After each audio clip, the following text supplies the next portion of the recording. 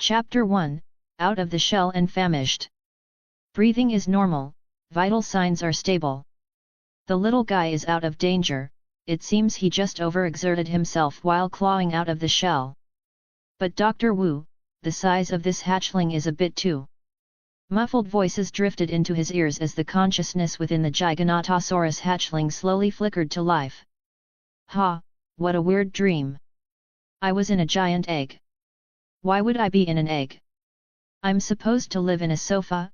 No, on a sofa. Wait, what, is a sofa? The consciousness within the hatchling froze for a moment, then realized with a surge of panic that his eyelids felt like they were made of lead. No matter how hard he tried, he couldn't pry them open. Instinctive terror began to set in, but soon, he slipped into a strange, heightened state. He could feel several people standing around him. To be precise, his nose was telling him they were there. There were two men standing beside him, a woman sitting not far away, and another man pacing back and forth behind her.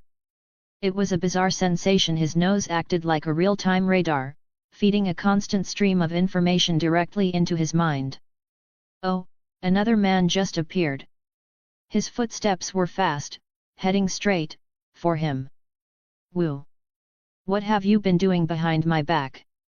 A man with a European face, dressed like a lab technician, slammed a file onto a nearby table.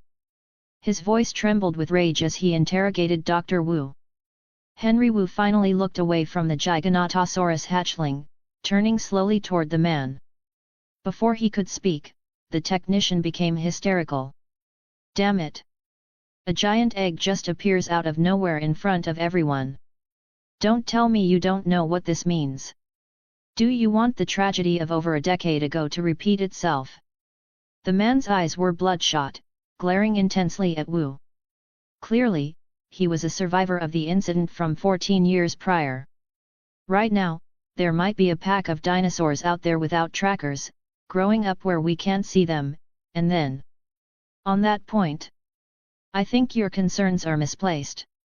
Dr. Wu's tone was calm, cutting through the man's frantic gestures.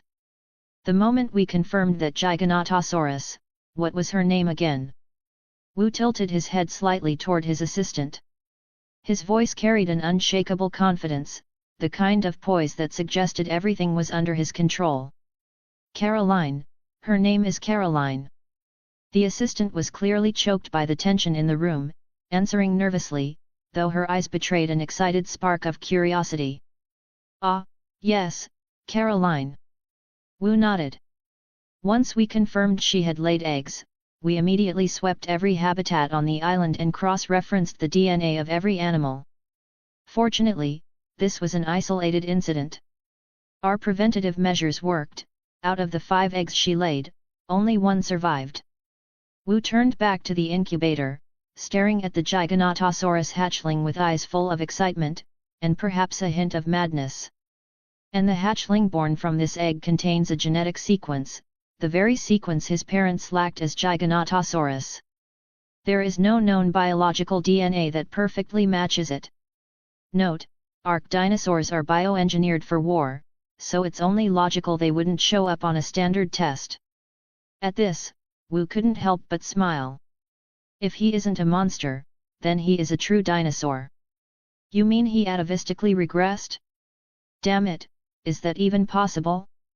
To regress back into a genetic fragment that shouldn't exist. The technician's anger had vanished, replaced by pure disbelief at Wu's hypothesis. Why shouldn't it be? I once had a colleague who said, life finds a way. While I don't agree with his philosophy, his phrasing was quite good. Wu was in a grand mood. Seeing the man standing there stunned, he steered the conversation back. These things are inevitable. All we can do is ensure my creations remain within our control. Those who believe they can master nature are fools. I learned that lesson from Hammond years ago. The hatchling's eyes opened a crack.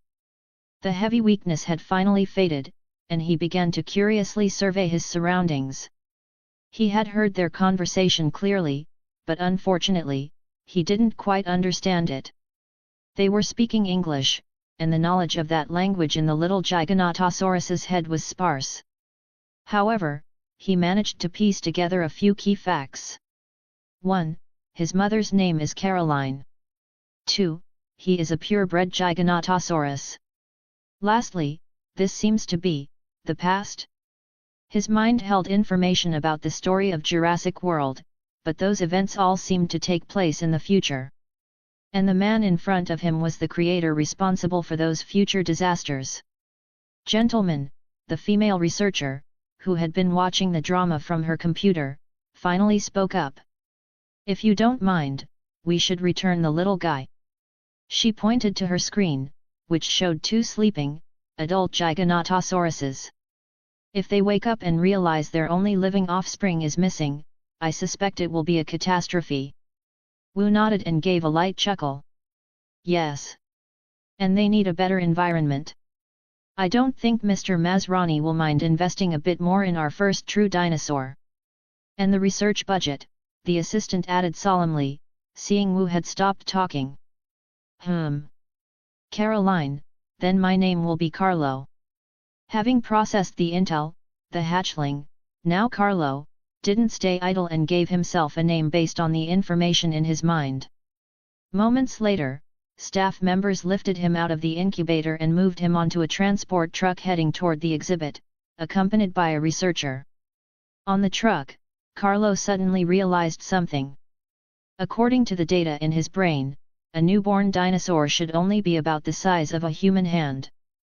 But he was less than a day old and already stood nearly half as tall as a human. None of that mattered right now, though. He missed his mother terribly.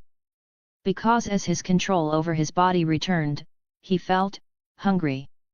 God-forsaken scientists! Did it not occur to you to feed me? In truth, it wasn't Wu's fault.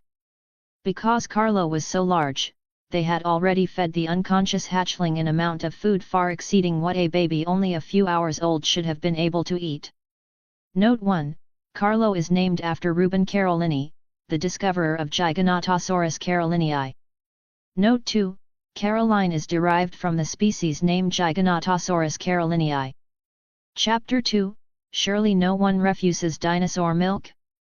A quick note here, for the sake of this story, dinosaur milk is a headcanon modification, a result of Dr. Wu's genetic engineering to inhibit natural reproduction.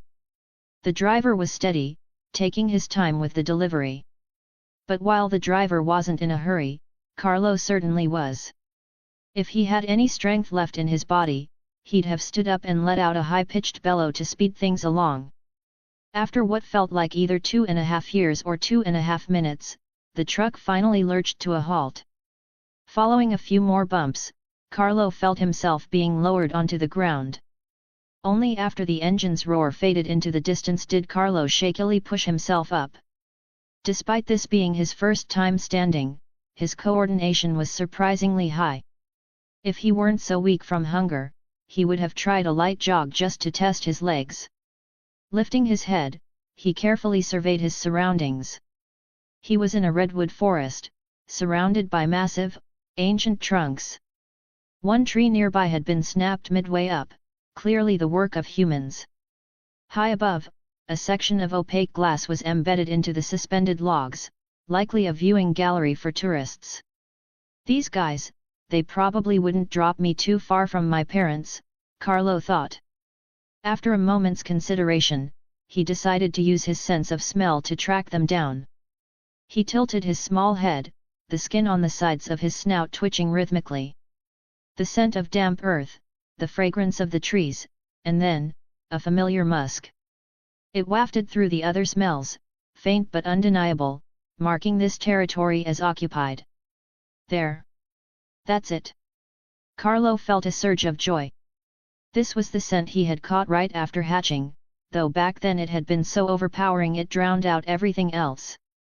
Focusing entirely on that scent, Carlo began trekking toward the source, occasionally letting out a feeble, raspy growl.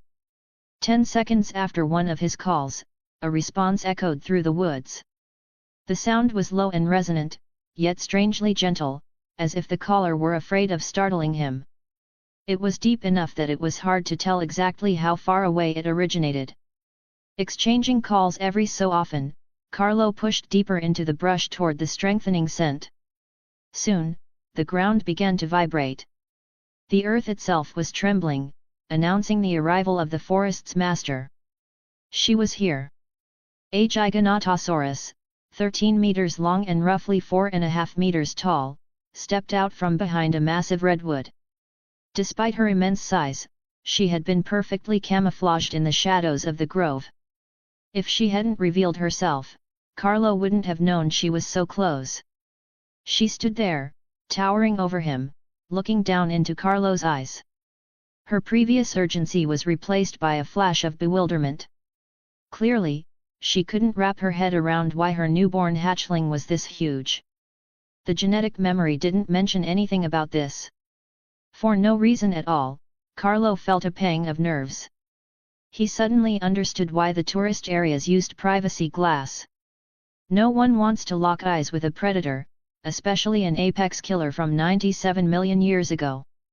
Even just standing there in a standoff felt like an ordeal. The silence didn't last long. The adult Giga broke the tension first. She leaned down, sniffing Carlo's scent. Once she confirmed he was indeed her offspring, she let out a huff of relief. Carlo relaxed as well. The intensity of meeting his mother's gaze had been so high he'd temporarily forgotten his hunger. The next moment, his feet left the ground. His mother gently picked him up in her jaws and began a brisk trot toward the nest. Whether it was the lingering effects of the tranquilizers or just her gait, Carlo felt her swaying unsteadily, as if she might trip at any second. About 5 minutes later, Carlo finally got his wish, his first meal. Dinosaur milk didn't exactly taste as good as cow's milk, but to the starving Carlo, it was the finest vintage on earth. Once back at the nest, his mother lay down, allowing her child to nurse. However, it wasn't long before she felt something was wrong. This kid was eating way too fast.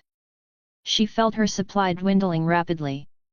Although her tolerance for Carlo was exceptionally high because he was the sole survivor of the clutch, maternal instinct took over. For his own safety, she shifted her weight and moved into a prone position, cutting him off to prevent him from overeating and potentially harming himself. Carlo, caught off guard by the sudden move, stood to the side looking dazed. "Hey, what gives? I'm not full yet." Suddenly, branches nearby began to snap and rustle. Carlo turned toward the noise, but his vision was immediately blocked by a massive foot. His mother stood in front of him, staring warily at the shifting foliage. A moment later, a low, garbled rumble came from the trees. Carlo watched his mother visibly relax. She let out a soft call in return and settled back into her prone position. With a final crack, another Giganotosaurus emerged from the forest, carrying a goat in his mouth. "Is that Dad?" Carlo thought, letting out a little chirp toward the newcomer. The male ignored him at first, dropping the goat next to the mother. Then, he leaned over and nudged Carlo's small head with his massive snout before collapsing nearby to sleep off the remaining sedative. "Must be Dad, then." Seeing his parents both succumb to their post-tranquilizer exhaustion, Carlo began to examine his surroundings. Their nest was located by a small lake, shielded by a ring of thickets, with the redwood forest forming a secondary perimeter. He also spotted several camouflaged cameras hidden among the trees. He turned his gaze back to his parents. He noticed they looked nothing like the Giganotosaurus from his memories of Jurassic World Dominion. They looked more like the scientific reconstructions from about a decade ago. "So, what do I look like?" As soon as the thought crossed his mind, a translucent deep blue panel flickered into existence before his eyes. Startled, he tried to jump back, but his body wasn't quite ready for such a feat, resulting in a clumsy, panicked stumble. Name: Carlo.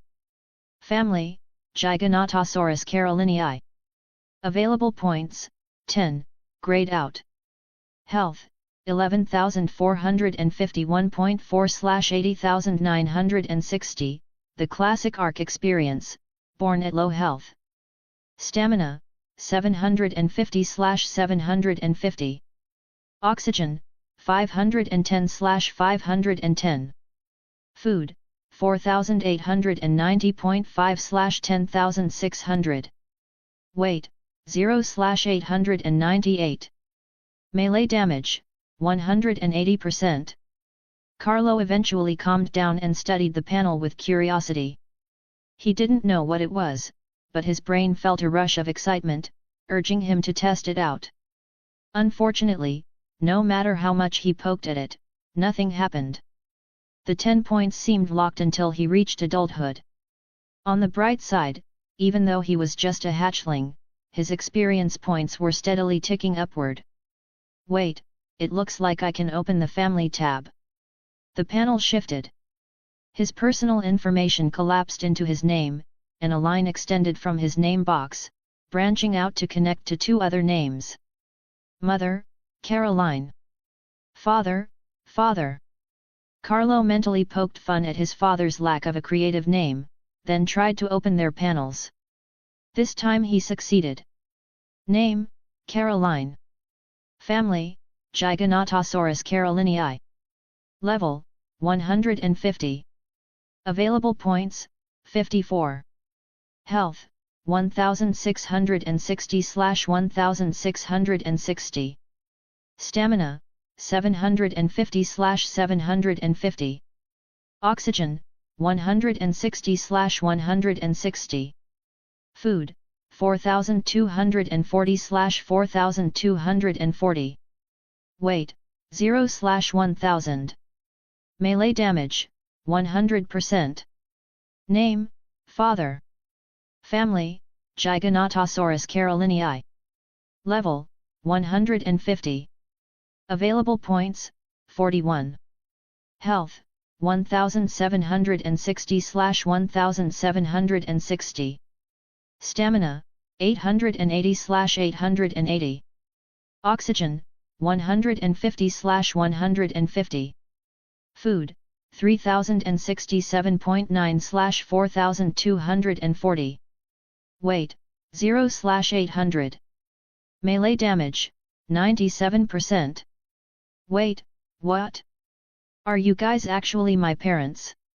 Carlo was hit with a wave of shock, confusion, and doubt. Why were his stats so much higher than his parents'? Especially that health bar. And why was their melee damage so low? Bro, is it possible they're just normal Giganotosauruses? Carlo quickly came up with a theory. He was a true dinosaur, the ARK version, while his parents were the Jurassic World versions mixed with modern DNA. His superiority was only natural. Yeah, that must be it. That's what that smart-looking human said. Glancing at his sleeping parents, Carlo felt a bit bored. He waddled over to the lake shore to look at his reflection. So I look like this? Am I really their biological kid? Compared to his parents, his head-to-body ratio was slightly smaller. Paired with his sleek, elongated frame, he looked less like a wild beast and more elegant, almost like a young noble from an aristocratic family. After admiring himself for a while longer, Carlo went back to pester his mother. He planned to beg for a little more milk. Even though he wasn't starving anymore, who could say no to a little more dino milk? Chapter 3, Dr. Wu, just wait, I'm finding you a new home. Attention guests, Giganotosaurus Exhibit Sector 5 has resumed operations. The feeding presentation will begin in 15 minutes. Please line up in an orderly fashion and have your tickets ready. We hope you enjoy your visit. Daddy, I want to see.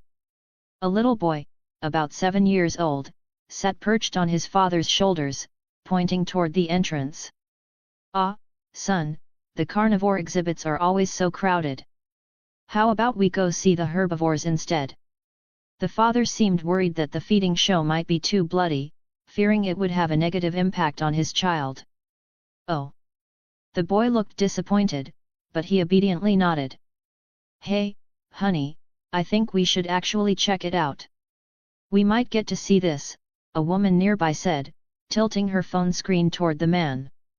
The man looked confused but leaned in curiously. Displayed on the screen was the official Jurassic World website. Currently occupying the number 9 spot on the trending list was a notification from the Giganotosaurus exhibit. Giganotosaurus exhibit, the family has grown. The Giganotosaurus carolinii pair in Sector 5 has welcomed a new addition. Starting today, he is officially meeting the public. Video. The video showed the scene of Carlo admiring himself by the lake earlier. At the end of the clip, an advertisement was attached. Now available, father and son bonding postcards. On sale now at the Giganotosaurus exhibit gift shop. The postcard featured the image of the father Giganotosaurus nudging Carlo's head with his own, likely captured by one of the camouflaged cameras. The comment section below the video was buzzing. Whoa, a baby Giga. This little guy looks way better than his parents. Are we sure he's biological? Why does he kind of look like an Allosaurus? What a narcissistic little dinosaur. So cute, I'm dying. Outside the screen, a man with a dark-skinned, Indian face looked somewhat displeased. His expression shifted into a grimace of pure bewilderment, especially after reading that last unhinged comment. Dr. Wu, our partnership has always been pleasant, and you have never disappointed me. Simon Masrani sat in his office chair, brow slightly furrowed. He turned his computer monitor toward Dr. Wu, who sat opposite him.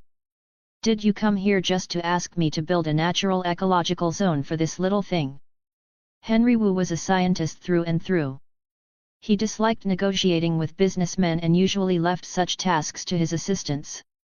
But for the sake of that hatchling, he had to come in person. Mr. Masrani, you're missing the point. This is a true dinosaur. Its maximum value can only be realized within a natural ecosystem. Dr. Wu maintained a calm, steady smile, projecting his usual aura of composed authority. That isn't a reason. Simon shook his head. While I admire the spare no expense adventurous spirit Hammond had back then, it doesn't mean I'm going to throw money away. In fact, this ecological zone sounds less like a park expansion and more like a new Giganotosaurus exhibit you've custom-tailored for this specific animal. Simon placed his hand over the documents Wu had brought, his fingers tapping the desk as he waited for a better pitch. Indeed. Wu did not deny his favoritism toward the young Giga. But the profit you can generate from this ecological zone will far exceed its cost, will it not?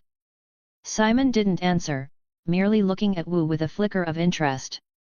I imagine a single pay-per-view documentary would be enough for you to recoup your investment. Wu realized then that Simon, a man with a romanticist streak, had likely wanted to create an original prehistoric wilderness for a long time but had held back for various reasons. The creation of the Gyrosphere Valley was proof of that desire. Now, Wu just had to push him over the edge. An untamed dinosaur sanctuary, the name alone is enough to draw crowds, Wu continued. Furthermore, it can house those aggressive, antisocial herbivores, significantly increasing the safety of the rest of the park. Simon nodded slowly. And the conflicts between the dinosaurs? Regarding that, Wu paused. Conflicts between carnivores and herbivores are inevitable. However, I believe it is precisely that conflict that truly captures the essence of a primeval world. Besides, it caters to the tastes of a certain demographic. At this, Wu observed Simon's expression. The CEO didn't argue, instead, his eyes brightened slightly, clearly imagining the spectacle of a dinosaur hunt. As for conflicts between carnivores, Wu adopted a thoughtful look. Simon leaned in, looking as serious as a student listening to a lecture's key points. I believe you needn't worry. Wu looked Simon in the eye. As long as there is sufficient territory, carnivores rarely engage in actual combat. At most, there will be brief displays of dominance, they will never fight to the death. Simon nodded, a weight finally lifting from his mind. I will consider it. Wu knew the deal was as good as done. A smile played on his lips as he rose to take his leave. Ding! A notification sounded from the desk computer. Simon turned the monitor back toward himself, curiosity in his eyes. What kind of charm do you have to enchant Dr. Wu like this? Simon clicked on the latest video uploaded by the Giganotosaurus exhibit. Whiz boom! A flare shot into the sky. The shrieking sound startled a goat in the clearing. Due to its tether, the animal could only bleed helplessly in place. It's starting. It's starting. Finally. Where's the dinosaur? Where is it? Inside the suspended log viewing area, the crowd began to grow restless. Thump. Thump. Heavy footsteps echoed, drowning out the chatter. A massive reptilian form entered their field of vision. The father Giga had arrived. As the dinosaur appeared, the crowd fell into a hushed silence. It might not have been their first time seeing a living dinosaur, but for many, it was the first time seeing an apex predator of this scale. Much like audiences in the 1990s seeing Jurassic Park for the first time, they stood with mouths agape. The silence was broken only after the father Giga swallowed the goat whole, followed by wave after wave of cheers. Not far from his father, Carlo looked at the dying flare on the ground and the privacy glass on the distant log, lost in thought. The logs were well soundproofed, he couldn't hear the roar of the tourists, nor could he smell the humans. But his instinct told him. People are there. Carlo turned toward another section, a standing redwood tree that also featured privacy glass. It wasn't until he was within 3 meters of the tree that he caught a whiff of something suspicious. It was the scent of humans. And there were many of them. Daddy, he's coming. He's coming over here. The middle-aged man smiled, unable to help himself as he watched his son's excitement. The child pressed his palm against the glass. Carlo sensed the scent growing stronger in one particular spot. He leaned in further, staring with curious eyes at the exact location where the scent was most concentrated. He couldn't see what was behind the glass, but from the other side, the tourists saw a human child and a dinosaur hatchling staring at each other with mutual wonder. Click. Giganotosaurus exhibit official, a meeting of the young. An eye-to-eye encounter 65 million years in the making. Postcards now available at all park outlets. Chapter 4, please, catching butterflies with your bare hands, mouth, is super cool, okay? Did you see the latest update from the Giganotosaurus exhibit? You mean the postcard? Yeah, I saw it. Just another way to rehash old tricks. I bought one exactly like it years ago. But I really want one. Whatever. You Giga fanboys need to dial it back. By a fast food restaurant, 2 college students with weary eyes, who had failed to snag a table, stood miserably in the shade, wolfing down their meals. Damn it, I should have come in the winter. This summer sun is a killer, the thinner one complained. If you came in the winter, you wouldn't see some of the dinosaurs, his slightly chubbier friend reminded him. True. You've got a point. The thin man took a sip from his plastic cup, found it empty, and gave it a shake to confirm. Once satisfied it was bone dry, he raised it over his head like he was lining up a jump shot and aimed for a distant trash can. The cup flew from his hand, tracing a beautiful arc through the air, and then... thud. Lowry Crothers tossed his empty soda cup into the bin, watching Claire Deering, who had come to the control room for an inspection, argue with someone on the other end of her phone. Moments ago, Claire had entered to check on operations, only to be handed a file by an assistant. As she read, her brow furrowed, and finally, unable to restrain herself, she slammed the folder onto a desk. Looks like the higher UPS are giving her another headache, Lowry thought. He straightened the toy dinosaurs on his desk and settled in to watch the show. Beep, bloop. Claire dialed, fully intending to ask her boss if he had recently suffered a mental breakdown.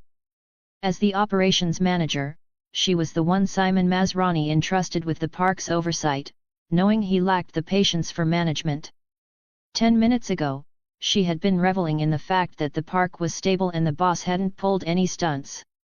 Little did she know, after a few months of silence, he was about to drop a bombshell. "Hey, Claire. You'd better make it quick, I'm about to board my friend's helicopter. Do you think I should get a pilot's license?" Simon, anticipating her call, spoke with a dismissive, breezy tone. "Mr. Masrani, might I ask what this primeval ecological zone is all about?" Claire's voice was polite and her face wore a smile, but she gave off the distinct aura of someone who might commit a felony for fun in the next 10 seconds. "Oh, that. The dinosaur roster has already been decided. Who has it? You can coordinate with him." The background noise on Simon's end was filled with the rhythmic thrum of helicopter rotors. "As for the environment, I've invited some world-renowned experts to perform a site survey." "That's not what I'm talking about." Claire's tone turned sharp. "Did you even consider the costs? And where exactly are we supposed to put a sanctuary that large? Hey, isn't there a plot right next to the Gyrosphere Valley? Just put it there. We'll set up some perimeter walls and electric fences to isolate it." "As for the cost..." Simon paused. "I never worry about losing money. I only worry about spending money on things that don't matter."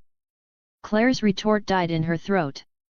"And how to make that money matter, well, that's your job to figure out," Simon said casually. Then, as if remembering something, "Oh, right. Remind Dr. Wu that I need to see results on that transgenic dinosaur project. That's all. Bye-bye." Click. Beep, beep, beep. Claire took a deep breath and sighed. At least the boss hadn't demanded that the project be profitable immediately, or she really would have been breaking a sweat. "Everything okay?" Lowry asked, pretending to be hard at work. "It's a disaster." Claire leaned her head on her hand, looking dejected. "Mr. Masrani suddenly wants to build an ecological zone that recreates the world of 65 million years ago." "An ecological zone?" Lowry's eyes lit up. He felt a sudden surge of respect for his evil capitalist boss. As a man who worshipped dinosaurs, this concept hit him right in the soul. Praise be to the boss, he thought, giving a secret thumbs up. He made sure not to do it openly, though, as he didn't want to become the target of Claire's frustration. A red warning light flashed on the monitor. These alerts usually triggered when a dinosaur's tracker acted up or a camera caught something unusual. Giganotosaurus. Sector 5. Suspected drowning. Lowry tensed up, immediately switching the feed to the alerted camera. Then he saw it. He saw Carlo taking a bath. Stupid mud, Carlo cursed in his mind. He was currently covered in filth. While he wasn't a neat freak, the feeling of caked-on grime made his skin crawl. Why was he so dirty? Because while chasing a butterfly, he had accidentally rolled headfirst into a mud pit. Why was he chasing a butterfly? Please.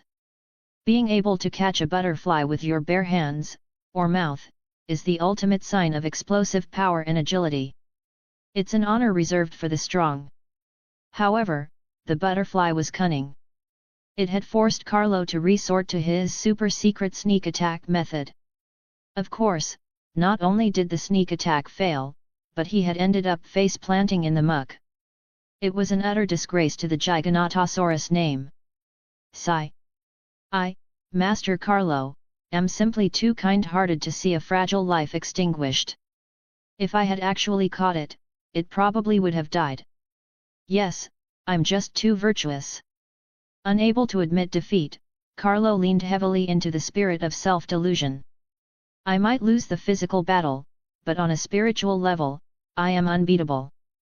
Speaking of which, something interesting happened today. He had finally given his father a name, Debbie. Because the guy was just so, well, derpy.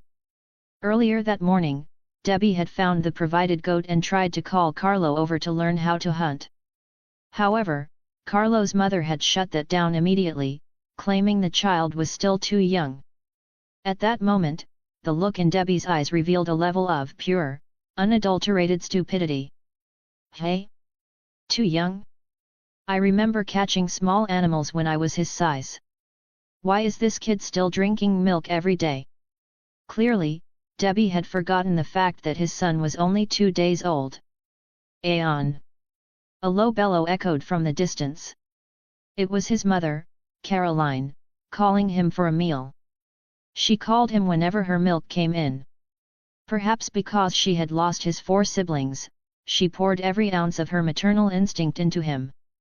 It feels good to be loved this much, Carlo thought with a smug little chirp. He shook the water and mud off his body, let out a responsive growl, and began sprinting back toward his mother. Chapter 5. What? I have teeth? I am a goat. Since the day I was born, I have lived a life of absolute luxury. I never had to worry about food or finding a mate. My former servants, the hairless monkeys, handled everything for me. So, what was the catch? Looking at the 2 unknown creatures in front of it, one large, one small, both currently pretending to be invisible, the goat had been bleeding in a panicked frenzy for over 10 minutes. Its throat was parched, and it was on the verge of a mental breakdown. It had only one thought left. Just make it quick. Carlo had followed his father to learn how to hunt. It wasn't for any noble reason, he was just curious.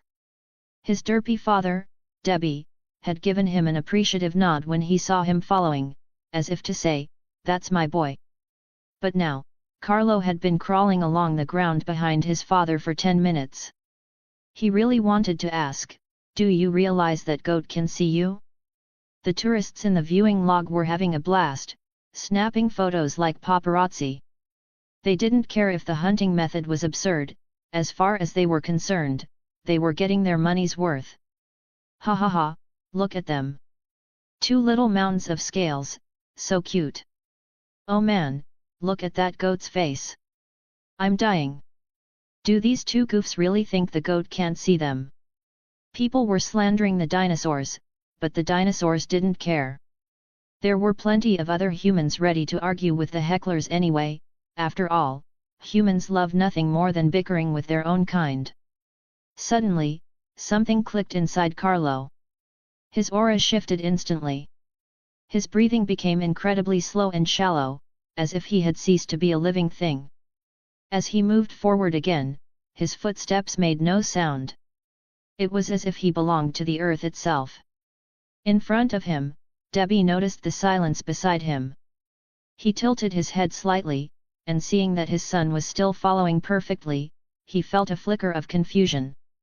Strange. He was right there a second ago, but I couldn't hear him at all. Whatever, back to the lesson. Another minute passed.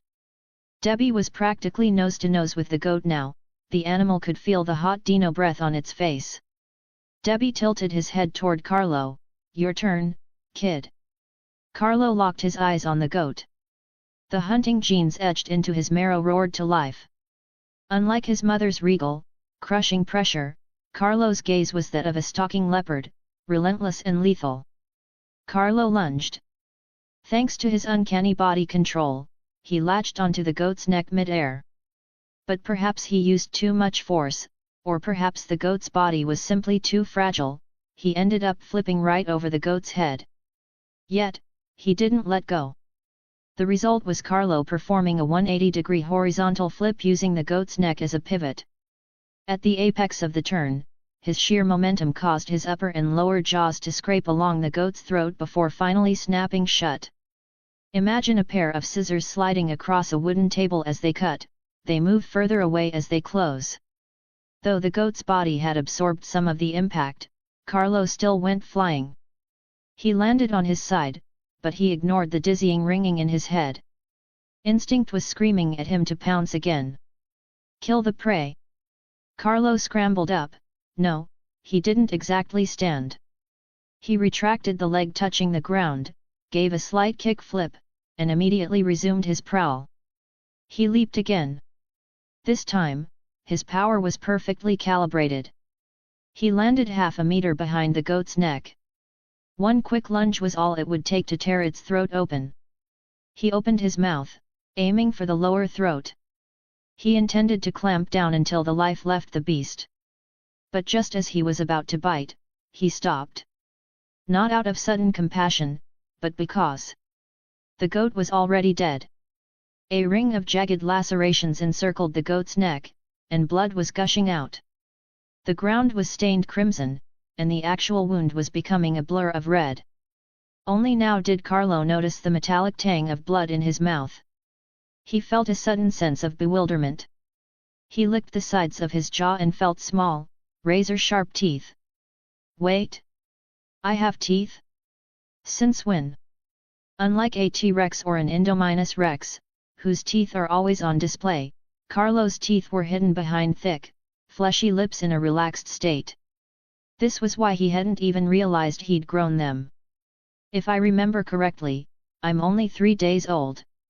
Is this normal? Am I some kind of freak? Searching through his mental database, he could only think of one type of dinosaur born with teeth, but those looked like bobblehead dolls, definitely deformed by any standard. The famously abstract ARK dinosaur hatchlings. Unlike the confused Carlo, Debbie was looking at his son with unbridled pride. Attaboy! Definitely takes after me. The tourists in the log were equally electrified. This raw, primal kill made their blood pump. Since Jurassic World opened, they had never featured live hunts or dinosaur combat, mostly to avoid public backlash, as it was seen as animal cruelty or dinosaur cockfighting. Wait! Isn't the primeval ecological zone just a different kind of coliseum? Nonsense! That's called nature's art. It's ecological realism. A 3-day-old infant hunting a goat was technically impossible in the dinosaur world. But aside from Dr. Wu's team, no one knew Carlo was only 3 days old. His sheer size misled everyone. Oh, and for the record, Debbie also knew Carlo was only 3 days old, he just forgot. Carlo lowered his head to taste the blood again. A bit sweet, but too irony. Not as good as mom's milk.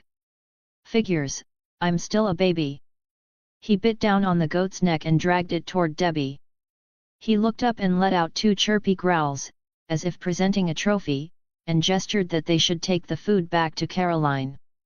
Debbie agreed, his eyes shining with even more pride. So thoughtful. Definitely takes after me. Debbie lowered his head, nudged Carlo's small noggin, then picked up the goat in his jaws. He gave Carlo a muffled, encouraging rumble and turned back toward the forest. Carlo trotted after him. The large and small figures disappeared into the deep woods. Giganotosaurus exhibit official, the hatchling's first hunt. A massive success. Let us praise the apex predator of the future. Video. The person running this account is definitely a Gigastan. Gee, I wonder why they work for the exhibit. LOL, Gigastan is an understatement. This is a religion. Currently discoverable traits. Name, Carlo, Giganotosaurus. Clumsy stealth, while in a stealth state, your movements will not disturb the foliage, and your breathing will be silent. However, your scent remains, and you can still be detected by other forms of observation. I've always thought the stealth animation for the Giga in the original ARK was pretty cool. This trait is unique to our protagonist, it won't evolve into some supernatural ability or superpower battle. Chapter 6, Owen, I think I'd better wear a neck guard. The video titled Giganotosaurus Hatchling Hunt, posted on the official Jurassic World website, saw its popularity skyrocket, eventually stabilizing at the number 4 spot on the trending charts. It was inevitable, among dinosaur enthusiasts, fans of carnivores have always been the overwhelming majority.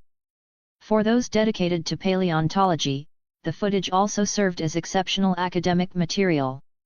One could argue that, were it not for the age restriction, the video's reach would have exceeded 65% of the total site traffic. At its peak, the data nearly surpassed Jurassic World's all-time most viewed video, The King of Crap. You want to know that story? Well, you'd better not be eating right now. Back when Jurassic World first opened, the safety measures were already quite robust, but one poor soul was apparently cursed by the gods of misfortune. He managed to get so lost that he wandered straight into the Tyrannosaurus Rex paddock. Heaven only knows how he used a staff entrance to get inside, and once there, he accidentally locked the only service exit behind him. To keep himself from being eaten, he hid inside a pile of T-Rex dung. For 30 whole minutes. The T-Rex probably thought, "Buddy, just come out. I won't eat you." Seriously. Anyway, back to the point. While the video of Carlo's goat takedown was showered with praise, it also caught the attention of certain extremist animal rights activists. You could have culled the goat humanely, yet you put it there for a dinosaur to hunt. Does no one consider the goat's feelings? However, this website was Jurassic World's home turf. Beneath that comment, aside from the scholars who politely explained the laws of nature, the top-rated reply came from the diplomats. "We'll throw you in next." Fortunately, the extremist hadn't suggested that Carlo be switched to a vegan diet, otherwise, the argument would have been far more explosive. Watching the public's overwhelming support, Simon Masrani allowed a smile to cross his face. This trend was a validation of his decision to construct the primeval ecological zone. "Your coffee, sir." Simon nodded to the server and returned his attention to Dr. Wu's latest report. Successfully hybridized DNA from multiple species. Embryonic development is normal. Expecting to create a new transgenic dinosaur within 6 months. So soon? Simon was slightly surprised, but looking at the mountain of data he couldn't personally decipher, he knew Dr. Wu wasn't lying. He promptly sent the order to Claire Deering to begin construction on the Indominus Rex paddock. Then, he silenced his work phone. He wanted to watch Carlo's majestic hunt one more time. Click. As the enter key was pressed, Owen Grady watched the footage. He saw the Giganotosaurus carolinii father and son engage in their, admittedly abstract, attempt at prowling, followed by Carlo's raw, primitive, and wild kill. He felt a sudden jolt in his chest. A former member of the U.S. Navy and an expert in animal behavior, Owen had recently joined Jurassic World as a trainer for the Velociraptor program. In the temporary training room nearby, 4 raptor hatchlings were romping and nipping at each other. Owen looked at them, thought for a moment, and decided to put on his neck guard. In fact, if his assistant hadn't insisted, he hadn't even planned on wearing gauntlets. He didn't feel these little things posed much of a threat. But now, that video had taught him a lesson.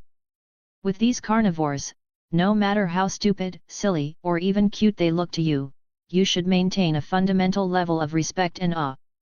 There's no why to it. It's because they are predators. Recording ready. Beep. As the metal keypad door slid open, the room went dead silent, like a classroom when the principal walks in.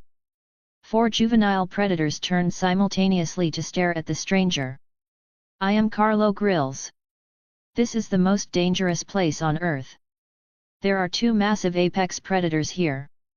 And my job is to survive in this jungle full of hidden perils. Look, a butterfly. That's my lunch. Its protein content is, well, I don't know if it even has any. Enough talk. Now, I shall demonstrate the ultimate hunting technique." With his internal monologue finished, Carlo began to wriggle forward. In his stealth mode, he seemed to blend into the scenery, moving without a sound, looking very much like a migrating mound of dirt. It was a bit eerie. When he was within 10 meters of the butterfly, the insect was still focused on sipping nectar. Carlo couldn't hide his excitement. "Looks like you're falling into my hands today." However, a sudden stomp shattered Carlo's dream. His father happened to walk past, and before the butterfly could even react, it became butterfly.zip. "Dad! You stepped on my lunch!" Carlo jumped up and let out a tragic, mournful wail. "Holy macaroni! Where did the kid come from? Carlo's sudden roar gave the father Giga a genuine fright. He hadn't sensed the stealthing Carlo at all. Recovering from his confusion, Dad lifted his right foot to check the ground, nothing. He lifted his left foot, still nothing. Utterly baffled, the father looked at Carlo and let out a low rumble, asking what happened, with eyes full of pure, innocent confusion. Seeing the vacant, clueless look in his father's eyes, Carlo grunted a never mind and wandered off to find his mother for some milk. Forget it. The old man is just too kind-hearted, he couldn't bear to see me hunt the butterfly, so he executed it himself. Yes. He killed it out of love. The father Giga watched Carlo leave, feeling perplexed. But, since things were as they were, he decided to go get a drink. Glug, glug, glug. Owen held a canteen, gently tilting it so water dripped downward. Below him, Blue was drinking greedily. Hey, slow down, it's okay, girl. Slow down. Blue was the name Owen had given her. She was one of the young raptors, named for the distinct blue stripe running down her flanks. Though the raptors were still small, Blue was already showing signs of becoming the pack leader.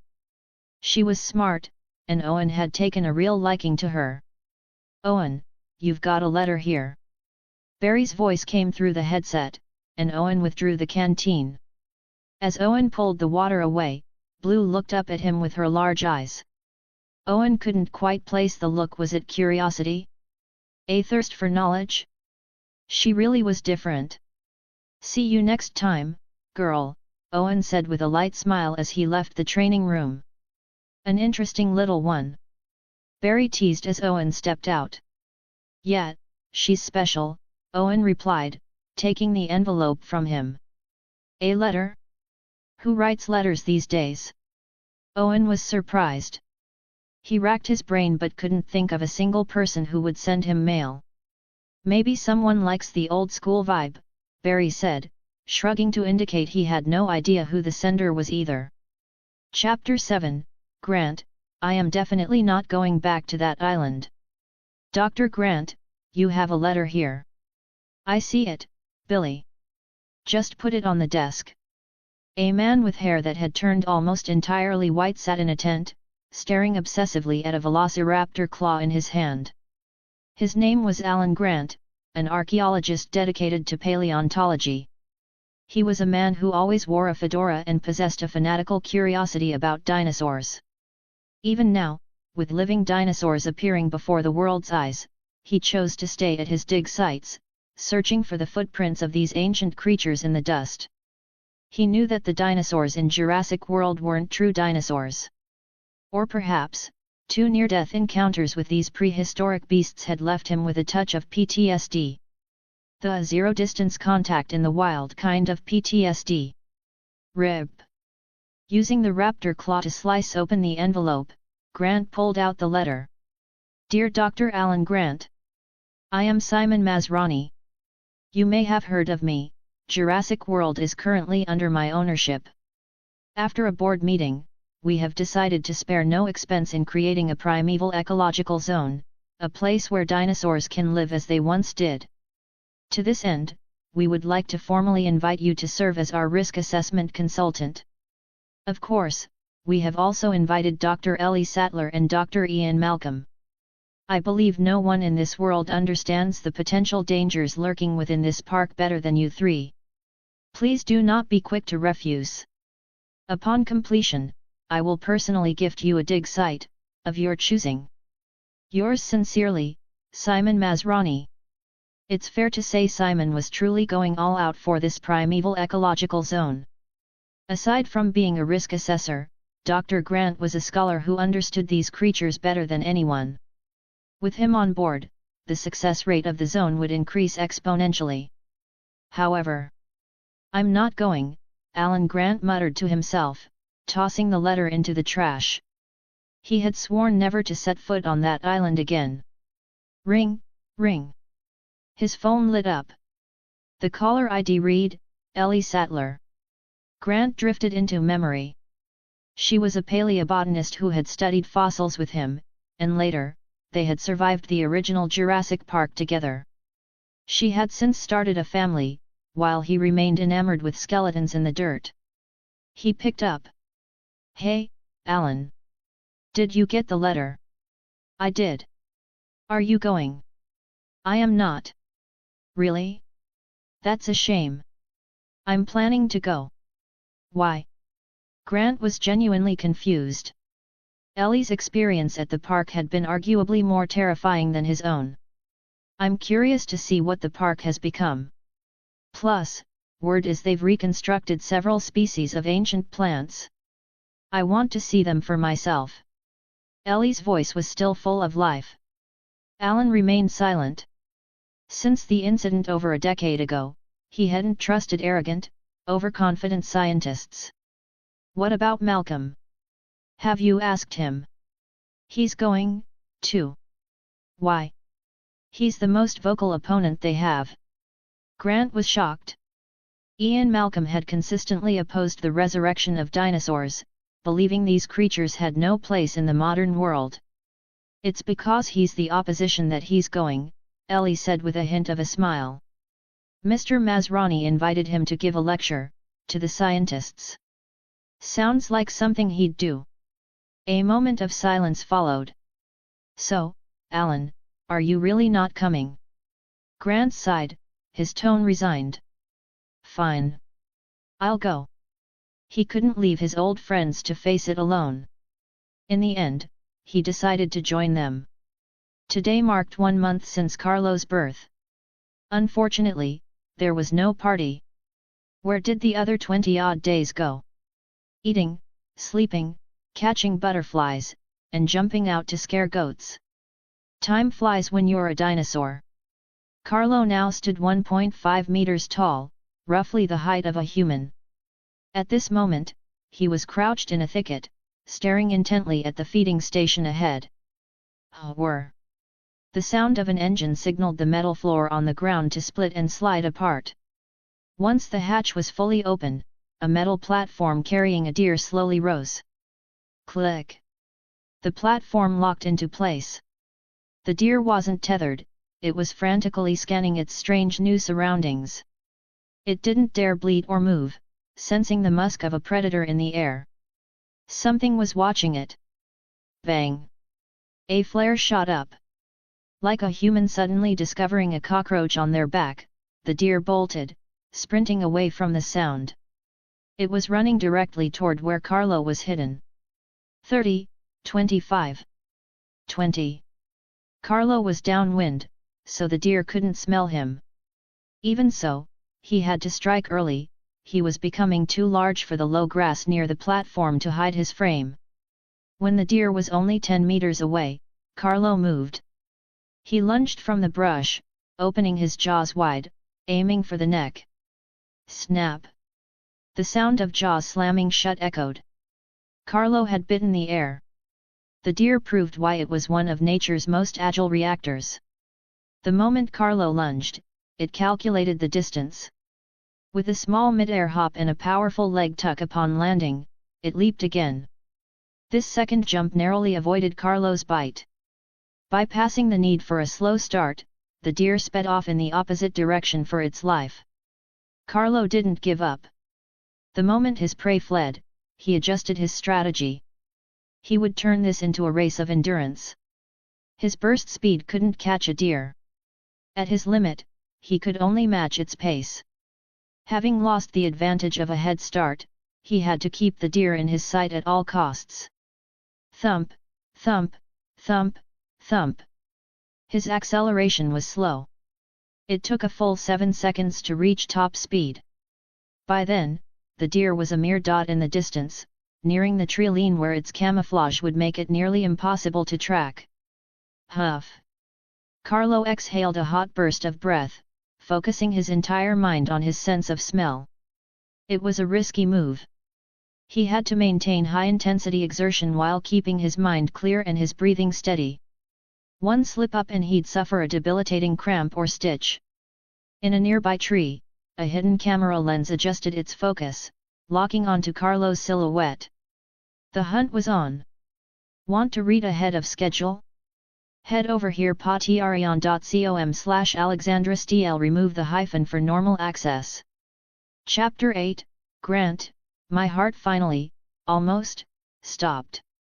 Tack tap, tack tap, tack tap.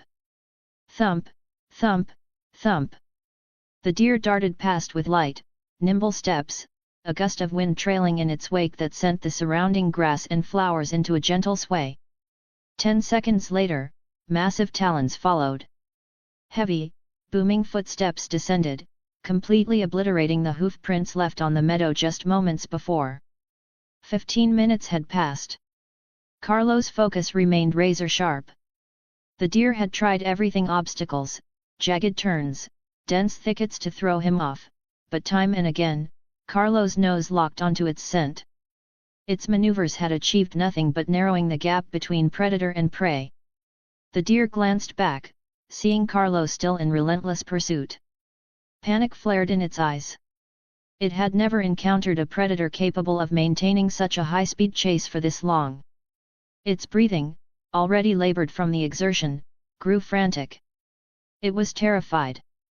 Terrified that its stamina would give out first, terrified of becoming a meal on a plate, terrified that this monster would tear the very organs from its belly.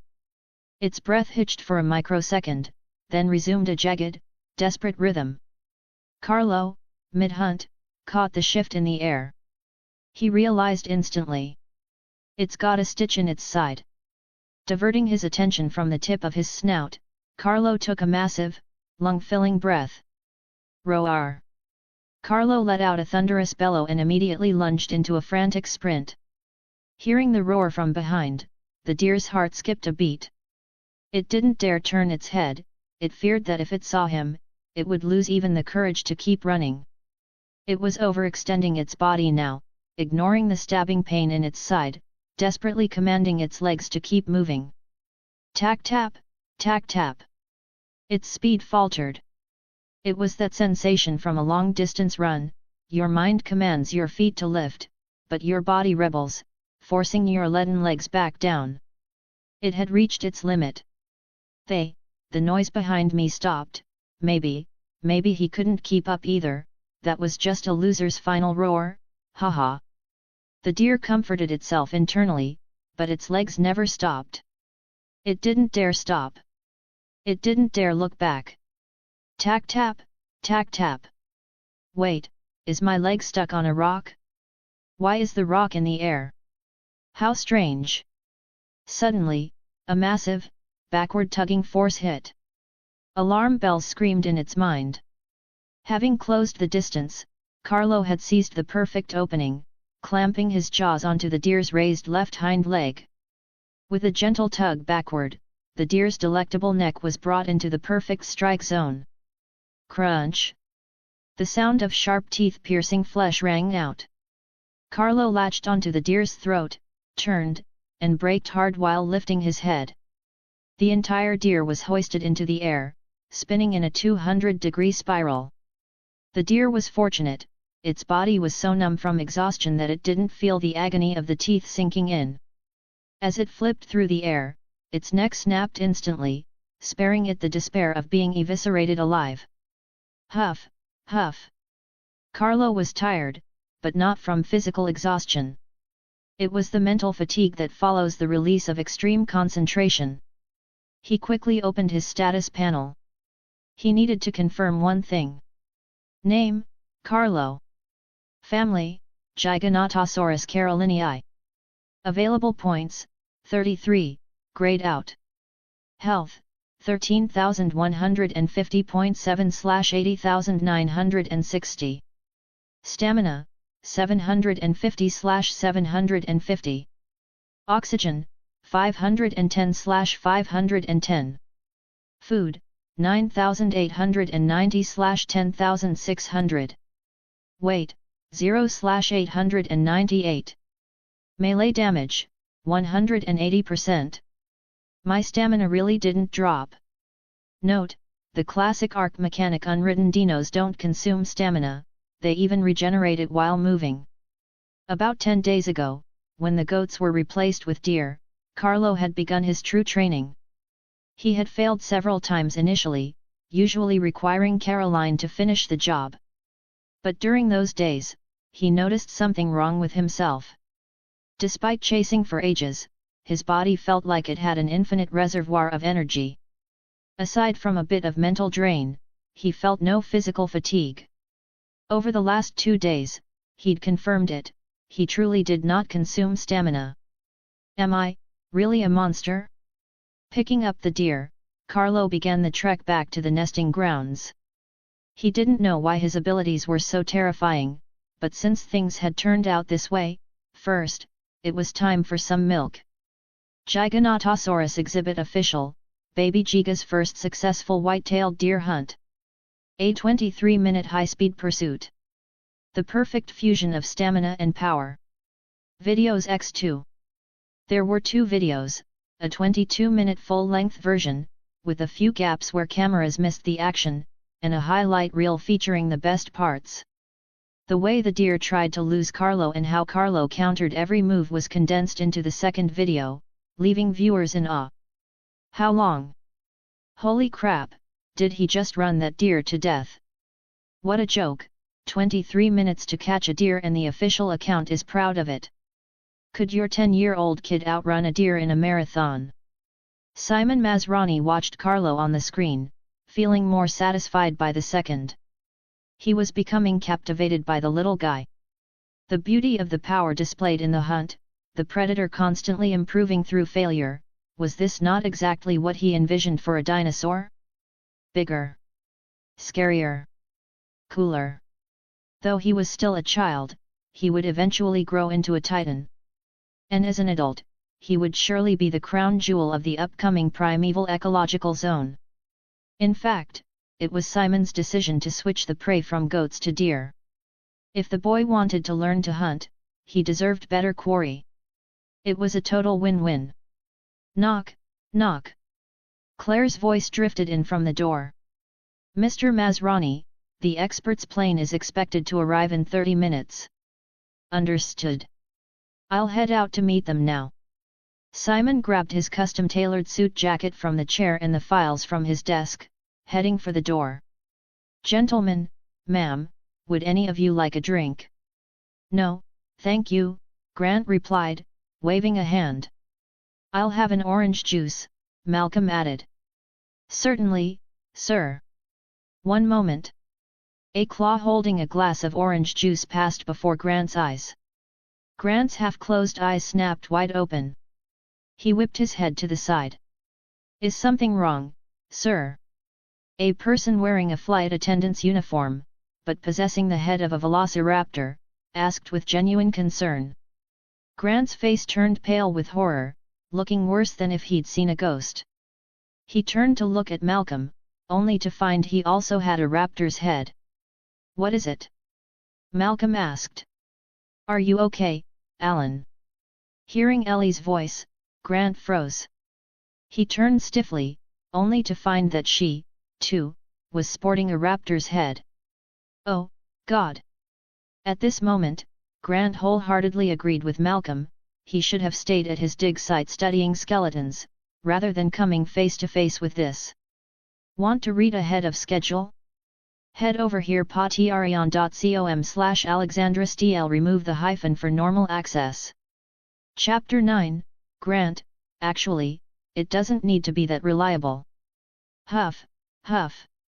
The sound of heavy, jagged breathing filled the air, like someone who had just narrowly escaped death.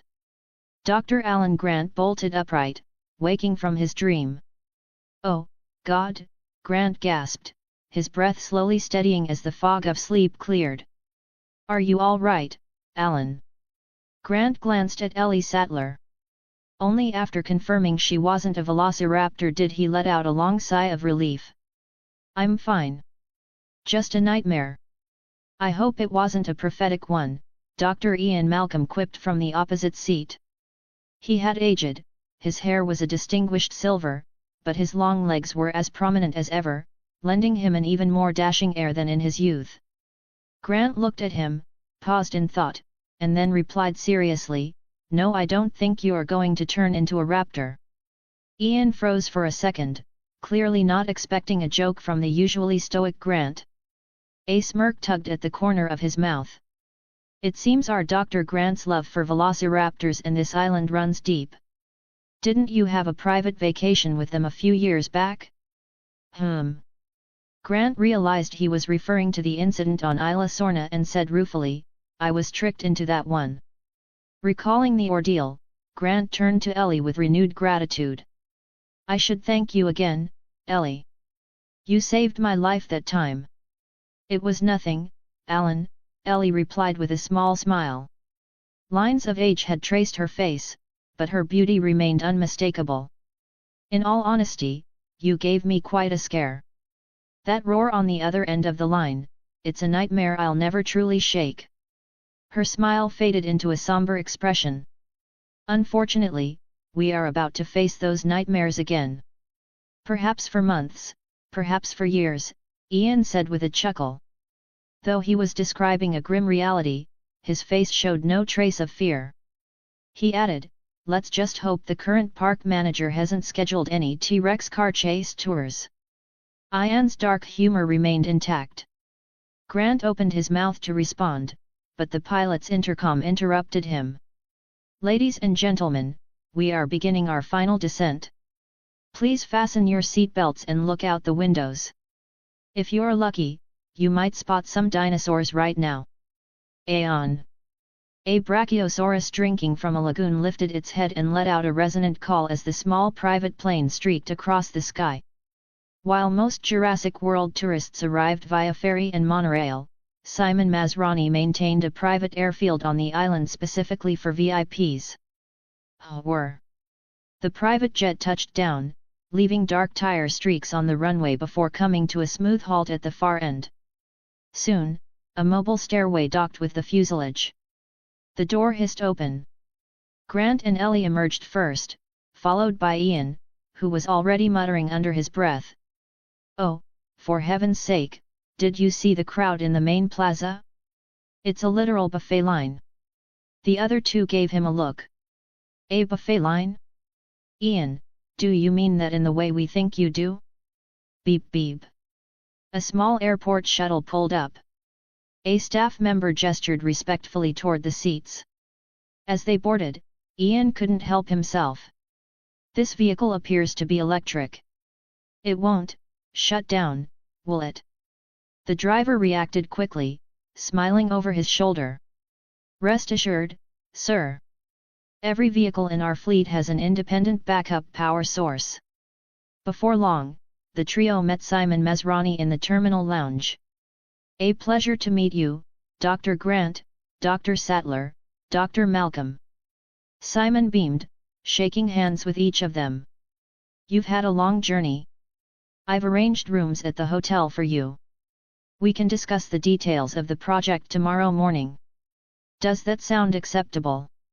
That would be perfect, Ellie answered for the group, and the men nodded in agreement. The ride to the hotel was quiet until Ian broke the silence, directing a question to Simon in the front seat. Mr. Masrani, I understand you intend to build a primeval ecological zone. But man cannot truly master nature. Are you prepared for the inevitable, unintended consequences? Simon smiled. Dr. Malcolm, you're mistaken about one thing. We aren't trying to master nature. This time, we are merely its observers. Malcolm frowned, ready to counter, but Simon pressed on. In the past, we used incubation temperatures to ensure all dinosaurs were female. This time, we are no longer manipulating their sex. We provide the habitat and the water, and we ensure they don't leave. That is all. That is the hardest part, Malcolm remarked. Simon, unfazed, spoke with total confidence. We have learned from Hammond's mistakes. Every paddock has an independent power grid and triple redundant backups. Unless some idiot literally opens the gates, it is impossible for these animals to escape. He paused. Trust me, we will not make the same mistakes again. No, Malcolm muttered. You're just making brand new ones. He went silent. He realized Simon was the same breed of man as Ham and persuasion was futile. He could only hope the electric fences were as reliable as promised. Grant thought to himself, actually, they don't need to be that reliable. Carlo had finally figured out why his stamina never seemed to deplete during his hunts. The answer was simple, that stamina bar was for swimming. It only drained when he was in the water. Caroline stood beside Carlo in the lake. The water barely reached her ankles, stopping well below her knees. She was currently teaching Carlo how to swim. Though she expected much from her offspring, Carlo's performance was still impressive. He had taken to the water immediately, a trait etched into his very genes. Contrary to popular belief, large theropods like the Tyrannosaurus rex were capable, even proficient, swimmers. In the original Jurassic Park novel, there's a terrifying sequence where a T-Rex pursues Dr. Grant's raft through a river. It's masterfully written and incredibly tense. So, if you're ever running from a dinosaur, don't assume the water is a safe haven. Carlo's small legs paddled back and forth, creating splashes of varying sizes. He was currently swimming in circles. Previously, Carlo couldn't understand why dogs liked to chase their own tails. He had even wondered if the human memories in his brain were faulty. But now, he understood. A tail truly has a mind of its own. Carlo had initially just wanted to give it a little nibble. To his shock, the tail dodged him. He tried again. Missed. Again. Missed. As the saying goes, once is an accident, twice is a coincidence, but 3 times is a personal insult. A fierce tail-chasing war erupted. Contender Carlo opened his massive jaws. Splash! A heavy strike. Contender tail, it dodged. Carlo used rapid bite. Quick, short, and powerful. Would he succeed? Let's wait and... Roar! Debbie's roar echoed from the distance. Caroline glanced toward the sound, then dipped her head into the lake, slid it under Carlo, and lifted. Carlo found himself sprawled horizontally across his mother's snout. Ignoring his squeaks of protest, Caroline turned and headed toward the nesting site. Unexpected interference. Match terminated. Note, regarding the dinosaurs in Jurassic World, their growth cycles are accelerated. In Camp Cretaceous, the Ankylosaurus bumpy reached subadult status in less than 6 months. Therefore, Carlo's growth will accelerate, though he won't reach full adulthood until the Jurassic World, Fallen Kingdom timeline. An adult ARK Giga is simply too terrifying for the current setting. Comparative size reference. Species height length. Giganotosaurus carolinii, standard, 4.2 m 13.8 m. Ceratosaurus 3.0 m 7.0 m. Carnotaurus 3.5 m 10.0 m. Rexy, T-Rex, 4.5 m 13.4 m. ARK Giganotosaurus 16.2 m 47.0 m. When your head is higher than their entire bodies, it's not even a fight anymore. An adult ARK Giga wouldn't even be able to reach a standard T-Rex's neck, it would just be pedicuring the competition. Want to read ahead of schedule? Head over here patreon.com/AlexandraSTL. Remove the hyphen for normal access. Chapter 10, Dr. Sattler's fate with Triceratops is always a strong one. The 3 doctors, Grant, Sattler, and Malcolm, were settled into a private, independent hotel. They each had single rooms overlooking the entire park, with staff on standby to drive them anywhere at a moment's notice. The only downside? The bugs. Well, it looks like this is home for the foreseeable future. Could be months, could be years. I just hope the walls hold. I'd hate for this room to turn into a dining hall. Dr. E and Malcolm hadn't stopped talking since they touched down on the island. He seemed intent on deconstructing everything about the place, fueled by a stance he had held firmly for decades. Ellie took her bags from the bellhop and turned to the men. Gentlemen, I'm planning on taking a look around the park once I've unpacked. Anyone care to join? Whether it was a sudden burst of professional curiosity or just a need to stretch her legs, Ellie seemed genuinely energized. "Are you serious?" Grant looked at her. "I was planning to inspect the security infrastructure. You know, just in case." "I'll go with you," Grant interrupted himself, reconsidering. "But let's get one thing straight, I am not going anywhere near the carnivore paddocks."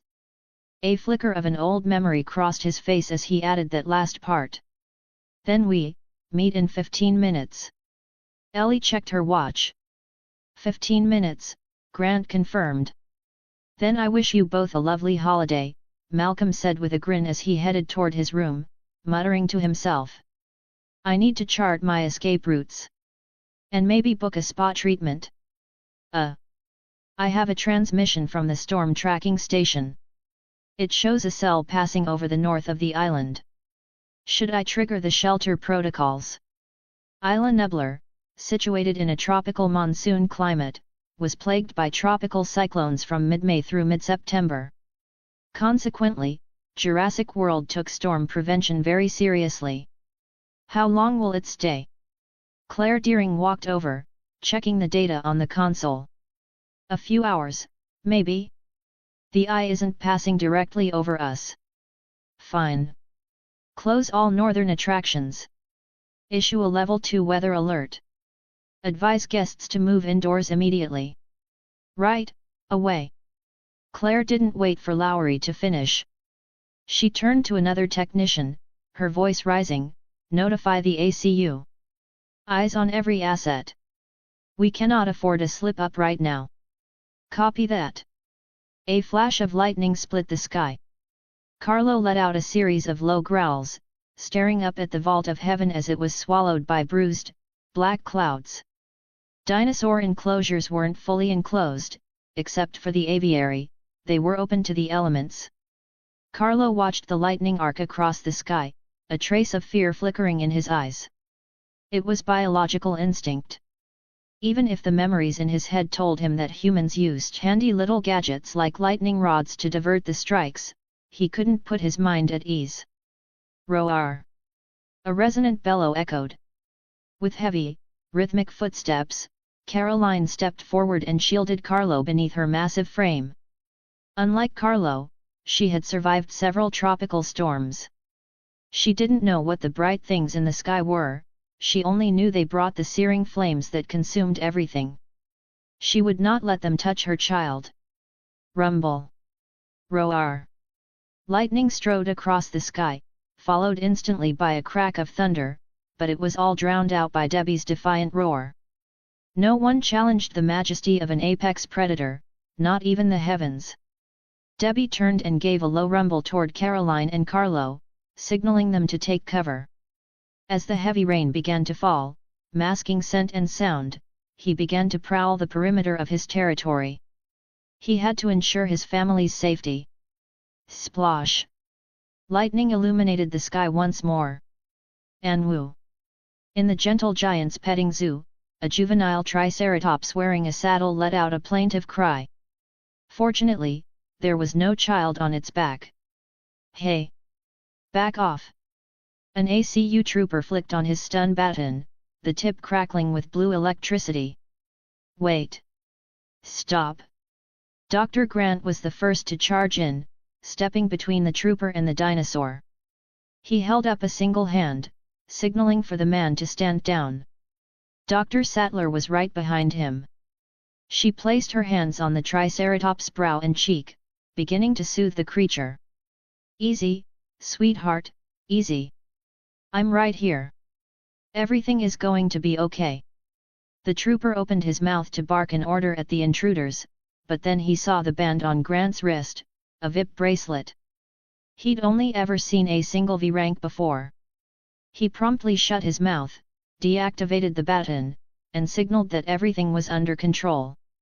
Grant exhaled in relief, turning to check on the Triceratops. But what caught his eye most was the saddle.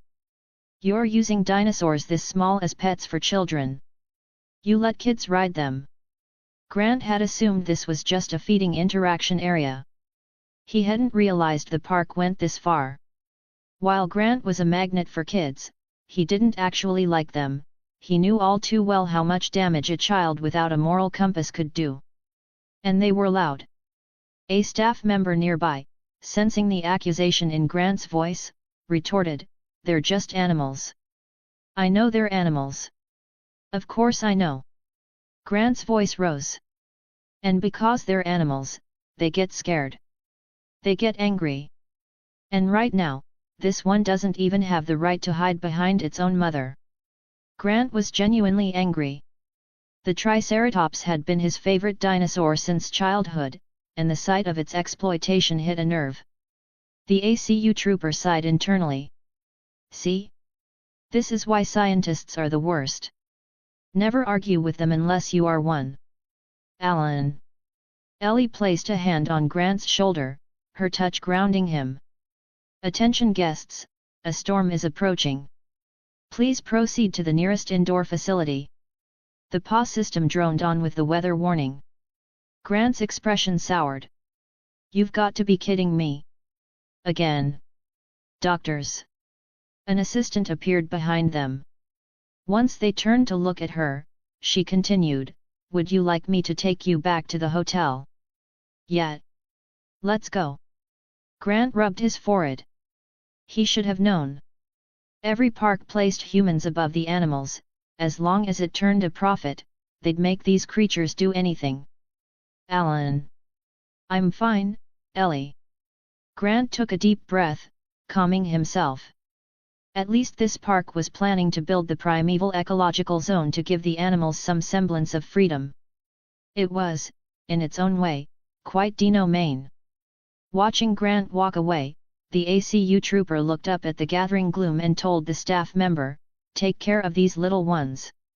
Want to read ahead of schedule? Head over here patreon.com/alexandrastl. Remove the hyphen for normal access." Chapter 11, The First Signs of Suspicion. Drip, drop. Rain fell in a steady pitter-patter as the storm encroached upon the island teeming with dinosaurs. Paddock 9, T-Rex status stable. Over. Ceratosaurus 1 and 2 have linked up. Currently stable. Over. Giganotosaurus exhibit, no abnormalities. Over. Carnotaurus 1 showing significant agitation. OSH. A thunderous crash echoed through the comms. Carnotaurus 1 just rammed the electric fence. God, that had to hurt. Sedative administered. Over.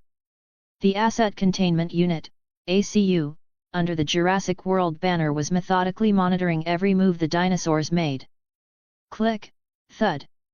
With the sound of a door opening and closing, Dr. Sattler and Dr. Grant returned to the hotel. "Hey there. Hello? Is that Mr. Dinosaur?" "No?" "Excellent. It appears I won't be part of a veggie platter today." Dr. Ian Malcolm was lying on a sofa in the hotel lobby, or rather, a lounge area, asking the question with his back to the pair. Since this was a bespoke hotel, the lobby had been converted into a massive club, complete with pool tables, a reading room, mahjong tables, and even a small vegetable garden. "Ian? Why are you lying there?" Ellie asked. "Actually, I've found something interesting." "Yes, very interesting." Ian didn't turn around, he kept his eyes fixed on the ceiling. As the two approached, they realized he had a small projector beside him, casting an image onto the ceiling. "Look." Ian held a VHS tape between two fingers, lifting it slightly to show them. These things were relics. Jurassic Park. Outtake footage. Grant exclaimed. "Indeed. I didn't expect them to keep these here." Ian shifted his crossed legs on the sofa, intently watching the projection. The three fell silent for a moment, clearly lost in memory, especially on a rainy day like this. "I'm going to my room," Ellie said, breaking the silence before turning to leave. "Me too." "Oh, right. Alan, I sent you some files. You might find them interesting." Ian stopped Grant before he could follow. Grant was curious about what Ian would send him, but he didn't press for details. Got it. I'll take a look. Heading upstairs, Grant returned to his room and pulled out his laptop. Though Ian often seemed unreliable, his focus usually hit the mark. Velociraptor Training Program? Interesting. Velociraptor Training Program. Lead Researcher, Owen Grady. Velociraptors, a dinosaur species possessing high intelligence. During the Jurassic Park incident, it was discovered they could even open doors. This experiment aims to investigate whether velociraptors can understand human commands. The project brief was short, containing only a few photos of young raptors. The second item was a forwarded post. Giganotosaurus exhibit official, Baby Giga's first successful white-tailed deer hunt. A 23-minute high-speed pursuit. The perfect fusion of stamina and power. Videos X2. A juvenile Giganotosaurus? 23 minutes. Grant didn't hesitate, he immediately opened the 22-minute full-length video. Because it was filmed from multiple camera angles, Grant's eyes darted back and forth, tracking the figure in the footage. In the first shot, the white-tailed deer bolted in terror, and Carlo burst from the grass at high speed. Grant's brow furrowed. That young dino had been lying in ambush for a long time. Something felt off, but he couldn't quite put his finger on it. In the second shot, the deer streaked across the frame, but Carlo was nowhere to be seen for a long stretch. It took nearly 20 seconds for him to enter the frame. Something's wrong, that's too much ground to cover. Grant paused the video, leaning his head on one hand, his fingers tapping the desk as he calculated rapidly. The top speed of a white-tailed deer is about 60 km per hour. In 15 seconds, it could cover nearly 250 meters, and yet this juvenile can still track it directly, or rather, lock onto it. How? In the seventh shot, the deer made a sharp turn under the cover of dense forest and high grass, but the camera didn't catch Carlo passing through that point. Suddenly, the camera zoomed in. It caught Carlo further ahead. He had taken a shortcut to intercept. But there was no way he could have seen the deer. The eighth shot, the ninth, the 10th. Grant's expression grew increasingly shocked. His entire understanding of Carcharodontosaurids was being shattered. He quickly grabbed a pen and paper to start taking notes. Previously, we believed Giganotosaurus possessed excellent vision because cranial reconstructions show binocular capabilities, but now, it seems their sense of smell might be unimaginably sensitive. Grant's pen hesitated. Not only that, its speed is an enigma. The scientific consensus is that a Giganotosaurus's top speed should be around 32 km per hour, yet this subadult can exceed 55 km per hour. This isn't scientific. Stamina, however, matches. As pack hunting large carnivores, they would need significant endurance to hunt titanosaur-class herbivores. Looking at his notes, Grant let out a long breath. This trip might be worth it after all. The rain stopped. Carlo crawled out from under his mother, lifting his head and letting out a low growl to call for his father. He felt his sense of smell growing even sharper. Now, his olfactory range covered the entire enclosure, acting like a biological radar. Unless someone went to extreme lengths to mask their scent, no living thing could escape his detection. A moment later, Debbie emerged from the woods, grunted a response, and promptly lay down to rest. But Carlo wasn't done with him. He growled again, asking for a status report. Debbie didn't even open his eyes. He let out a listless huff that everything was fine before turning his head away and ignoring his son. Carlo scowled, or would have, if his anatomy allowed it. The rain had washed away many scents, the smell of butterflies, the fragrance of flowers.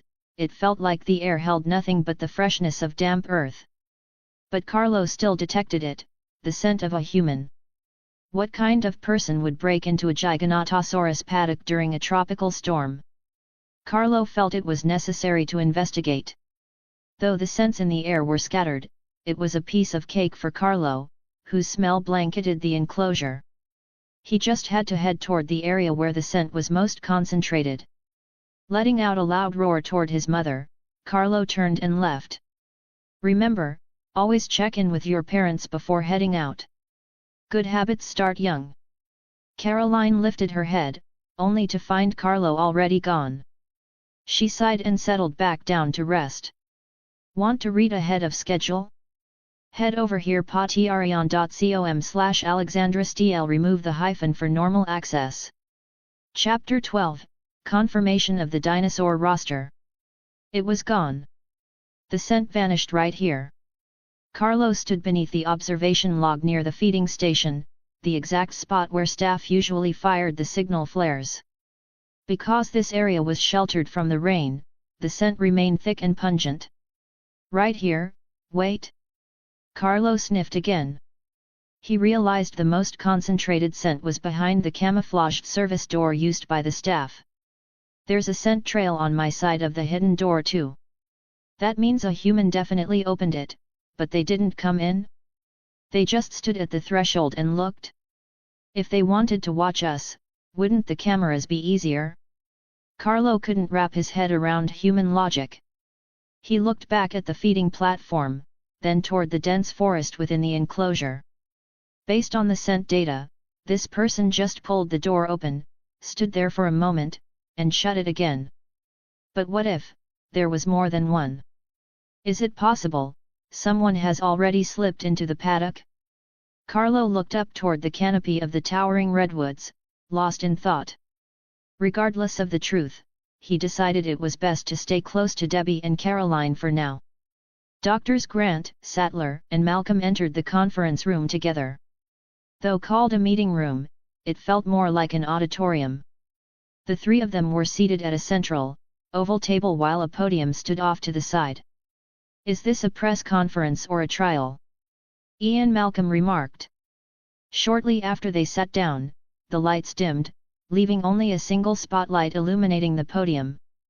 Simon Masrani stepped into the light.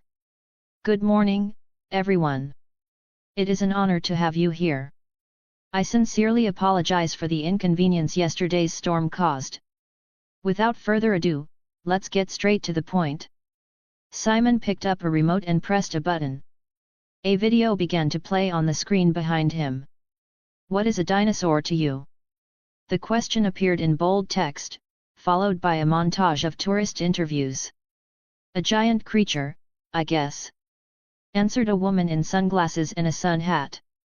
The former rulers of the earth, replied an ordinary-looking young man. Judging by the dinosaur merchandise he was wearing, he was a hardcore fan. They're cool, a child added innocently. Simon paused the video at the right moment. Dinosaurs, creatures that lived 65 million years ago.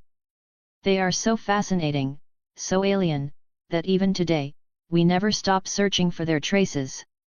Yet, even now, children in Jurassic World look at a Stegosaurus with the same nonchalance they would an elephant at a zoo.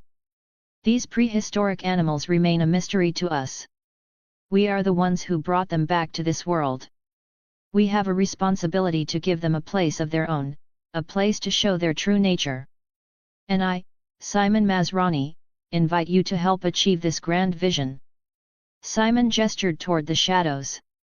Dr. Ellie Sattler, one of the world's preeminent paleobotanists and the manager of the botanical department for this ecological zone. Dr. Alan Grant, a paleontologist whose experience in facing live dinosaurs is, I believe, unparalleled in this world. Two other spotlights hit them. Having been briefed beforehand, Ellie and Grant didn't look startled. Ellie stood and gave a slight bow. Grant, looking uncomfortable under the glare, stood and gave a stiff wave. Furthermore, we have invited Dr. Ian Malcolm to provide us with his insights.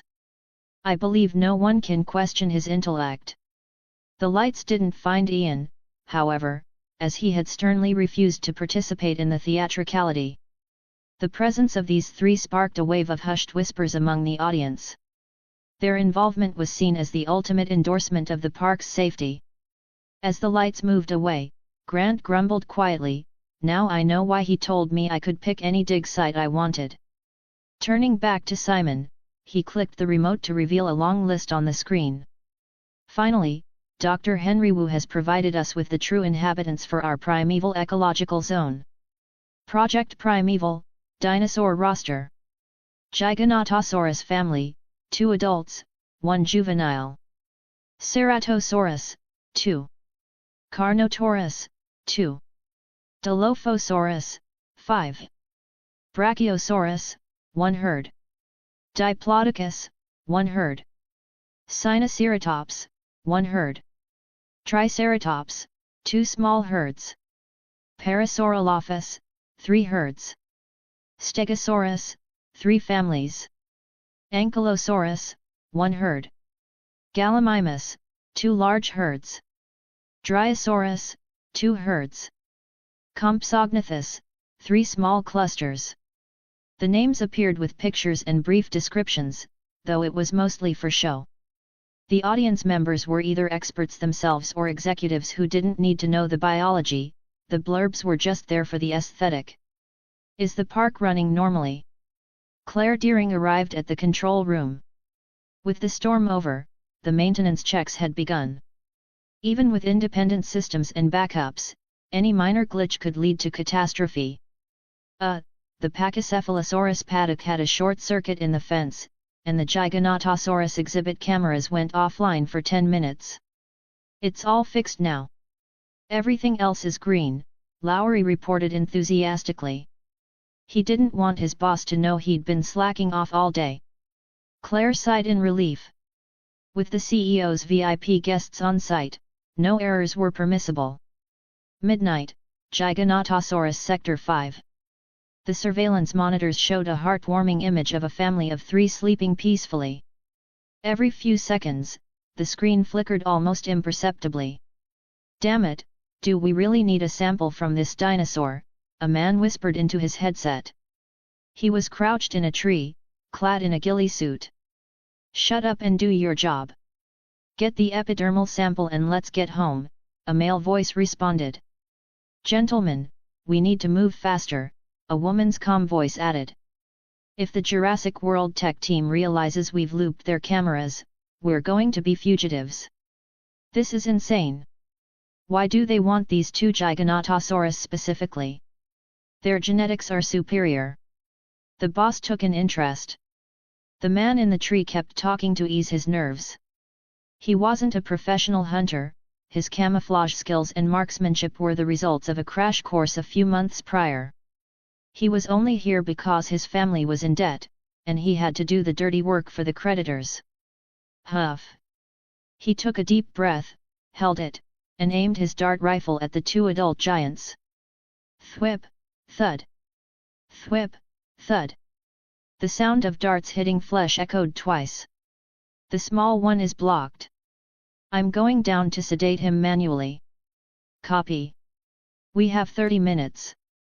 Collect the samples, then head back to the entrance. I'll open the gate for you." The man in the ghillie suit dropped down and stood beside Caroline. He collected a tissue sample, then moved to Debbie to do the same. After retrieving the spent darts, he rounded the 2 massive bodies, rifle ready to tag the juvenile and take its sample. Their firewall just upgraded. "Damn it, I can't open the staff access. Christine, come with me to the emergency override." The voices in the man's headset made his already pale face turn ghostly. Crap! The little one is gone. Chapter 13, Movement in the Woods. The sound of footsteps crunched rapidly over fallen leaves, accompanied by the faint rustle of friction. "Damn it! Damn it! Damn it!" The man in the ghillie suit hissed under his breath, venting his frustration. On the other end of the headset, his partner's voice crackled with a frantic attempt at comfort. "Calm down, Kirov. We're almost at the gate. You've got the ghillie suit and the scent masking kit on. It won't find you. Are you kidding me? That thing can lock onto a deer from 100 meters away. How the hell am I supposed to be calm? Just keep moving, stay steady. Kirov wove through the forest at a breakneck pace, his heart a frantic rhythm of prayers. Faster, just a little faster. Don't see me, don't see me. Kirov, you still have the dart rifle. Nothing can dodge a shot from that thing, right? Screw you, Christine. You were the one monitoring the dinosaurs. You said they were all sleeping. Ping. I definitely saw them fall asleep, unless the little one slipped away somehow. So you're saying the little bastard could be right behind me right now? Kirov didn't stop cursing, but he kept his voice dangerously low. He didn't forget to scan his surroundings as he ran. The forest was silent, a heavy, suffocating silence, as if every living creature had been strangled into stillness. Only the sound of his own footsteps remained. In this quiet, he might as well have been a flare in the night, but he didn't dare stop. He had no confidence in outskulking a predator, and he certainly didn't have the time to climb through the canopy if he wanted to make it out within the 30-minute window. If he failed, the company would disown him, and that soulless corporation would just send his younger brother or sister to finish the job. He couldn't die. Not yet. He reached the entrance without incident. The moment he stopped, he spun around, rifle raised. Nothing. He let out a ragged sigh of relief and whispered into the mic, "Are you guys there?" "We're here, Kirov." The man's voice on the other end hesitated. "Kirov, because of the storm, the emergency override is locked. We don't have the reboot codes." He quickly followed up, "But we can force the system. It'll trigger the alarm, though. You know what that means. Just open the damn door. Now." Clang. The sharp sound of metal striking metal echoed through the mountain woods. "Stop! Stop! Wait!" Kirov hissed into his headset. "Pick the lock first. That thing isn't nearby yet, and I don't want to draw it here." The line went quiet for a second. "Fine. Shout if things go south." Of the three, only the woman knew how to pick a lock. The man inside the gate could only wait, listening to the outside world with mounting anxiety. "Need a light," the woman whispered. "I can't see the tumblers." "On it," the man replied. Kirov stood at the entrance, straining his ears. He heard a faint breath, like the snort of a horse. It felt as though a behemoth was coiled in the shadows, waiting for its moment. The sound came from the right. Kirov turned his head slowly, moving like a ghost. He saw nothing. Silvery moonlight spilled into the forest, illuminating a clearing before him. He scanned further out, seeing the moonlit redwoods, dense thickets, and low shrubs. Nothing else. He squinted, listening. The faint respiration was constant, softer than a breeze. But there was no breeze right now. Was there? A cold dread settled in Kirov's gut. It felt like something was right in front of him, something he should be able to see, yet couldn't. He stared until his eyes burned, wondering if his vision was deceiving him. He thought he saw a tremor in the bushes to the right. The outlines of the leaves in the moonlight seemed to shift. They moved, then went still. He couldn't be sure. Kirov stared ahead, his pulse hammering against his ribs. He tried to steady his breathing while he watched. He realized he wasn't looking at a bush, but a wall of vines. The density was uneven, and several irregular diamond patterns were visible. But the patterns were strange, and the vines seemed to shimmer slightly, like ripples on a pond. Kirov rubbed his eyes. Maybe it was moving.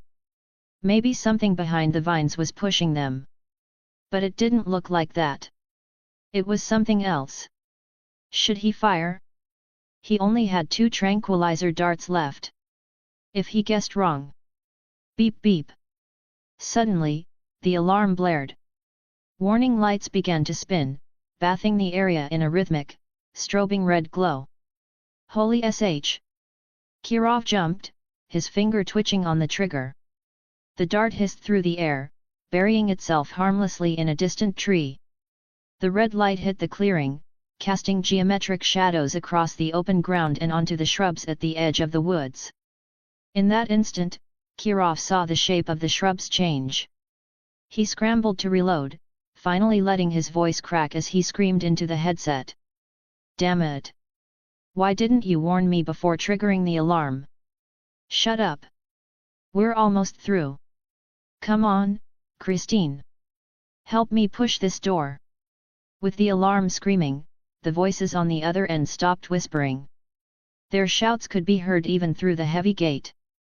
Kirov looked at the shrub again. Its shape had changed. It was growing taller. Thwib! He fired his second dart at the mass. But there was no sound of a needle hitting flesh. Kirov's eyes went wide. His hands began to shake. Beep beep! The alarm wailed on. The red light pulsed, and the sound of the metal door groaning open filled his ears. He looked down, terrified to look around. Suddenly, Kirov noticed something. Every time the red light flashed, his shadow grew taller. But how could he be growing taller? He whipped his head around. A massive maw filled with serrated teeth lunged at him. Instinctively, he thrust his rifle up to block, his body toppling backward. Crunch! Something hit the ground. Kirov shook off the dizziness of the fall, only to realize, his rifle was gone. Then, something heavy slammed down onto his knee. A crushing force followed. Snap! Crack! Crunch!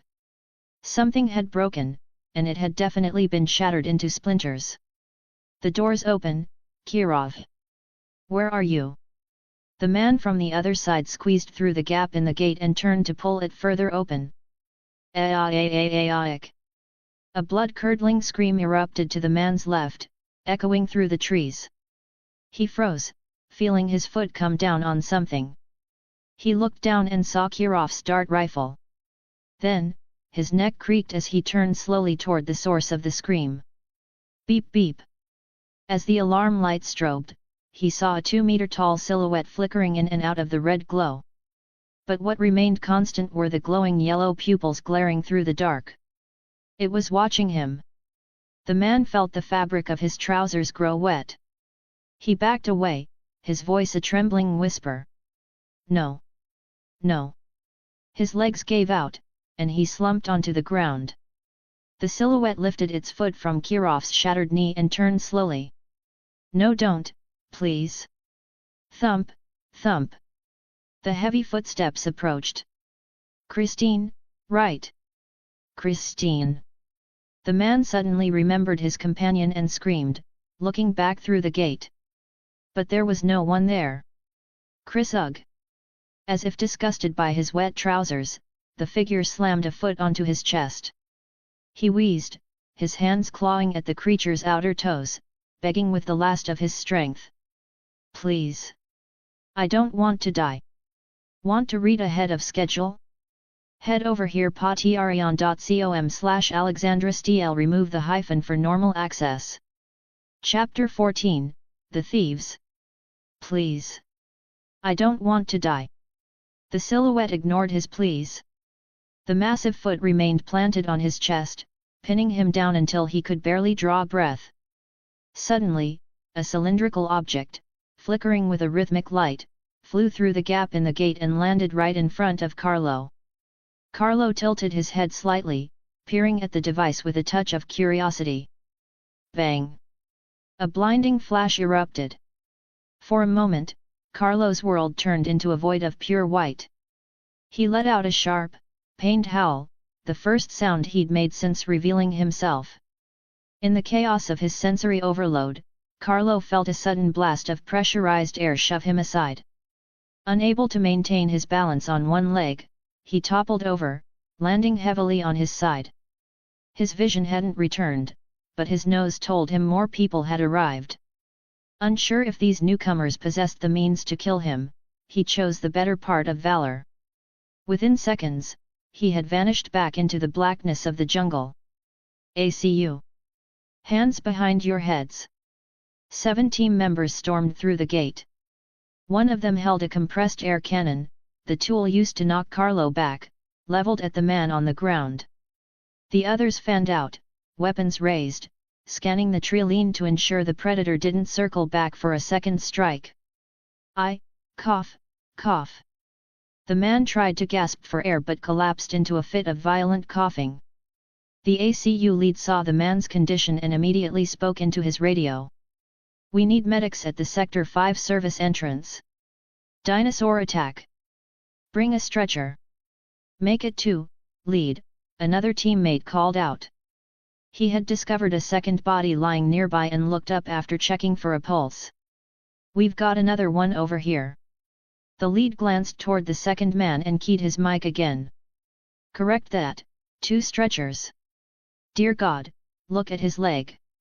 A younger paramedic looked at the unconscious Kirov's mangled limb and sucked in a breath through his teeth. "We'll have to amputate right here," a veteran medic said, his voice steady from years of trauma calls. "There's nothing left but skin and scrap. The leg's a liability now, he'll bleed out before we move him if we don't stabilize the stump. Get him on the board and move him outside to stabilize." "It's not safe in here," the ACU lead ordered. As he spoke, his gaze drifted toward the dark jungle. His eyes locked onto a pair of faint, flickering yellow pupils reflecting the ambient red light. The hair on his arms stood on end. Cold sweat slicked his back. Even for a man who had faced carnivores dozens of times, that predatory stare carried a primal weight that was impossible to shake. "Let's move," he barked. Once the medics had cleared out with the wounded, he took one last look at the spot where the eyes had been. There was nothing there now. He knew logically that the creature couldn't cross that distance in an instant, but he didn't want to spend another second in that paddock. There were 3 intruders. One is unharmed, one has minor chest fractures but should recover, and the last one, well, he'll be using a wheelchair for the rest of his life, a staff member reported to Claire Deering. "At least they're alive. Why did they break in?" Claire's expression was grim. This wasn't the first security breach in Jurassic World's history. They had protocols in place that, fortunately, wouldn't require Simon's direct intervention yet. The one who can talk insists they just wanted to harvest some skin samples for souvenirs. The staffer paused, relaying the investigator's actual theory. "But we suspect they're corporate spies sent by a competitor. You know how much they want?" He trailed off. Claire sighed. "More tedious corporate espionage. Treat their injuries, pay them a discretionary settlement for their silence, and hand them over to the feds." Claire made the call quickly. The hush money was essential. They couldn't afford any leaks about dinosaurs injuring people. Even if the world knew dinosaurs were dangerous, the public's delicate sensibilities wouldn't tolerate a documented attack. Years ago, before Jurassic World opened, public pressure had forced the park to euthanize 10 velociraptors suspected of harming people during the original Jurassic Park incident. As for the veteran T-Rex, Rexy, her past transgressions were conveniently blamed on the raptors scheduled for execution. If news got out, the stock loss would be astronomical. Compared to that, a few settlement checks were a bargain. Claire looked out the window, feeling a wave of relief. Thank goodness the dinosaur didn't kill them. If there were bodies to hide, the fallout would be unmanageable. If a competitor noticed their people had gone missing, they would scream dinosaur attack from every news outlet on the planet. Carlo emerged from the trees and returned to his parents' side. He checked their status panels one more time. Their torpidity bars were down to the final third. He finally breathed a sigh of relief. Post-game analysis, start. In reality, Carlo hadn't been asleep at all. He had just been resting his eyes. Note: the classic ARK mechanic dinos are on a 24-hour work cycle. The moment he'd heard the faint sounds in the air, he had nudged Debbie and Caroline. When they didn't stir, he'd panicked and opened their panels, only to see a new status effect: unconscious. Carlo had immediately activated his stealth mode, creeping off to the side just in time to see a bushman drop from a tree, take skin samples, and bolt. After a moment's thought, Carlo decided to wait at the exit. The man had a gun, and since Carlo didn't know what kind of ammunition it used, he chose to be cautious. At the gate, he dropped his camouflage and started making noise, systematically dismantling the intruder's psychological defenses. The alarm had been an unexpected bonus, but Carlo's plan had worked. Once he confirmed the tranquilizer rifle was a bolt-action single shot, he timed his move, slipping behind the man while he was fumbling to reload. Had caught you. You're in for a world of hurt now. Carlo had decided to give these trespassers a minor lesson, like stepping on them until they were half dead. What? You think that's too harsh? Nonsense. Carlo was just playing with them. He even offered to stand on them. That's a privilege usually reserved for his parents. However, Carlo hadn't expected the flashbang to flicker before detonating. The memories in his head hadn't warned him about that. Was that thing designed specifically to bait curious babies like me? Click. He gently picked up a discarded tranquilizer dart from the dirt with his teeth. He set it down, pinned it with a claw, and applied pressure. Pop! The glass vial on the side of the dart shattered under the weight. The solution pooled onto the ground in a small puddle. Carlo leaned down and sniffed, committing the chemical scent to memory before turning to leave. Want to read ahead of schedule? Head over here patreon.com/alexandrastl. Remove the hyphen for normal access. Chapter 15, Primeval Ecological Zone. Launch. 3 months after the thief incident. A deer stood within the Giganotosaurus exhibit. Its body was swallowed by a massive shadow, its legs, all 4 of them, shaking uncontrollably. There's no escaping, a monster like this, how could anyone escape? Eeing. Carlo nipped the white-tailed deer's neck gently. Before the creature could let out a full cry, his massive jaw strength clamped down, snapping its neck instantly. Crunch, slrssh. He bit into the belly, ripping out the internal organs in one jagged motion and swallowing. Twee. The sensation of the slippery, squirming organs sliding down his throat was too much. Carlo spat them out immediately. Today was the first time he had attempted to eat solid meat. Standing at 3 meters tall, it was no longer appropriate for him to pester Caroline for milk. In truth, his mother had been the one to drive him away. Don't you realize you're 3 meters tall? What are you doing trying to nurse under a 4.1 meter tall mother? But in Carlo's eyes, he was just a 4-month-old baby. He felt he should have at least a few more months of nursing left. Carlo poked at the organs he had spat out. The anatomy looks right, it's not like I ate the large intestine by mistake. Carlo was puzzled, but he braced himself mentally. He pressed the side of his face to the ground, scooped the entrails back into his mouth, and gulp. He swallowed hard, a cold shiver running down his spine. Status panel. Name, Carlo. Species, Giganotosaurus carolinii. Available points, 58, grayed out. Health, 26,802.1/80,960.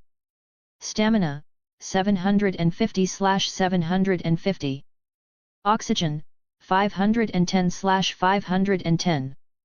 Food, 10,000/10,600. Weight, 0/898. Melee damage, 180%. Torpidity, 0/143,800.5. With his food stat at 10,000, Carlo picked up the deer carcass. He didn't plan on eating any more, he'd leave the rest for Debbie and Caroline. His health had reached about a third of its maximum. Based on the information in his mind, he realized this bar would likely fill up completely only once he reached adulthood. However, his physical size was already approaching that of his mother. Why was there still such a massive gap in health points? If he kept growing at this rate, things were going to get complicated. Or rather, too good.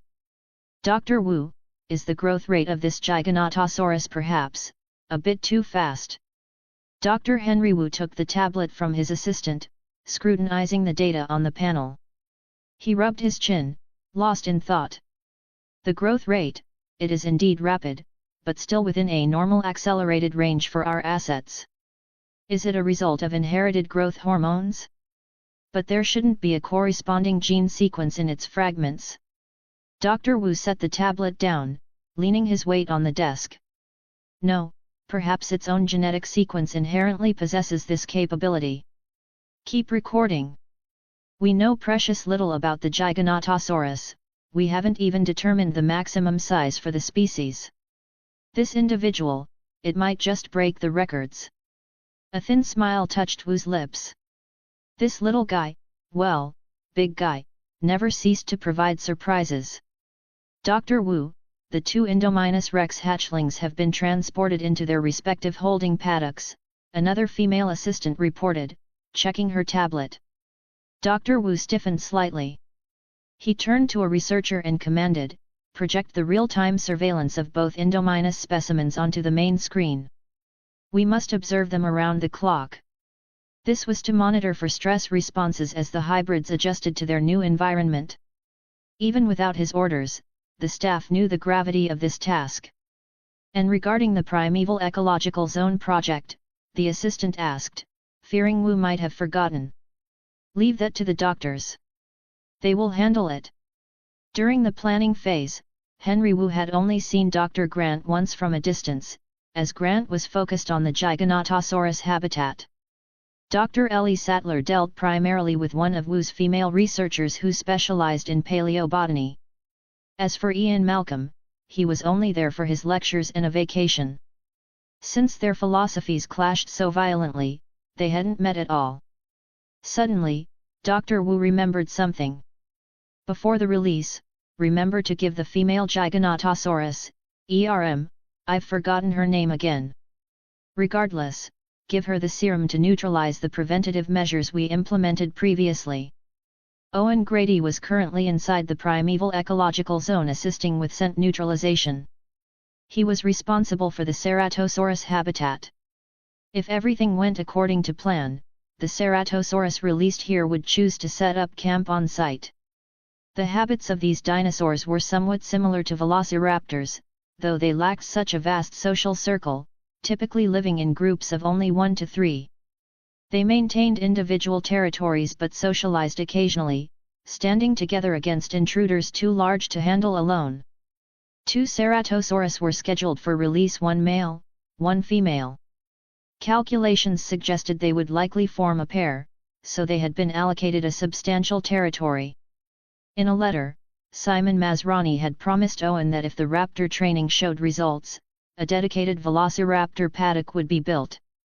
In reality, building such a paddock was inevitable, the capitalist was simply promising him something he was going to get anyway.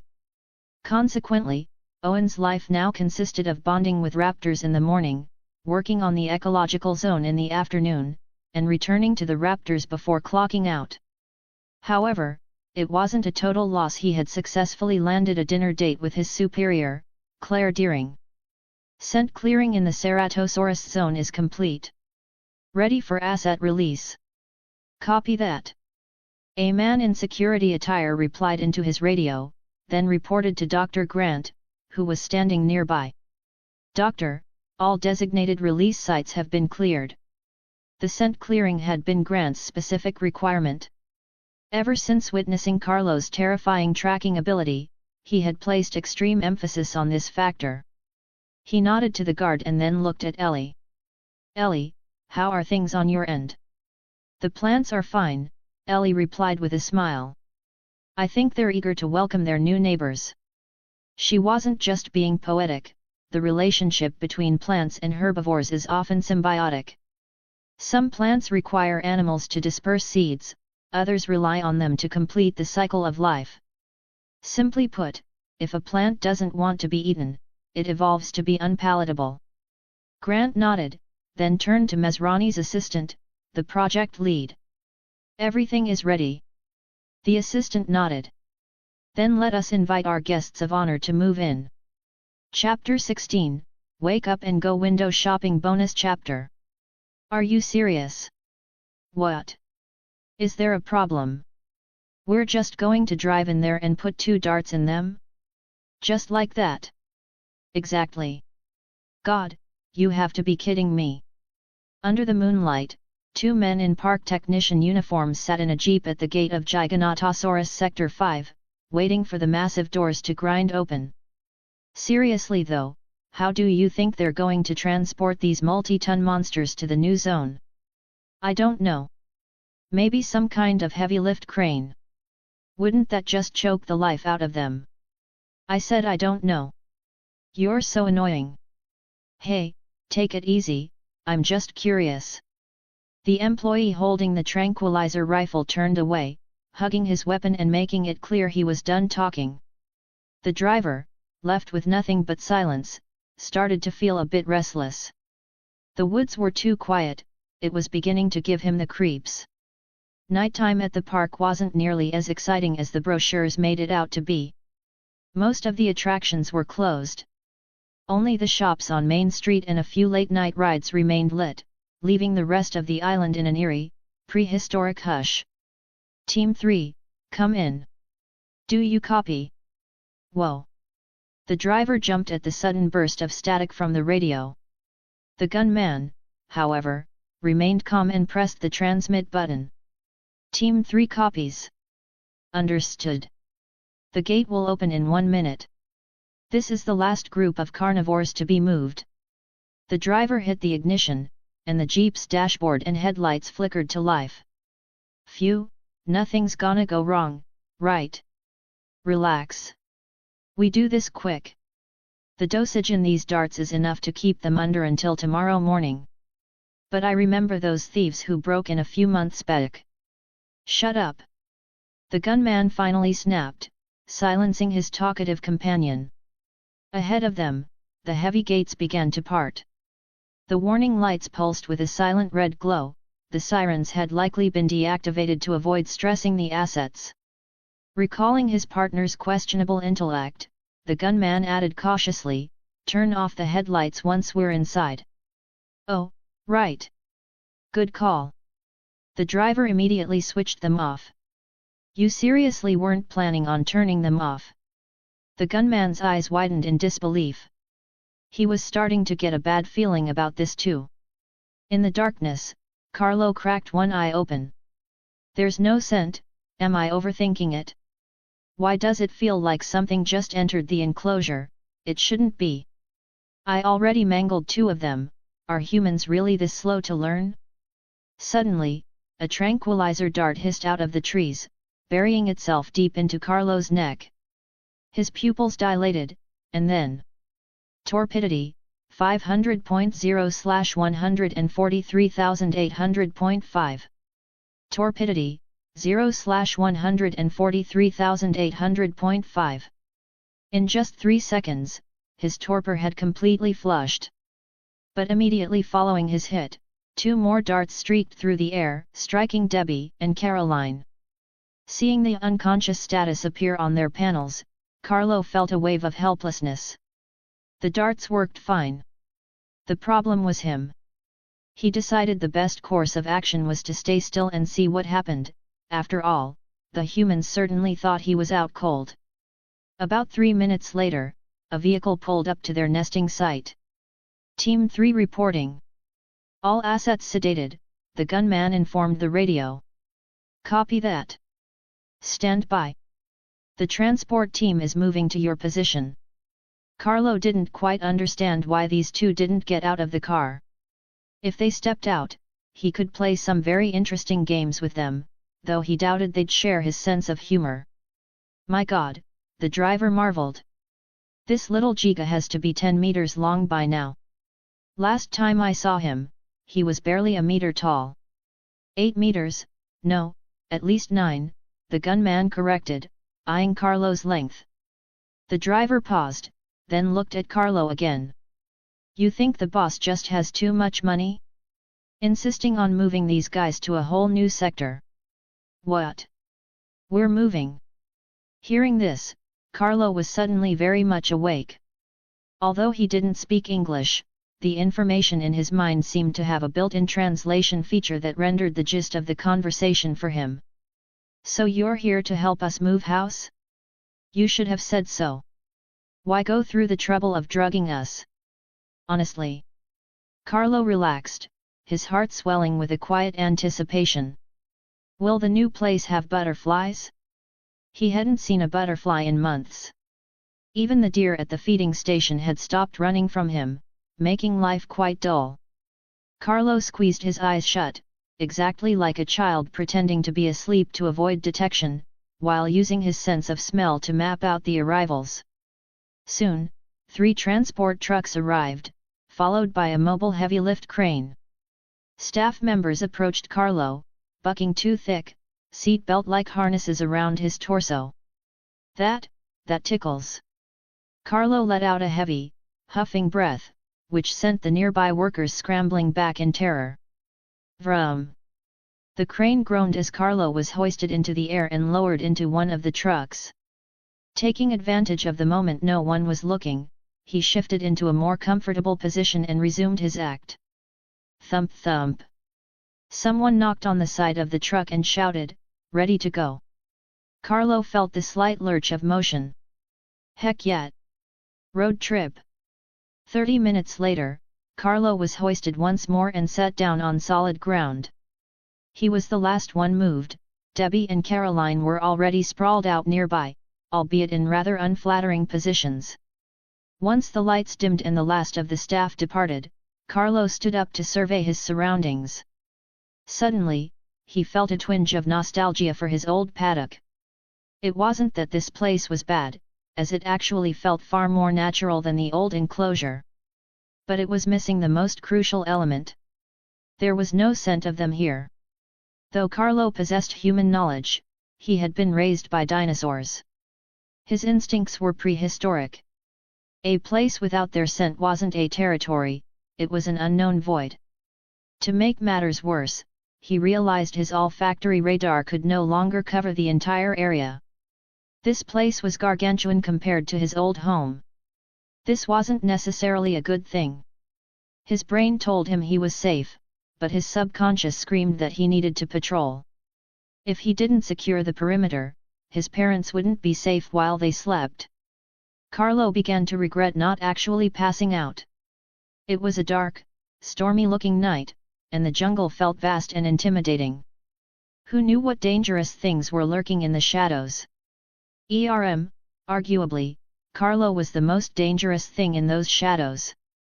But he was only a 4-month-old baby. What kind of 4-month-old baby has to patrol a future kingdom alone?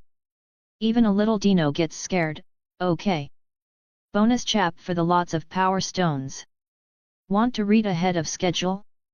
Head over here patreon.com/alexandrasdl. Remove the hyphen for normal access. Chapter 17, Malcolm, wait, this one's smarter. I thought you wouldn't leave the indoors. Normally, no. But I figured your little excursion was coming to an end, and it felt like a waste not to come out for a look. Inside a jeep parked on the park's grasslands, Ian Malcolm and Alan Grant sat in the passenger and driver seats, respectively. Ahead of them, the herbivores that had yet to be herded into the ecological zone were gathered together. Having been administered sedatives earlier, most of these dinosaurs were in a state of tranquil docility rather than deep sleep. Grant, similarly, felt no trace of drowsiness. He was staring intently at the herd before them. The herbivores lived together in a chaotic yet functional harmony. The Parasaurolophus kept to their own pods, yet they were interspersed among the Stegosaurus and Ankylosaurus herds. They defend themselves collectively, Grant thought. The Parasaurolophus lack formidable natural weaponry, so they stand among the armored species. No, more than that. From the frequency with which they lift their heads, they're acting as the early warning system. The hypothesis was forming. He only wished he could verify it. Grant couldn't help but smile. No matter how many times he saw them, these creatures never ceased to fascinate him. Carnivore deployment complete, a voice crackled over the radio. Copy that, another voice replied. After a 2-second pause, it added, "All right folks, let's get to work." Vroom, RRRR. Grant turned the ignition. Across the plain, the headlights of over 20 vehicles flickered on simultaneously. "Wait, you aren't actually planning on herding these behemoths like they're sheep, are you?" Ian suddenly realized the plan. He wasn't officially part of the operation, merely an observer. "I don't particularly agree with the method either, but they claim it's the most efficient way," Grant replied, his eyes fixed on the movement within the herd. "My God! Is it too late for me to get out of the car?" Ian joked, though his voice held a hint of genuine concern. "Relax. We're just trailing them to make sure no one falls behind." Grant spared him a brief glance before refocusing. The lead vehicles began to move, and a series of alarm calls erupted from the herd. It was the Parasaurolophus. They began to trot. The Ankylosaurus and Stegosaurus followed just a beat behind, matching the pace of the hadrosaurs. Grant was stunned. Despite being different species, there was a profound level of mutual trust. The slower dinosaurs might not have known where the danger was, but they knew that if the Parasaurolophus were running, they should be too. Soon, the Brachiosaurus noticed the commotion at their feet and began to lumber forward. They weren't fast, but the entire herd seemed to have rehearsed this. They clustered around the sauropods, matching their speed perfectly. They weren't protecting the Brachiosaurus, they were using them. No predator on Earth would challenge an animal of that mass, and by staying close, the smaller herbivores shared in that immunity. Incredible! Grant felt the trip had already paid for itself. Studying these creatures face to face was providing enough data for an entire book. "Magnificent," Malcolm agreed, though his tone was slightly more glib than Grant's. The process went smoothly. Entering from the southwest of the park, they herded the herbivores toward the Great Lake. "Assets at target location. Good job, everyone. Let's head home." A word of praise came over the radio, and the jeeps began to turn around. Grant followed suit, but midway through the return trip, his jeep shuddered violently, swerved, and ground to a halt. Malcolm clutched his head, looking pained. "You've got to be kidding me." Grant looked equally grim. He grabbed his radio and hopped out. "I'll check it." He clicked on his flashlight, checking the front right tire, then the rear. He repeated the process on the other side. "Flat tire. How many?" "Just one." Malcolm let out a breath but remained slumped in his seat. A beautiful night, a car breakdown, right next to the carnivore paddocks. What a lovely walk down memory lane. What could possibly be worse? A tropical storm. Grant quipped, heading to the back to unstrap the spare. "Ah, you're right." Malcolm opened his door to help. "Hey, doctors. Looks like you could use a hand." Another jeep pulled up alongside them. Inside were two young men, looking bright-eyed and energetic. "I believe we do. We've got a puncture. Leave it to us. This isn't work for men of your stature." Grant didn't argue, he accepted the help. Even if the carnivores were supposed to be sedated, this wasn't a place to linger. Ian, seeing they had enough hands, stayed by the car. "I'll keep a lookout for us." "Don't sweat it, Dr. Malcolm. The carnivores are all fast asleep." As they unbolted the damaged tire and jacked up the frame, the distant brush rustled. A dinosaur stepped out. Alan? We might have a situation," Ian said from the roof of the jeep. His voice wasn't loud, but it carried clearly to everyone below. "A herbivore?" Grant asked. "It's a bit too toothy for that." Grant looked up, and a cold sweat instantly broke across his skin. The two young men noticed his expression and turned as well. Holy! They managed to choke back their full scream, but the terror was evident. 20 meters away, Carlo stood watching them. He began a slow, deliberate approach. Alan? Do you have any expert advice for our current situation? Malcolm's words came out in a fast, trembling blur. Don't move. Nobody move, Grant whispered, his lips barely moving. Seconds later, Carlo was standing directly over Grant. He lowered his head to inspect the man, his heavy snort blowing the hat right off Grant's head. Why aren't they running? Carlo wondered. He was genuinely confused. Damn it, Malcolm cursed under his breath. He grabbed a flare he'd kept ready and jumped off the jeep. Hey! Hey! Over here! He ignited the flare. A brilliant, crimson light shattered the darkness. Carlo's attention was instantly snatched away. In any environment, the most disruptive student always gets the teacher's attention first. Malcolm waved the flare in front of him, then threw it with all his might into the brush. He immediately froze, turning into a human statue. The last time he'd distracted a T-Rex, he'd kept moving after throwing the flare, that was why the Rex had chased him. He wasn't going to make the same mistake twice. Carlo watched the flare fly, his eyes following the arc of light until it vanished into the trees. Then, he slowly turned his gaze back to Malcolm. The air stayed still for 3 agonizing seconds. Great, Malcolm whispered. This one's smarter. Want to read ahead of schedule? Head over here patreon.com/alexandrastl. Remove the hyphen for normal access. Chapter 18, New Territory. Great. This one's smarter. Watching the man's expression, one that looked ready for a heroic sacrifice, Carlo found it hard to keep a straight face. You're trying to test a high-ranking official with just that? Finding the situation rather dull, he turned and walked away. If this were his old territory, he wouldn't have minded playing with them a bit longer, but he had already caught several unfamiliar scents in the air. The unknown musks made him feel a twinge of unease. The 4 statues behind him exhaled in unison as Carlo retreated. Phew! Then, they collectively sucked the air back in. Carlo had a sudden thought, the human had just tossed a glowing cigarette butt into the brush. What if it started a fire? It was better to go back and stomp it out.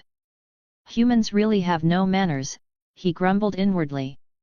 With that thought, Carlo turned back and passed by them a second time. Ian Malcolm, however, did not share Carlo's civic-mindedness. As the dinosaur brushed past him again, he was already deciding what animal he wanted to be reincarnated as in his next life. Only when Carlo's massive silhouette vanished into the treeline did Malcolm dare to steal a glance back. Seeing no sign of the predator returning, he finally went limp. In moments like these, I start to think some extinct things were better off staying extinct.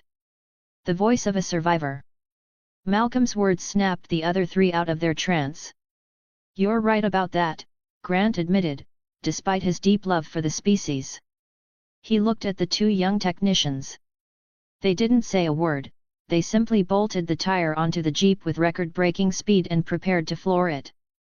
One act of kindness had resulted in a lifetime of introversion. Helping others is a virtue, but nearly losing your life in the process is far from wonderful. No one truly enjoys dancing on the edge of a blade. Sizzle, sizzle. A small cloud of grey smoke rose from beneath Carlo's foot. He had successfully extinguished the litter left by the rude humans. Now, it was time to leave. A distant, alien bellow echoed through the trees. Carlo jumped, instinctively diving into the nearest thicket and activating his clumsy stealth. No way! Did the humans put us in here with other dinosaurs? What is this? Dino war? That's psychopathic. He could already catch their scent. It was far off, coming from multiple individuals, and it smelled delicious. Wait, delicious? The thought sprang directly from Carlo's genetic code. Even he didn't know why he felt that way. Stepping out of the brush and seeing the rude, dazed humans were long gone, he decided to head back to Debbie and Caroline. They were apex predators. They could win a fight against a T-Rex, assuming a 3-on-1 gang-up. He was always safest by their side. The morning sun filtered through the canopy, dappling Carlo's snout with light. Feeling the sting of the brightness, Carlo let out a low groan in his light sleep, turning his head slightly before opening his eyes. He realized his parents were already gone. He wasn't panicked, though. The entire sector was already saturated with their scent, the unmistakable marking of their new sovereignty. The two adults had adapted to the new home faster than Carlo expected. They had clearly already claimed a prime nesting site, or the air wouldn't be so thick with their musk. Roar! Carlo tilted his head back and let out a soft call. On the other side of the woods, Debbie and Caroline stopped in their tracks. They raised their heads and let out a resonant bellow in response. On a nearby tree, a surveillance camera lens whirred, focusing on the two giants as they called out. "Why did they stop?" a technician asked, squinting at the monitor. "The juvenile is awake," Grant replied, also staring at the screen. "They're responding to his call. It's the most common form of communication among social animals." The scene reminded Grant of the raptor packs he'd encountered on Isla Sorna. As for Carlo's premature awakening the night before, the lab had officially chalked it up to an individual sedative resistance.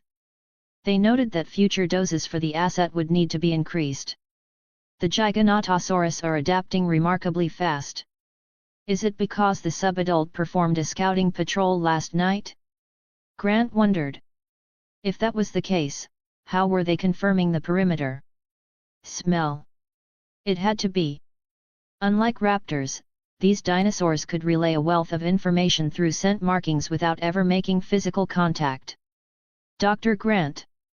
Something's wrong over here," a staff member at another station shouted. Grant hurried over.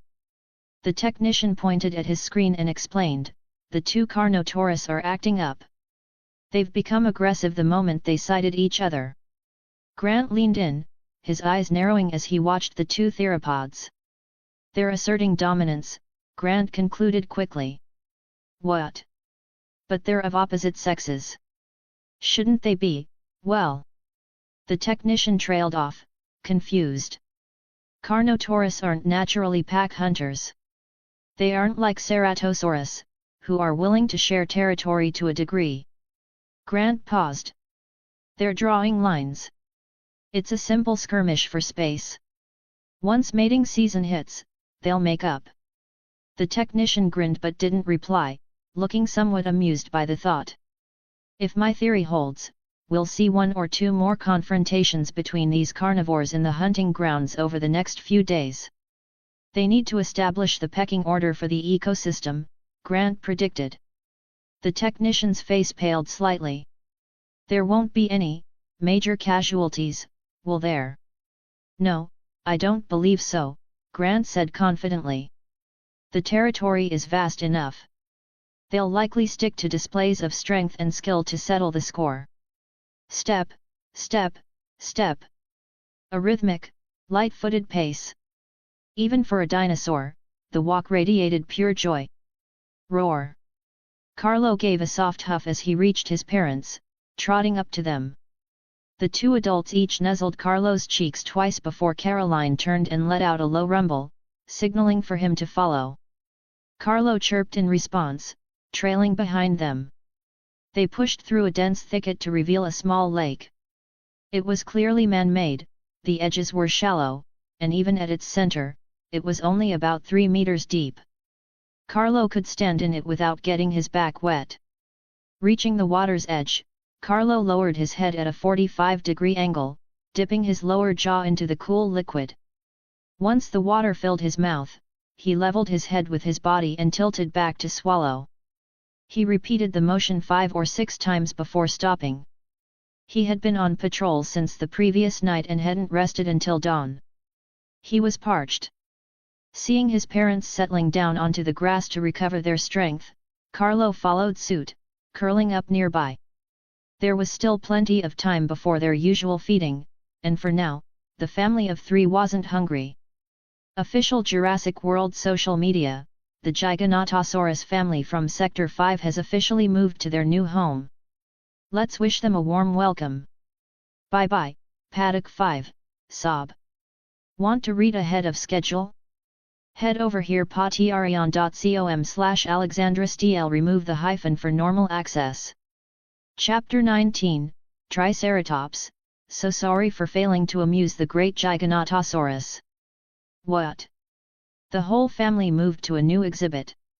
A young tourist looked at the new official update, a peculiar expression crossing his face. In Jurassic World, dinosaurs rarely changed enclosures, usually, an asset stayed in one paddock from hatch to harvest. He quickly scrolled through the comments, finding hundreds of others discussing the anomaly. 2 young Ceratosaurus from Sector 4 were moved too. Anyone have a lead? A lot of the older dinosaurs have disappeared. There was a Triceratops I've watched since I was a kid gone overnight. As the comments piled up, the missing dinosaur mystery began to trend. Is the park management cooking up something big? Carlo wove through the undergrowth, currently in stealth mode. He had caught an unusual scent, an interloper in their territory. After a brief discussion with his parents, he had set out as a scout. Branches snapped and leaves rustled ahead, but the noise didn't come from Carlo. He remained perfectly silent. Through the thicket, he spotted a creature nearly 10 meters long and 2.8 meters tall, sporting a massive bony frill and 2 formidable brow horns. Triceratops. The information in his mind identified the beast immediately. This individual seemed aged, its skin etched with deep wrinkles, but its advanced years hadn't dampened its appetite for ferns. Carlo wasn't just shocked that humans had placed him in an area with herbivores, he found it utterly absurd. Seriously, buddy? You've got grass brain? You're eating right at my front door. Carlo didn't think for a second that the humans had made a mistake. It was nearly noon, and no iron rice bowl feeding had occurred. That spoke volumes. If the park staff wanted to protect the other dinosaurs, they would be overfeeding the predators to suppress their hunting instincts. So, the humans have gone mad? My government-sponsored meal plan is cancelled. Brain? Say something, Brain. Carlo stepped out from the bushes and let out a piercing shriek, entering the Triceratops' field of vision. The Triceratops' internal alarm bells went off. Primal fear, etched into its genetic memory, surged to the surface. Its eyes went wide, and the half-chewed shrubbery in its mouth tumbled to the dirt. What the hell are you? It had never seen a creature like Carlo. Instinctively, it lowered its forequarters and tucked its chin, leveling its massive horns toward the predator. Seeing the defensive stance, Carlo didn't rush in. He crouched low, emitting a constant, guttural growl while keeping his eyes locked on the herbivore. He was waiting. After a tense standoff, the woods behind him shifted. 2 silhouettes, much larger than his own, stepped out and stood flanking him, their roars shaking the air. Carlo's mouth curled into a faint smirk. Hearing his call, Debbie and Caroline had arrived. The Triceratops bellowed again to bolster its courage, but its legs began to shuffle backward, its gaze darting frantically between the 3 giants. Roar! Roar! The bellows continued, mostly from Carlo. To a human observer, it looked like a tactical discussion. In reality, what is this thing? Caroline. Looks like food, but looks pointy. Carlo. Where is our usual lunch? Debbie. I don't know. Carlo. The adults were equally confused by the situation. They weren't used to their meals fighting back. Finally, driven by the sharp pangs of hunger, Debbie charged. The Triceratops focused, lunging forward with a sudden head toss, a move with enough force to flip a jeep or gore a predator. But the old herbivore lacked combat experience and was half blind with age, it telegraphed every move through its horns. Debbie might have been hungry, but he wasn't stupid. He dodged the strike with an easy sidestep. Looking at the shield-like frill, he was curious. What's this? Let's try a bite. He clamped onto the top of the frill. The Triceratops' horns were trapped beneath his neck, unable to reach him. It could only bellow and struggle, trying to shake his loose. Blood seeped from the frill, but Debbie couldn't crush the bone. It was exactly as Carlo expected. The Giganotosaurus bite force isn't a bone-crushing pressure like the Tyrannosaurus rex. While the rex specializes in obliterating skeletons, the Giganotosaurus is a specialist in slicing, tearing away chunks of flesh to cause rapid blood loss and exhaustion. This evolved because they hunted the sauropod titans of South America. So, Carlo decided to play the opportunist. The moment Debbie engaged, Carlo circled to the rear. He had learned this from his mental archives, a tactic used by creatures called hyenas. It was a dirty move, but effective. The Triceratops' tail blocked its vitals, so Carlo changed his target to the hind legs. Rib. Razor-sharp teeth sliced through the hide, leaving a massive, bloody gash.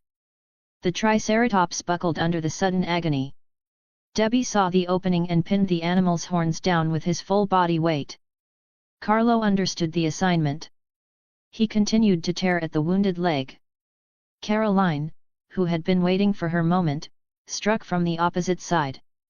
Working together, the two adults applied a lateral force, slowly tilting the Triceratops until it toppled onto its side. Carlo, the expert opportunist, didn't waste a second. While his parents pinned the beast down, he circled to the throat. He aimed for the soft tissue of the neck and tore away several large sections of hide and muscle, severing the windpipe. In its final moments, a single tear leaked from the Triceratops' eye. It closed its eyes and accepted its fate. It didn't know why its world had ended this way, but it had lived a glorious life within its herd. Caroline looked at the carcass, appearing slightly unsure where to start. She had always been hand-fed pre-cut meat before. Finally, she ripped into the underbelly, exposing the viscera. Debbie joined her, abandoning the bony frill to enjoy the softer organs. Carlo was much more refined. He walked to the nape of the neck, just behind the frill. He wanted the tenderloin first. Currently revealed traits: Giganotosaurus, Carlo. Clumsy stealth. While in stealth mode, your movements will not disturb flora, and your breathing is silenced. However, your scent and physical presence remain detectable by other forms of observation. Gnashed, attacks apply a bleeding effect for 5 seconds. Over the duration, the target loses 5% of its maximum health. Want to read ahead of schedule? Head over here patreon.com/alexandrastl. Remove the hyphen for normal access. Chapter 20, Carnotaurus, What's That Buzzing Sound? Stunning! Grant offered a clinical, objective assessment from the comfort of the monitoring station. The Giganotosaurus' adaptability to their new environment exceeded all projections. Whether it was Carlo or the adults, they had intuitively identified their roles in the hunt and achieved seamless coordination in record time. What's wrong? Noticing the dead silence around him, Grant turned back with a look of confusion. Pardon me. I need a minute. One of the technicians nearby looked pale, his face a sickly shade of green. He stumbled out of the control room, hand clamped over his mouth. Unlike Grant, who had stood mere feet away from a Tyrannosaurus rex devouring a Gallimimus, these staff members were ordinary people. They were used to ensuring things ran smoothly from behind a screen while working remotely. They weren't prepared for the visceral reality of the wild. Sigh. I guess that's nature for you, another staffer remarked, trying to break the tension. The scene had set his pulse racing, but it also made his skin crawl, specifically the moment Caroline tore into the Triceratops' midsection. Blood and viscera had spilled onto the grass in a display so vivid he could almost smell the metallic tang through the monitor. I hope they put an age rating on the documentary, the staffer added after a pause. Or at least film a junior version. Seriously, kids like giant, majestic lizards, not monsters that can unzip a stomach in one bite. A few others finally broke their silence, murmuring in agreement. Grant remained non-committal. It was true that not everyone could stomach the cruelty of the natural world, which was exactly why humanity constantly strove to domesticate it.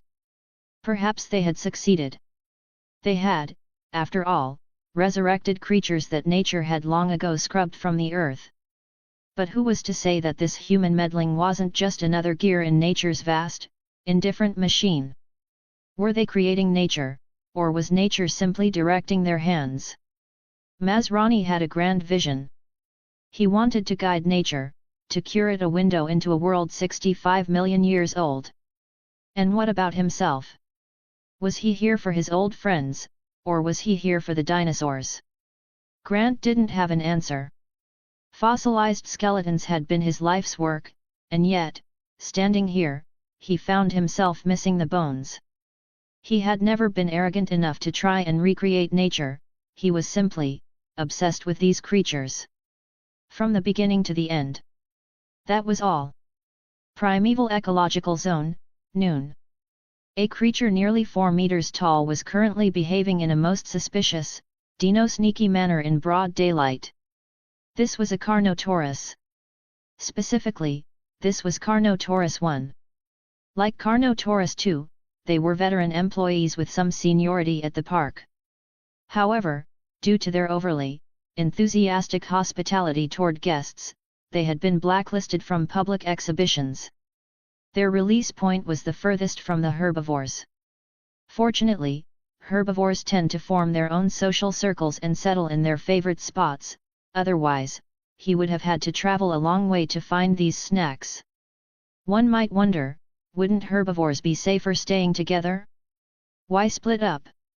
In truth, many herbivores, like the ceratopsians, have evolved specific defensive mechanisms against predators. They face the enemy with their horns, forming a defensive circle with the subadults protected in the center. They might be terrified, but as long as their kin are beside them, they won't break rank. Consequently, a screaming, panicked Parasaurolophus does nothing but disrupt their formation. They are, quite literally, a liability. If you're going to ruin our morale, get lost. Back to the point, Carnotaurus 1 had spotted a migrating herd of Triceratops. However, these big snacks weren't his target. While he didn't exactly know what they were, they looked far too prickly. Even a carnivore knows to pick the low-hanging fruit. He continued his dino-sneaky approach. Rustle, rustle. Rustle, rustle. What's that bee-buzzing sound? The Carnotaurus glanced back. Nothing but bushes. He tilted his head, confused. Was I being that loud? Better be extra careful, or I'm going to bed hungry. Carlo was tailing Carnotaurus 1 stealthily. The noise just now had been an accident. He'd almost let out a sneeze and had been forced to drop his stealth to stabilize himself.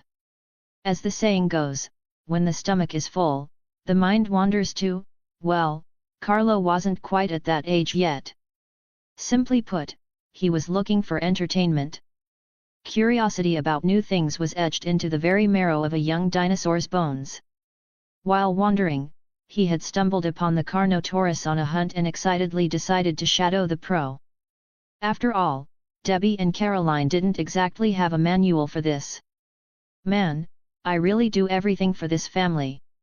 Carnotaurus 1 suddenly lunged from the trees, having clearly found a suitable target. Carlo poked his head out of the grass. He was currently downwind, so he wasn't worried about the Carnotaurus or the prey catching his scent. Then, he witnessed something incredible. The Carnotaurus vanished. To be precise, it had blended into the surrounding foliage like a giant chameleon. If its scent hadn't still been there, even Carlo would have struggled to find it.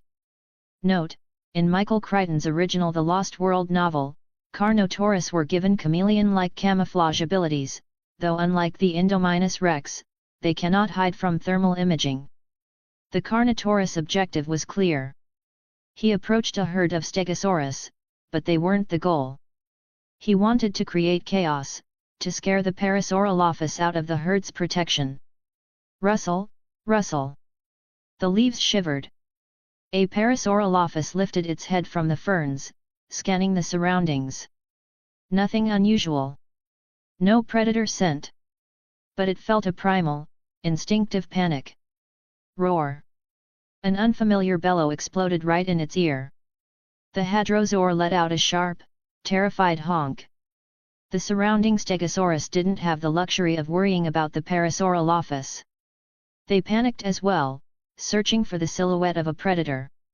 They found nothing. Instinctively, they began to cluster their young, forming a defensive ring.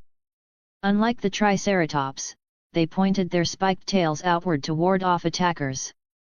The Parasaurolophus, not being one of their young, was left stranded outside the circle. Parasaurolophus? Carnotaurus? The Carnotaurus had assumed they were a package deal and was about to give up because their formation looked so solid. Oh, so you aren't together? Well, that makes things easy. A pattern of green, light green, and dark green peeled away from the trees, charging toward the Parasaurolophus. Under the sunlight, the figure constantly shifted colors, making the air around it appear warped and surreal. The Parasaurolophus had bolted the moment the anomaly appeared, but it was about to discover a horrifying fact. It couldn't outrun a Carnotaurus. Carlo watched the entire scene from the brush. Honestly? The Carnotaurus hunting skill was top tier. The camouflage provided tactical flexibility, and its explosive speed ensured a high success rate. But how the hell am I supposed to learn that? Want to read ahead of schedule? Head over here patreon.com/AlexandraSTL. Remove the hyphen for normal access. Chapter 21, Yo, no lunch for you either? Want to go steal some? The Carnotaurus hunting techniques were top tier, but Carlo simply thought, can't learn that. I'm out. He decided to head home and snack on his own family's leftovers. However, not every dinosaur was getting a meal today. Ceratosaurus 1 was currently soaking in the lake, cleaning his wounds. A few fish were drawn to the scent of blood, but Ceratosaurus 1 wasn't desperate enough to eat food he didn't like. His injury was the result of a mistake while hunting a herd of Sinoceratops. It wasn't deep or life-threatening, but a secondary infection could still kill him. A rustle came from the nearby woods. Ceratosaurus 1 stood up from the water, narrowing his eyes at the sound. Soon, Ceratosaurus 2 emerged from the forest. Seeing it was one of his own kind, Ceratosaurus 1 settled back into the water. Unlike Carnotaurus, Ceratosaurus are willing to share territory to an extent, provided things don't get too crowded. Especially between a male and a female. 2 waded in beside 1, also soaking in the lake. She seemed to be cleaning herself as well, though 1 couldn't see where she might be hurt. Roar! You didn't catch anything either, hey?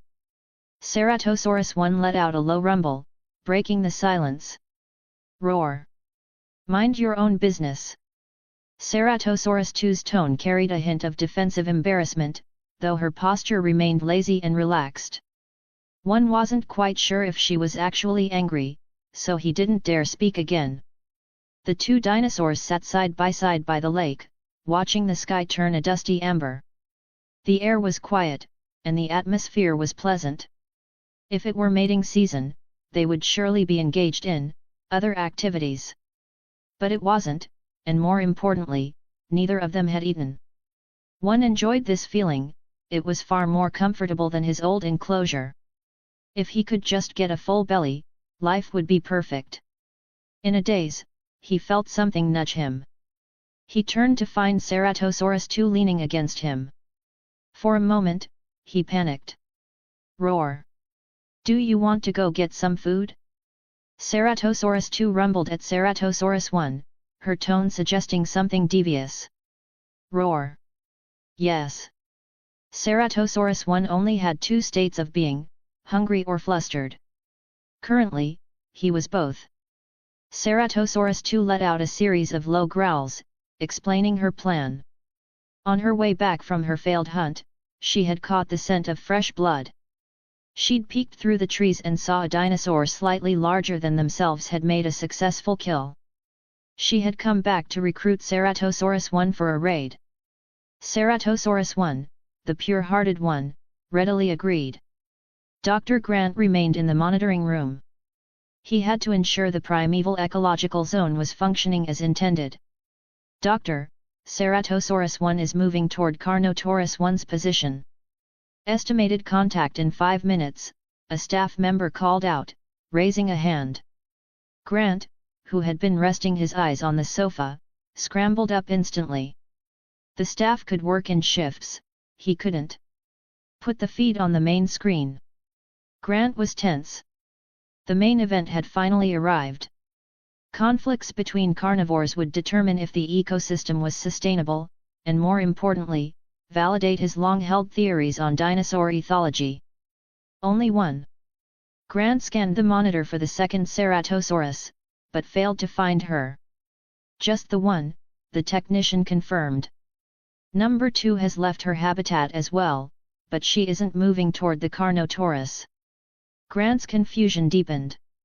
According to his theories, Ceratosaurus were likely cooperative hunters.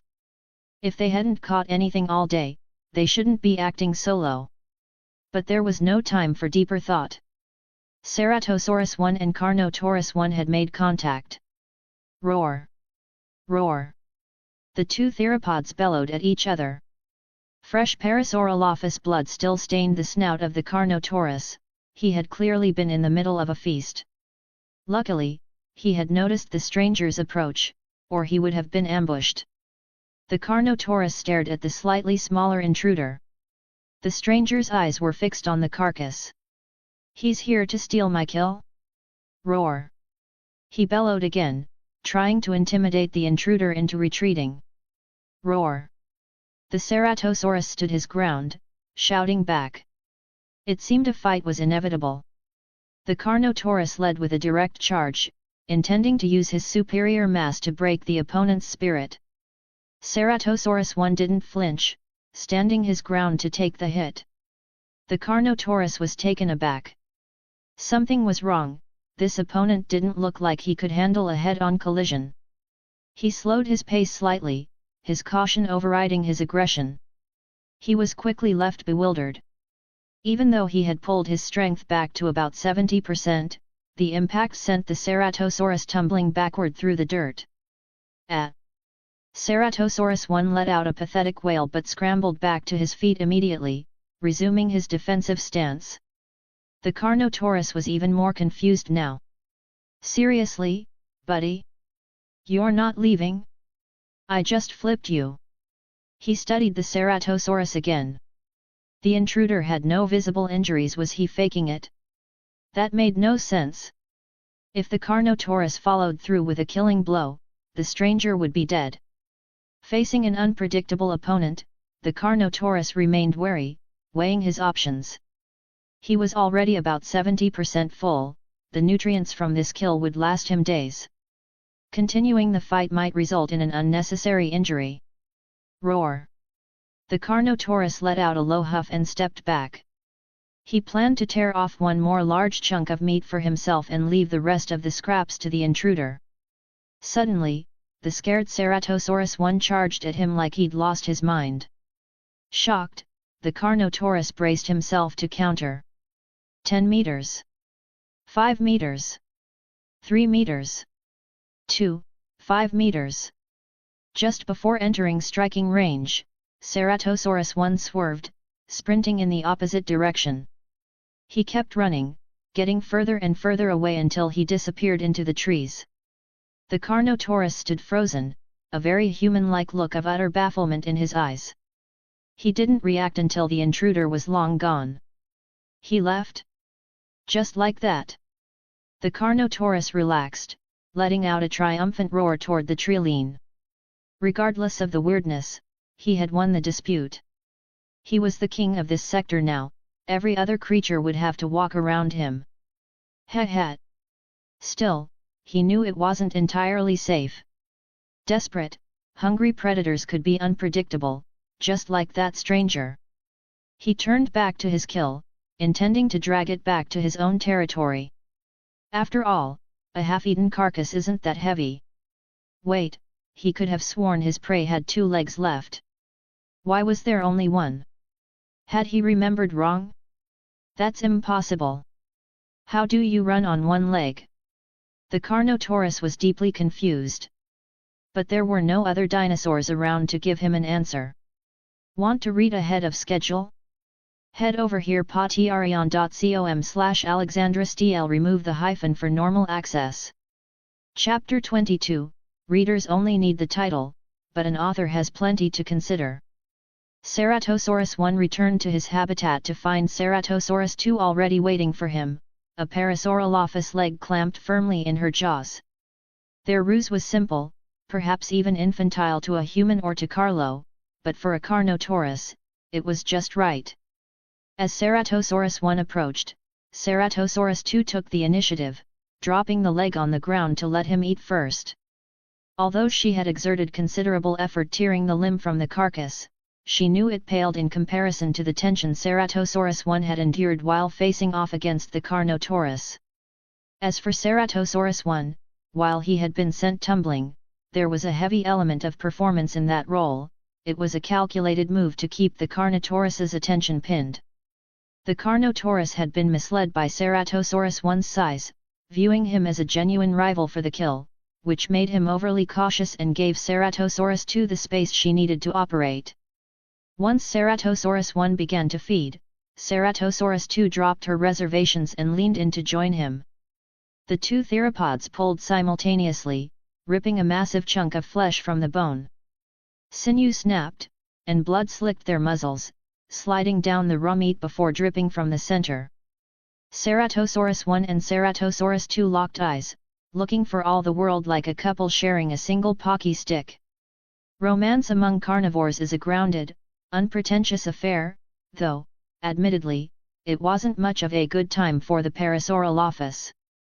A moment later, they pulled with a synchronized jerk, tearing the thigh muscle apart. A fresh spray of blood intensified their feeding frenzy. Virgin Dino 1 felt a wave of shyness. He looked away, unable to meet her gaze, yet secretly hoping for another moment like that.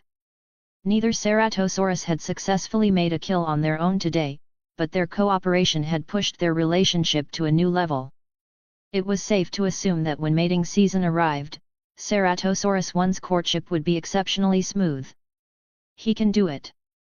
He can easily do it, damn it. Dr. Grant stood before the monitors in silence. In his mind, he was applauding, a quiet sense of awe washing over him. Brilliant. He wasn't admiring the Ceratosaurus tactic specifically, he was admiring the dinosaur ecology as a whole. For a long time, he had been trapped in a misconception. In his eyes, carnivores engaged in disputes to establish higher authority within a hunting ground. But he was wrong. Why would a carnivore need a hollow throne? Certainly, if an ecosystem contains a true apex predator like a Tyrannosaurus rex, achieving that status is the ultimate prize. But what about the Ceratosaurus? Together, they could have fought the Carnotaurus, seized the entire kill, and taken the top spot, but then what? The Carnotaurus would always remain a challenger. If either Ceratosaurus were ever caught alone, the consequence wouldn't just be a loss of status, they would face the Carnotaurus's retaliation for stealing its food. The Carnotaurus might not be as powerful as a T-Rex, but it wasn't something a Ceratosaurus could push around at will. 2 Ceratosaurs might not be able to kill a Carnotaurus, but one Carnotaurus could certainly kill one Ceratosaurus. Lowering their ecological standing was their best survival strategy. This theft appeared to be a victory for the Ceratosaurs, but in reality, it was a triple win. The Carnotaurus won once, he secured the higher ecological niche. The Ceratosaurs won twice, they obtained food while avoiding further conflict. Haha, this is killing me.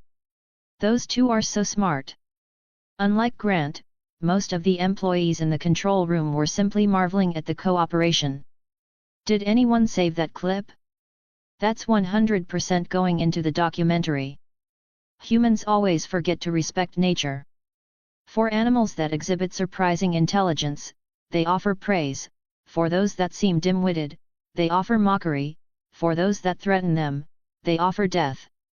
Grant hadn't been afraid of these living dinosaurs once, or rather, he hadn't revered them, until he stood face to face with them. How many people could accept that a stupid animal could kill them as easily as a man kills an ant? Oh my god, the way those two ceratosaurs are eating together is so romantic, a female employee sighed. The comment drew several stares. To most, the scene was a gore fest. Lady, you've got nerves of steel. Suddenly, Grant spotted an anomaly. He turned to the staff, his voice urgent. Enlarge the feed from camera 14 in Sector 2. Now. On the big screen, a new window popped up, obscuring the candlelit dinner of the two ceratosaurs. Carlo was working hard, dragging the Triceratops carcass deep into the jungle. It was slow-going and exhausting work, but he was determined. He's moving the body. Why? A staff member asked. I don't know, Grant replied shortly, his eyes gleaming as he tracked Carlo's movements. The Triceratops was massive. Even with portions already eaten, it was a heavy burden for Carlo. If he could have heard the humans' confusion, he would have told them, why don't you go ask the magic Compsognathus? Compsognathids are the best scavengers in the dinosaur ecosystem, but they lack any sense of professional ethics. After all, if there's fresh meat available, who wants to eat carrion? Carlo had seen those little thieves nibbling on his kill and decided to pantry the food in a tree. He had selected a crooked tree, reminiscent of an African acacia, located within their territory but a safe distance from their main nesting site. It was perfect. Dragging it was manual labor, but he had infinite stamina. Hard work does not equal tired me. The hollow in the crooked tree was 2 meters off the ground, but that didn't stop him. He had already finished off the meat along the Triceratops' spine, so he snapped the neck bone and, gripping the tail, began to strip the spinal column away. 1 rib, 2 ribs. Is this the large intestine? Gross. That's a gift for the compies. Is he, caching food? Grant mused. It wasn't entirely strange, research suggested even the T-Rex might have scavenged, and large carnivores having food preservation habits wasn't unprecedented. Carlo dismembered everything except the head and stashed the pieces in the tree. Standing 3 meters tall, the process was relatively easy. He left the scraps clinging to the bones and the entrails on the ground for the Compsognathus to deal with. As for the Triceratops skull, well, he'd let the compies clean it first. This was Carlo's first major trophy, he was going to take the bone home for his collection. The brush rustled behind him. Carlo knew it was Caroline, likely following the drag marks. Roar! Caroline let out a low huff, visibly confused by Carlo's behavior. Carlo looked up and chirped an explanation. A look of genuine bewilderment flashed in her eyes. We can do that? Regardless of whether Giganotosaurus had a history of food caching, they did now. Want to read ahead of schedule? Head over here patreon.com/AlexandraSTL. Remove the hyphen for normal access. Chapter 23, Carnotaurus, something. Something's not right. Carnotaurus 1 returned to his territory with his kill. To be precise, he was at the edge of his domain, right where the territories of the two Carnotaurus overlapped. Although he was nearly full, that didn't stop him from wanting to show off in front of his own kind. Predictably, Carnotaurus 2 was drawn in, though she was lured by the scent of blood. She hadn't managed to secure a proper kill herself, or at least, nothing that could actually fill her belly. A Parasaurolophus hatchling that had wandered away from its parents was hardly enough to satisfy her appetite. While Carnotaurus 1 kept his head buried in the Parasaur's carcass, he remained hyper-aware of his surroundings. The moment he confirmed Carnotaurus 2 was watching, he snapped his head up and let out a haughty, high-pitched roar. He was broadcasting his triumph and status, proving not only that his hunt was successful but that he had repelled other predators. His goal was simple: flaunt his strength and command respect from his peer. However, Carnotaurus too, currently stuck in that irritable state of being neither starving nor full, wasn't buying it. Since he clearly wasn't interested in sharing, she saw no point in listening to his posturing. She needed to head out again to find more food. After all, if Carnotaurus I had claimed a higher niche in the local ecosystem, then as his neighbor, she could surely benefit from the leftovers. Specifically, she intended to scavenge, or steal. Seeing Carnotaurus II leave, Carnotaurus I's grand display of dominance came to an abrupt halt. "Wait, where are you going? You're not even interested in this kill." He had actually intended to invite her to share the meal once he was done asserting his status. After all, she was not only a neighbor of the same species but a female, gaining her favor was a long-term investment. Little did he know that his behavior was exactly like an awkward bachelor, unable to look away from a female, failing to read the room, and being hopelessly try-hard despite his lack of social skills.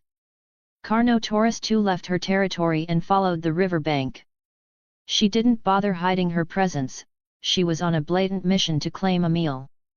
About half an hour later, she spotted a 2-meter-tall figure hunched over, eating something. Its head was obscured, so she couldn't quite identify it. Roar! She didn't opt for an ambush. Instead, she let out a direct challenge, attempting to intimidate the creature and drive it away. At the sound of the roar, Carlo looked up. A Compsognathus dangled from his jaws. He hadn't actually intended to hunt such small fry, but he'd spotted it and figured it would make a decent snack. Though he had detected Compsognathus II's scent long ago, he hadn't expected a tiny snack to attract the neighboring Carnotaurus. Wait, he'd seen the bull hunt successfully earlier this morning. This scent is different, a second one? Carlo calculated his odds silently as he sized her up. Carnotaurus II was equally surprised. Once Carlo stood at his full height, he reached over 3 meters. While she was still slightly larger, his sheer bulk was enough to make her cautious. But then, she saw the compy hanging from his mouth, and her aggression turned to bewilderment. "Are you serious, dude? You're eating that?" Carnotaurus II instantly lost interest in the fight. Roar! But Carlo wasn't letting her off that easily. He swallowed the compy whole and bellowed back. He was issuing a formal challenge for a duel. Roar! Carnotaurus II squared her shoulders and roared in return. She was confused. Hadn't this creature been defeated by Carnotaurus I earlier? Why was he so energetic? There were no visible wounds, and his roar was even more powerful than her own. But very quickly, she froze. She felt the ground begin to tremble. The source was coming from directly behind the 3-meter-tall youngster. 2 dinosaurs, significantly larger than herself, emerged from the dense foliage. Their rows of serrated teeth left no doubt about their lethality. Roar! Roar! 2 roars shook the air simultaneously. Mom and Dad had rushed over the moment they heard Carnotaurus II's initial challenge. The 2 Giganotosaurus took positions to the left and right of Carlo, shielding him between them. This isn't right. Carnotaurus II watched this scene unfold, her legs instinctively backing her up. "Damn you, number 1. You never said there were things like this out here." Carlo felt a twinge of regret. Mom and Dad had arrived too fast. He had really wanted to test his mettle against a carnivore of similar size. But seeing the Carnotaurus's skin rapidly shifting colors in a display of pure terror, he figured she was about to bolt. Sure enough, after cycling through several patterns to find the best camouflage, Carno II spun around and vanished into the treeline. Mom and Dad watched the shifting colors of the creature's skin with slight curiosity. They remained on high alert until they were certain she was gone. RRRGH. Mom let out a low rumble at Carlo, a clear warning, stop wandering out of the nesting grounds alone. It's dangerous. Carlo let out a submissive chuff in response. He knew his place, he was still a juvenile, and talking back to Mom was never a winning move. Carnotaurus II returned to her territory in a state of disarray. Carnotaurus I was still there, waiting for her. This time, Carnotaurus I had wised up. He let out a loud, inviting call to share the prey before continuing his tough guy display. Exasperated but hungry, Carnotaurus II had no choice but to walk over and accept the meal. Standing over the Parasaurolophus carcass, she hesitated for a moment, then looked up and gave a short, acknowledging huff of praise before expressing her confusion. "You defeated another predator?" Satisfied with the praise, Carnotaurus I responded haughtily. "Yes. The wretch tried to steal my kill, but he failed." Carnotaurus II found this hard to believe.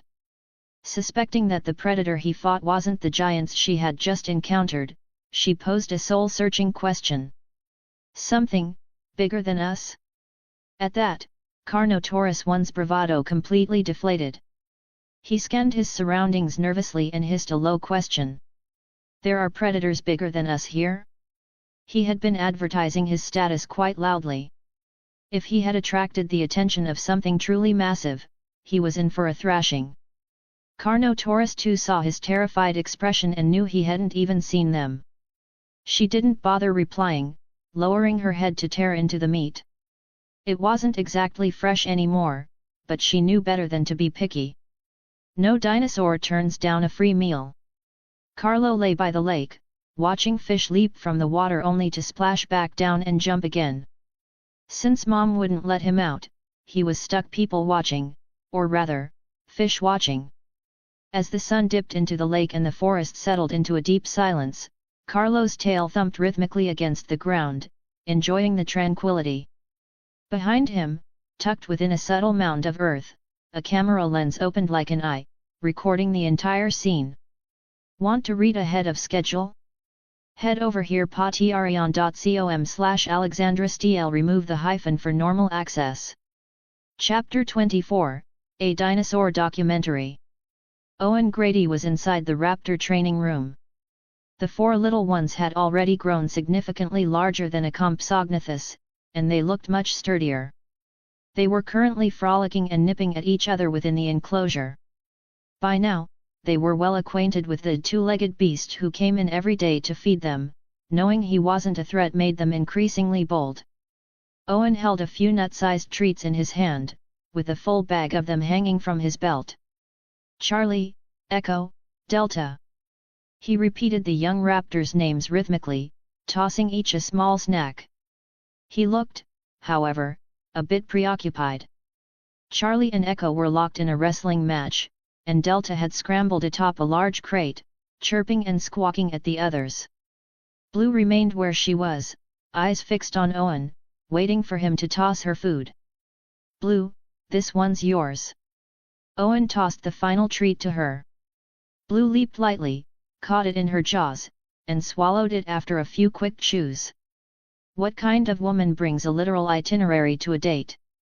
That was Owen's primary source of confusion. He could understand having a plan what to do first, where to eat, but setting strict time limits on every activity as if they were on a guided tour was just abstract. It felt like being in the middle of an intense gaming session only to have your mother yell that dinner is ready.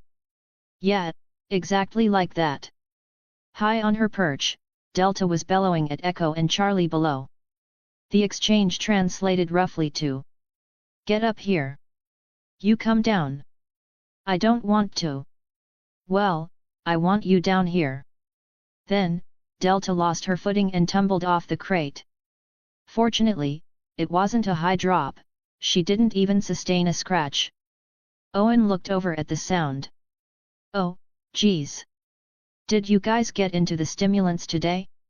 You're all way too hyper." Delta scrambled back to her feet with a quick roll and immediately went back to play fighting with Echo.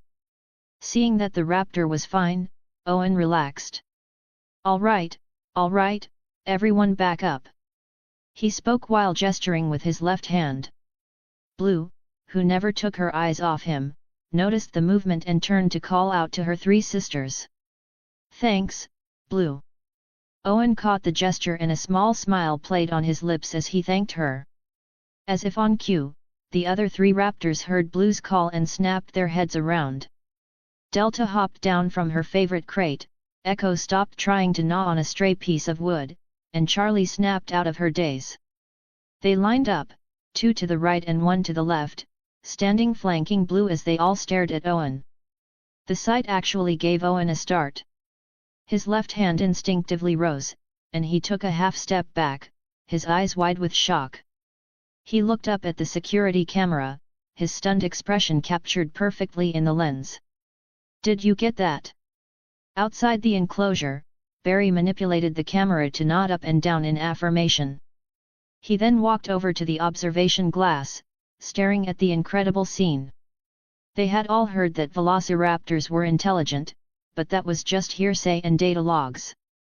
Seeing it with their own eyes was far more visceral than words on a page. Ding dong. X5. Barry's phone erupted with a series of notification chimes. Shaking off his surprise, Barry pulled the device from his pocket, frowning at the influx of messages. Who would be texting him this much? It's not like he had a girlfriend. He quickly realized the messages were from the official Jurassic World accounts across various social media platforms. To promote the upcoming documentary on the primeval ecological zone, the park had just dropped a global teaser trailer. This time, it was Barry's turn for his eyes to bulge. He turned his phone screen toward Owen in the training room and tapped twice on the glass. The sound drew the attention of both Owen and the confused raptors. Seeing Owen look over, Barry pointed frantically at the screen while mouthing the words. "Did you do this?" He knew Owen had been swamped lately working on a new sector, but he hadn't known the specifics. Owen couldn't make out the words through the glass, but he saw the Jurassic World logo on the phone and gave a smiling nod. When in doubt, smile and nod. If they look happy, you're on the same page, if they look horrified, you guessed wrong. Owen guessed right. Barry grinned, genuinely happy for his friend. The official push for the primeval ecological zone was massive. If it succeeded, Owen would be hailed as a key contributor. And what does that mean for the right-hand man? If the boss moves up, he pulls his team with him. Barry eagerly tapped the video. Primeval Ecology. A Jurassic World production. Inside a museum setting, an elderly man with white hair stood with his back to the camera, leaning on an amber-topped cane as he gazed at a towering dinosaur skeleton. He began to speak, his voice slow and resonant. Earth, this precious jewel, was once a kingdom that gave rise to countless giants. The man turned around, revealing a kind, familiar face. It was John Hammond. Though he had long since passed, modern digital reconstruction made his presence seamless. The great dino hunters once thundered across this ancient continent. The scene shifted. Carnotaurus I lunged from the forest, pursuing a fleeing Parasaurolophus. Singing the immortal legends of life's history. A herd of Sinoceratops formed a defensive circle, letting out low bellows to ward off a prowling Ceratosaurus. They, alongside giants as majestic as mountains, forged a miracle upon the path of evolution. The camera gazed up from the grass as a Brachiosaurus lifted its head from a lake, standing tall enough to stare directly into the sky. When we look back on the golden age that belonged solely to them. A tiny Ankylosaurus hatchling broke through its shell, blinking up at its tank-like mother. Stegosaurus grazed alongside a family of Parasaurolophus, sharing the lush undergrowth. As the rulers of this vast land, an adult Giganotosaurus charged a Triceratops. The two behemoths collided with a dull, heavy thud. A Diplodocus lashed its tail against the ground, sending a spray of green vegetation into the air like a wave. They performed, in their own way, a masterpiece for those who followed. The sun began to set, setting the sky and the lake ablaze with fire. A hymn of life from the kingdom of dinosaurs. Carlo appeared on screen, his back to the camera. He lay by the lake, his tail swishing lazily up and down as he watched the crimson afterglow fade from the sky. He let out a soft, melodic trill toward the heavens. With the progress of our research, their stories are no longer a secret to us. The camera returned to Hammond. His gaze shifted from the skeleton back to the lens. The ancient sheet music has been placed upon the piano, waiting for us to play. So, what are we waiting for? The tone and visuals shifted instantly to a high-energy montage. The official documentary premieres globally on July 10. Purchase a Jurassic World VIP pass to unlock exclusive, 24/7 ecological live streams. Want to read ahead of schedule? Head over here patreon.com/AlexandraSTL. Remove the hyphen for normal access. Chapter 25, A Troll at Heart, You Think You're So Noble Hunting for Fun. Note: all dinosaur ecological behaviors in this text originate from the author's imagination. Holy crap, big news! Jurassic World's official promotion was hitting all the right marks.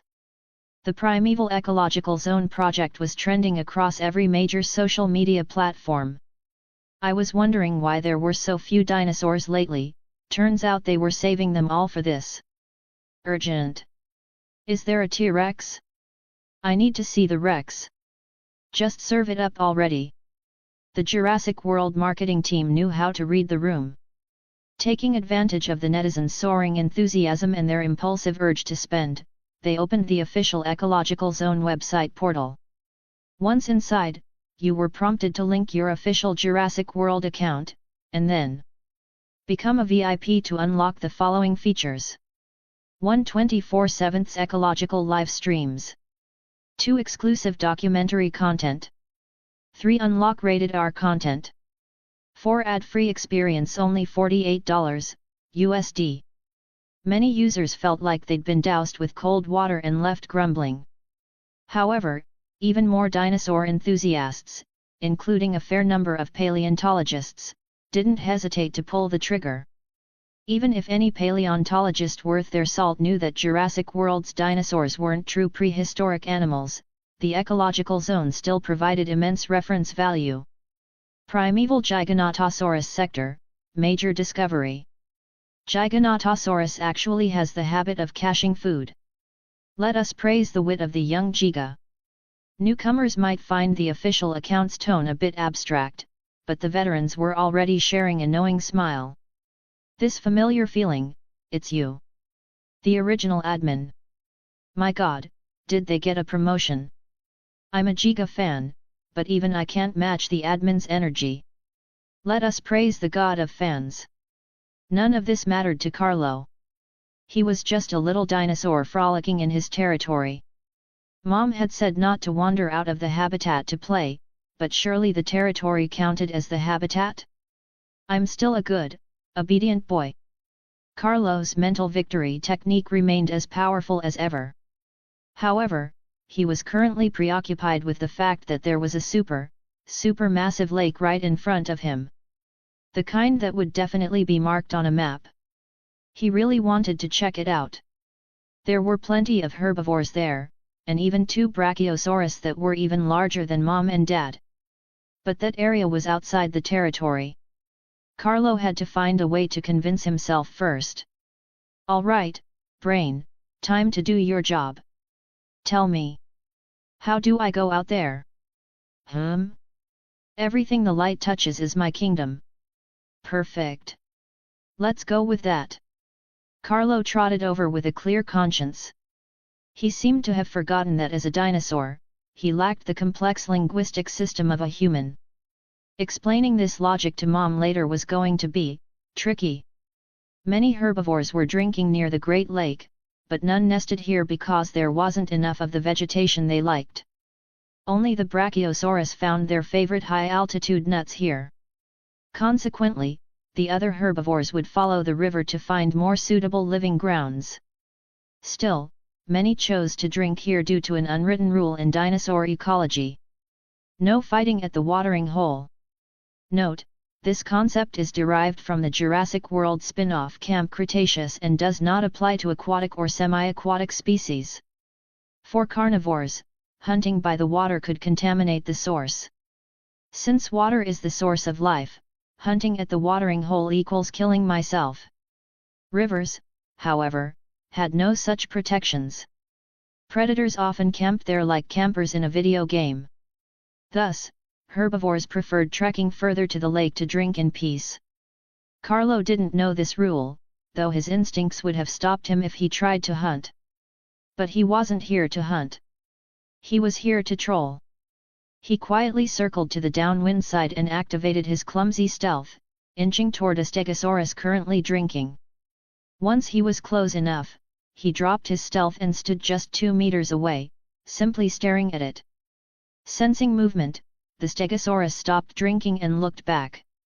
It saw a rather goofy-looking fellow standing right next to it. "Hello there, Carlo." The stegosaurus simply decided the kid was a bit slow and went back to drinking. Carlo felt insulted. He expected fear, or perhaps a defensive tail swipe, and he was prepared for either. Instead, he was ignored. Agitated, Carlo let out a light roar. The stegosaurus didn't even lift its head, it just shifted one position to the side. It thought Carlo wanted its spot to drink. Carlo was even more baffled. This isn't right." He stood there for a moment before finally deciding to drink along. He had to, the other guy had given up the spot. If he didn't drink now, it would feel incredibly embarrassing. Carlo took 2 sips and left. He wasn't even thirsty, he was just covering up his social awkwardness. This only confirmed the stegosaurus's suspicion. Takes 2 sips and leaves. Definitely a slow kid. Ignoring the stegosaurus, Carlo continued wandering the lakeshore. He realized the herbivores here weren't afraid of him, but he eventually found a new target, an ornithomimus heading for a drink. Carlo stepped forward and blocked its path. Confused, the ornithomimus tried to sidestep him. Carlo blocked it again, staring it down with an aggressive gaze. The ornithomimus began to panic and switched directions. Carlo blocked it a 3rd time. "Help! A delinquent is harassing a lady." This time, the ornithomimus truly panicked. It opened its beak wide, let out a squawk, and then flop! It collapsed to the ground. Carlo was stunned again. Why did the herbivores here have such glass hearts? He nudged the fallen ornithomimus and realized it was still breathing. So it hadn't died of fright, it had just fainted. Like a curious toddler, Carlo wandered around the edge of the lake, peering at this dinosaur, then that one. For those with a strong constitution, he was an annoyance, for those with weak nerves, he was a living nightmare.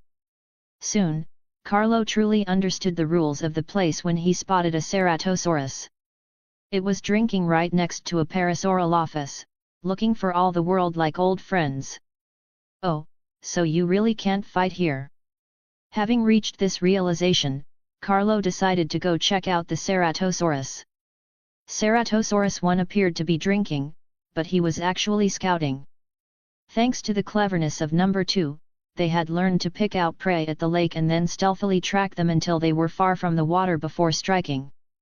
Thus, Carlo had been under number 1's gaze from the moment he appeared. The Ceratosaurus thought Carlo was a master. When the newcomer had approached in stealth, there wasn't a sound or a scent, and if it hadn't been for that light roar, number 1 wouldn't have noticed him at all.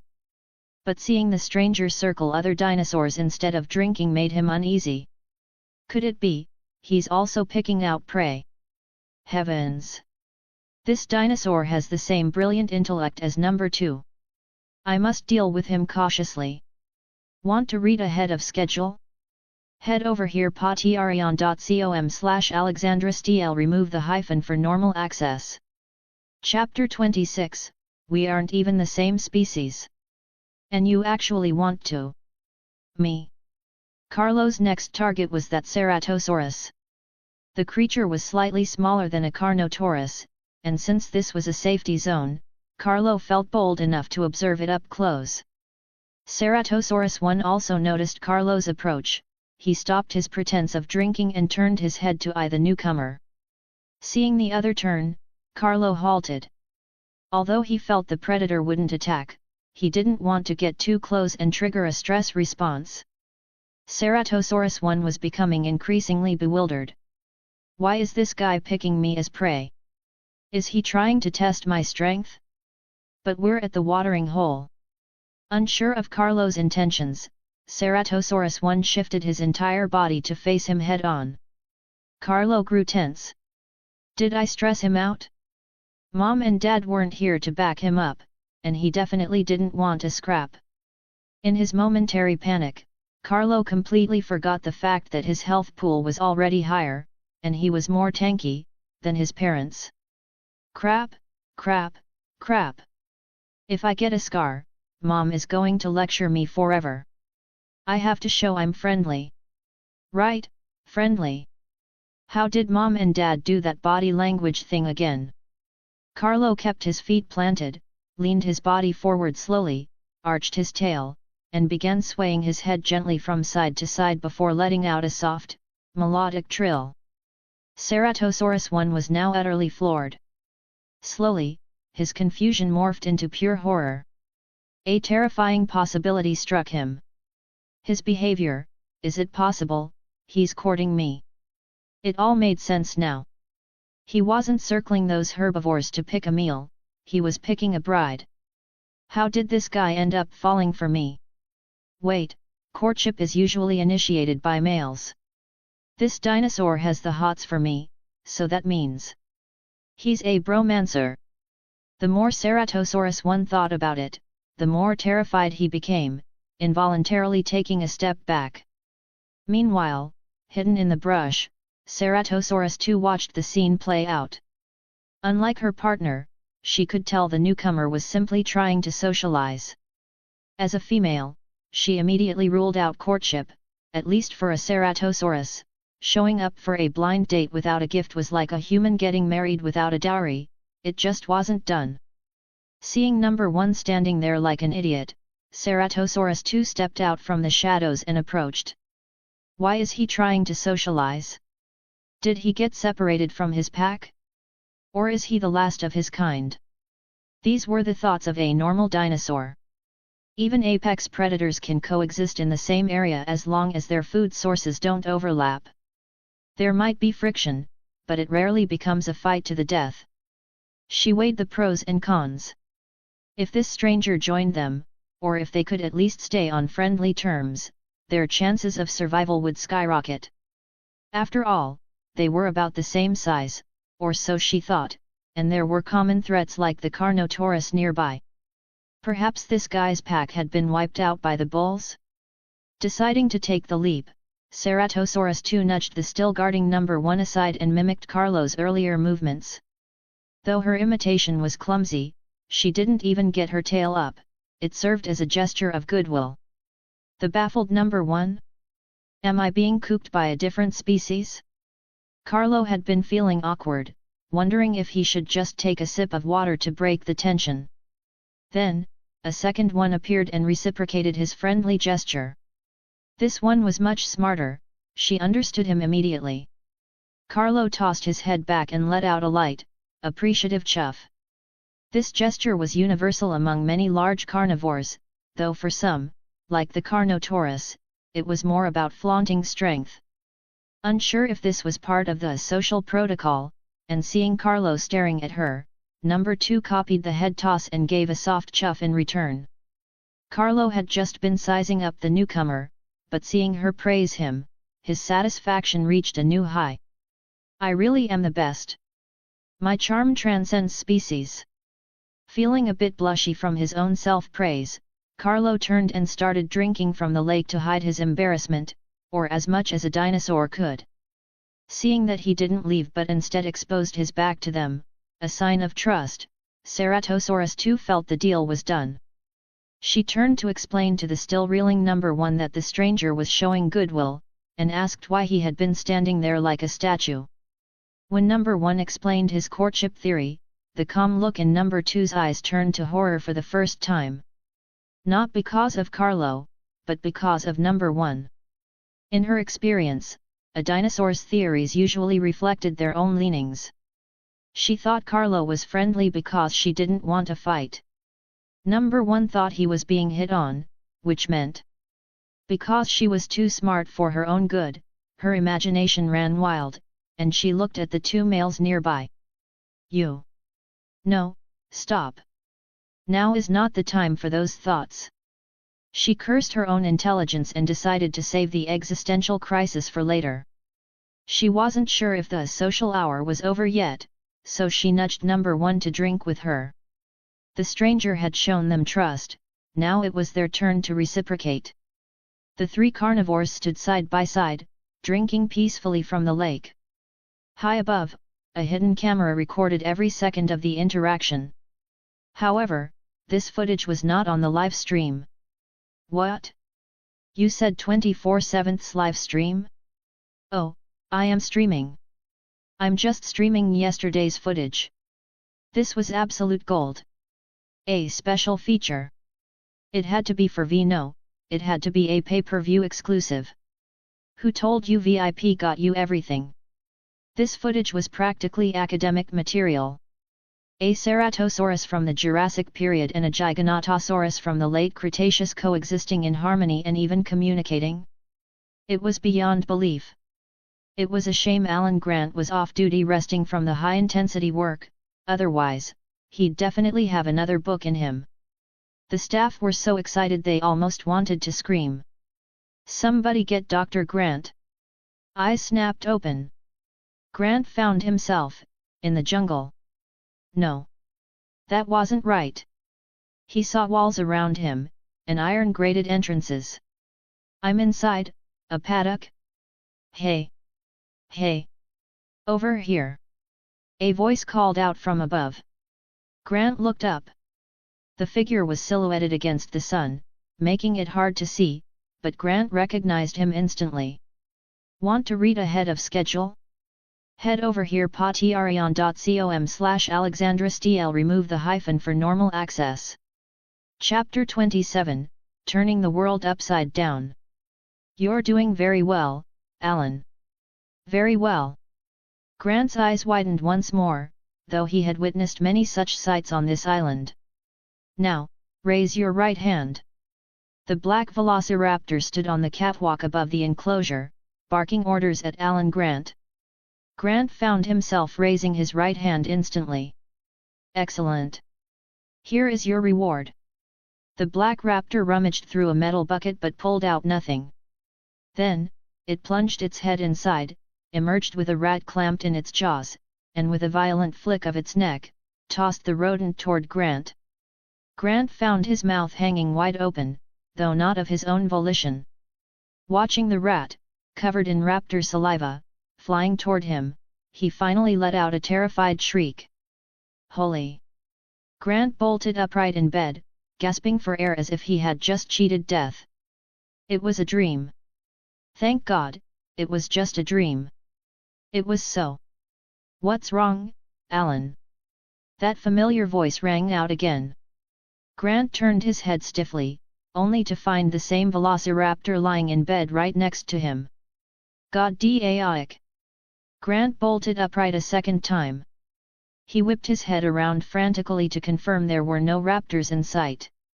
Only then did he truly exhale. Looking out the window, the sky was gradually fading into dusk. Sigh. Grant let out a heavy breath. Ever since he had arrived on this island, these strange bedfellows' nightmares had been recurring every few days. Groping around the bedside, he grabbed his phone and saw that the Jurassic World official website had launched the Primeval Ecological Zone page. Everything seems to be on track, Grant thought silently. The corporation was surprisingly humane, providing all staff members with internal accounts to browse all content for free, though they were required to sign an additional non-disclosure agreement. After all, the company intended to milk this for every penny it was worth. As Grant scrolled through the latest updates, his eyes widened. His expression shifted from shock to a grimace, finally settling on utter disbelief. My God! Even a man as composed as Grant couldn't help but utter a breathless exclamation. Dear Lord! Another exclamation of awe came from Lowry, far away in the control room. If paleontologists ever found out that two different species from two entirely different eras could communicate, what would the fallout be?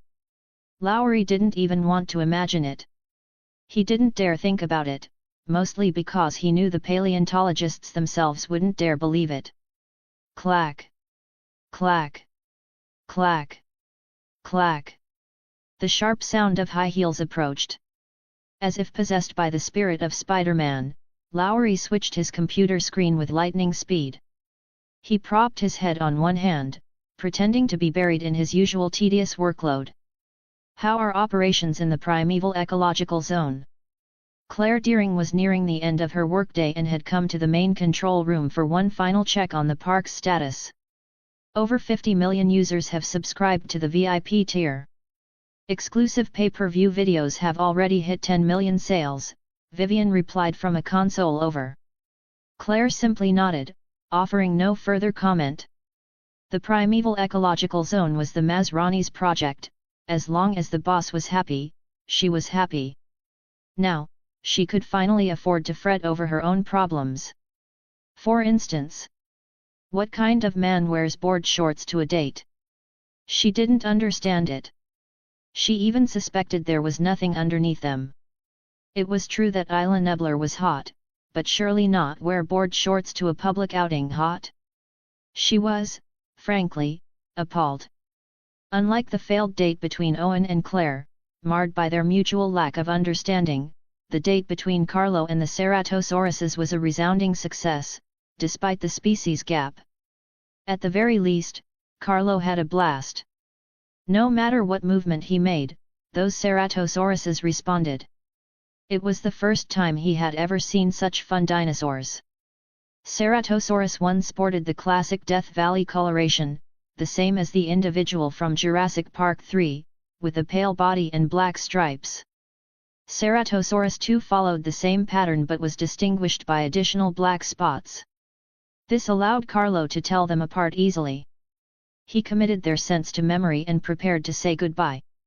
After all, he had snuck out to play.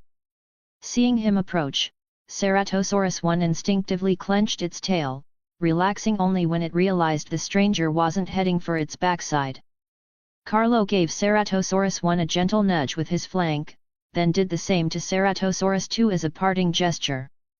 He had considered nuzzling them, but figured that might be a bit too intimate for a first meeting.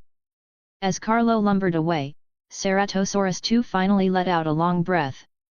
Communicating with other species is exhausting. Ceratosaurus 1 hissed sharply, the nudge from earlier actually hurt a bit. That guy is definitely a heavyweight. He let out a low growl, questioning Ceratosaurus 2, are we still hunting today? Ceratosaurus 2 looked at Ceratosaurus 1 with confusion and grunted back, of course. Why wouldn't we? Ceratosaurus 1 could only reluctantly agree. Today had been far too eventful. The poor Ceratosaurus duo hadn't even realized they'd spent the entire day playing with a toddler. Carlo didn't return directly to his habitat. Instead, he took a detour to their previous food cache. Likely because the Compsognathus couldn't reach the meat hanging in the trees, they had picked the Triceratops skull Carlo left on the ground completely clean. However, they hadn't touched the rotting intestines he'd discarded. That spot had become a kingdom of flies. Carlo silently condemned the compy's wasteful behavior and decided to throw those bits further away next time. He picked up the Triceratops skull in his jaws, planning to wash it in the river before heading back. That way, he could tell his mother he'd spent the day cleaning his trophy. Hee, I'm a little genius. The river water washed away the last traces of debris clinging to the bone. Carlo lifted it, shook it dry, and happily trotted home. After placing the skull under his favorite tree, Carlo began to appreciate it properly. The lower jaw was missing, either washed away by the river or dropped on the trail, but it didn't matter. There were several small grooves on the crest, likely from when his father had chewed on it. Regardless, this was Carlo's very first trophy. Once the skull was positioned upright, his playful side took over. He slid his head into the back of the skull, pretending to wear it. Hee, I'm a Triceratops. Carlo tried to stand up and balance the skull on his head, but he failed. The heavy bone flipped forward and landed face down in the dirt. Carlo felt a twinge of disappointment. According to the snippets of information in his mind, if he could wear this, he'd be the world's most primitive cosplayer. Repositioning the skull at a more aesthetic angle, Carlo flopped down in the shade of the tree. It would be nice to have someone to play with. Carlo was both lucky and unlucky. He was the only survivor from his clutch. For months, he had been his own only playmate. But today, he'd made some Ceratosaurus friends, right? Maybe he'd go find them again tomorrow. Or maybe he'd go look for Carnotaurus 1 and Carnotaurus 2. Mama Dino? Want to read ahead of schedule? Head over here patreon.com/alexandrasdl, remove the hyphen for normal access. Chapter 28, God is fair, supposedly. I swear to God, I just don't get it. As a lowly Dryosaurus, I've never seen trees this tall in my entire life, yet the leaves of those very trees are what I'm supposed to eat. If it weren't for the massive size difference, I'd suspect my biological father was a Brachiosaurus. And that's not even the most ridiculous part. The most ridiculous part is that everyone in this sector can kick my ass. The carnivores want to eat me, the herbivores want to trample me, and even those skinny-legged gallimimus look like they could take me in a fight. Since I can't reach the leaves I actually like, I'm stuck eating these damn shrubs and bushes. It's like my sole purpose in life is to convert scrubgrass into protein and fat just so someone else can come along and finish me off. Lately, even taking a leak has become a struggle. Don't get me wrong, I don't have prostatitis, and my bladder is perfectly healthy. It's just that every time I step out to do my business, this little prick is there, staring me down. Its eyes are better than a damn Brachiosaurus. I can only ever see one side of a Brach's face, but I can see both of this thing's eyes at once. If it just wanted to watch me pee, I wouldn't mind so much. But it doesn't. Looking at its ugly mug, I just know it wants to tear my prostate out. I've spent a lot of time contemplating the urination issue. I figured I should just stay inside as much as possible. If I really have to go, I'll just go in the camp. But my herd mates weren't having it. They said the smell would attract nasty things and told me to get lost and pee somewhere else. What kind of nasty thing follows the scent of piss to find us? Honestly, that thing needs to go wash its nose and rethink its life choices. Picking a fight with a total loser like me, who gets bullied by every dino on the island. Talk about having a screw loose. Eventually, I reached a conclusion: if I don't drink water, I won't have to pee as much. I put my theory into practice. Then I discovered something. If I don't drink water, I'll freaking die. Fine. Listen to that sound, the little brat is definitely out there now. I know I should run, but I don't dare. I'm already blind because the bastard spat in my eyes. If I stay still, it can't reach my neck, but if I run blindly into a tree, I'm dead for sure. Why is my life such a steaming pile of garbage? Meanwhile, a Dilophosaurus approached, staring up at the Dryosaurus, which was somehow taller than itself, trying to figure out how to kill the damn thing. I swear to God, I just don't get it. As a Dilophosaurus, I should at least be as tall as a Dryosaurus. Why am I the size of a golden retriever? Did my ancestors catch some kind of shrinking disease? Being short wouldn't be so bad, my ancestors couldn't spit venom, but I can. What's ridiculous is that everyone in this sector can kick my ass. Stegosauruses can crush me, Ankylosauruses can flatten me, and even a pack of Compsognathus treats me like a drive-through snack. I finally found a soft target, and I can't even finish the job. And that's not even the most ridiculous part. The most ridiculous part is that I have a total sad B for a pack leader. After realizing we're the bottom of the food chain in this area, the boss just wagged its big tail and said, "Since that's the case, there's strength in numbers. Let's start breeding like crazy." God damn it! My ancestors really did catch something nasty. Our generation is completely screwed. I wasn't ready to just give up, so I tried to nudge the boss's logic in a different direction. I asked, but we don't have enough food. What happens if we have kids and there's nothing for them to eat? The boss took my advice to heart and immediately sent me out to find food.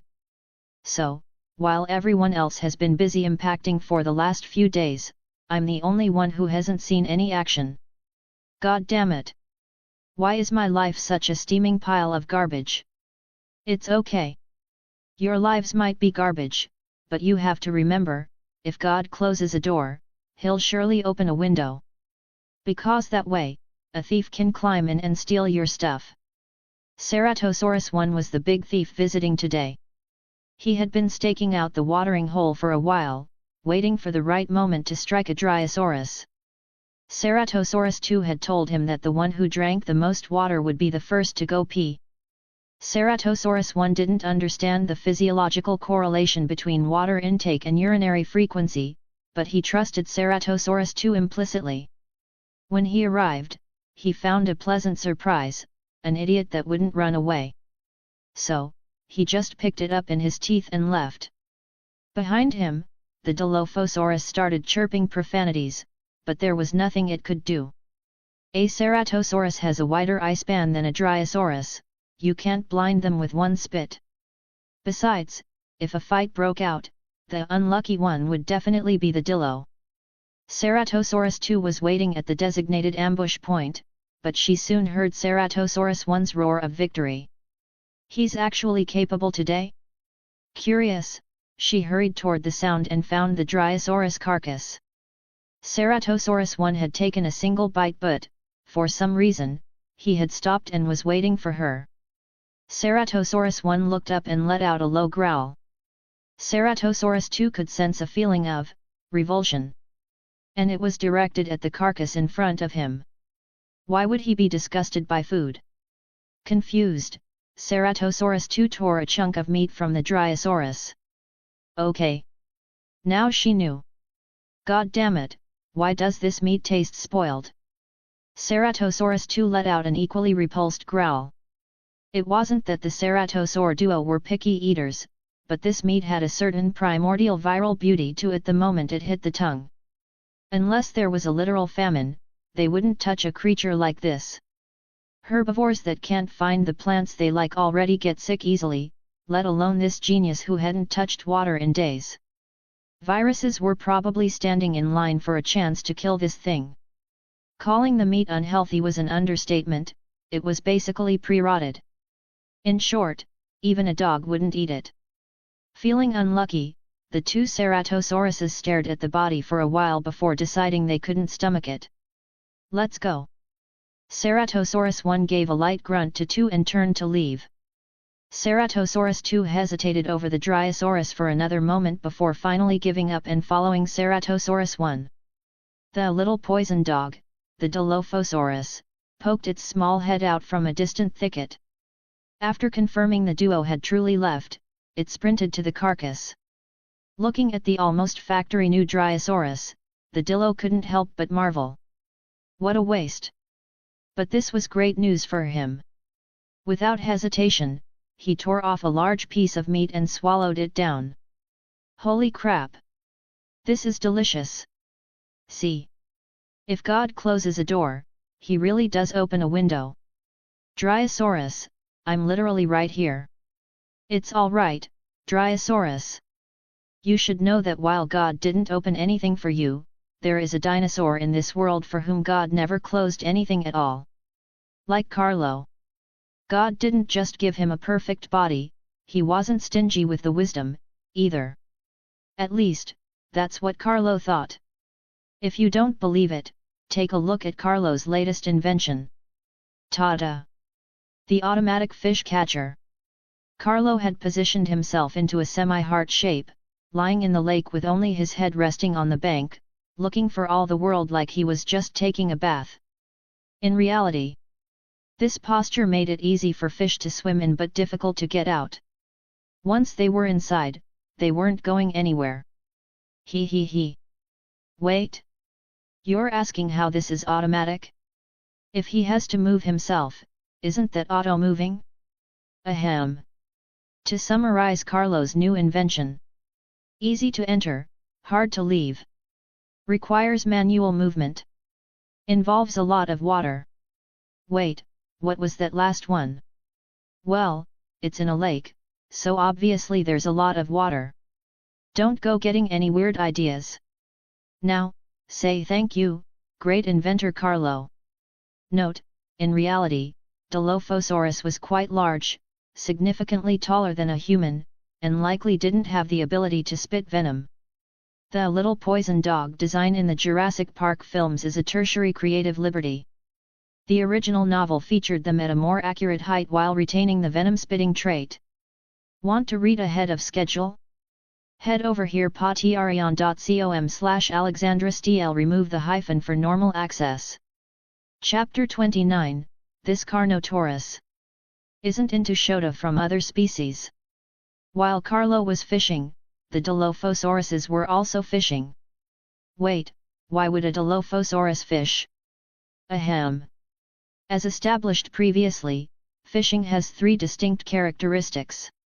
If an activity meets those three, how can it not be called fishing?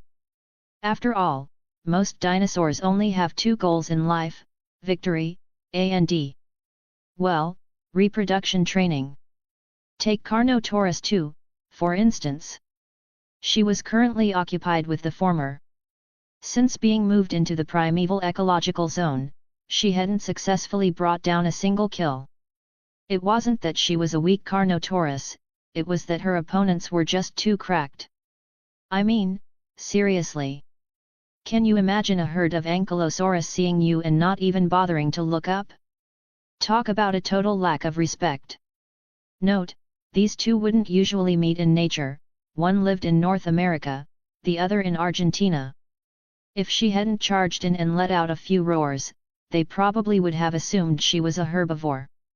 Eventually, she had retreated, only because she felt insulted, mind you. It definitely wasn't because their club tails could snap trees like toothpicks. Definitely not. Carnotaurus 2 had failed again, but a Carnotaurus never loses heart. Carlo rose from the water's edge, lake water dripping steadily from his frame.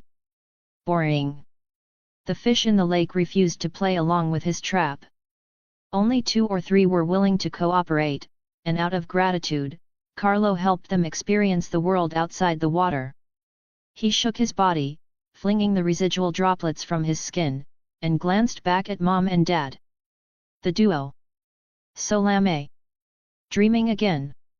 Even Carlo didn't know why these two Giganotosauruses slept so much. Was it to conserve energy? Or did extra sleep lead to a longer lifespan?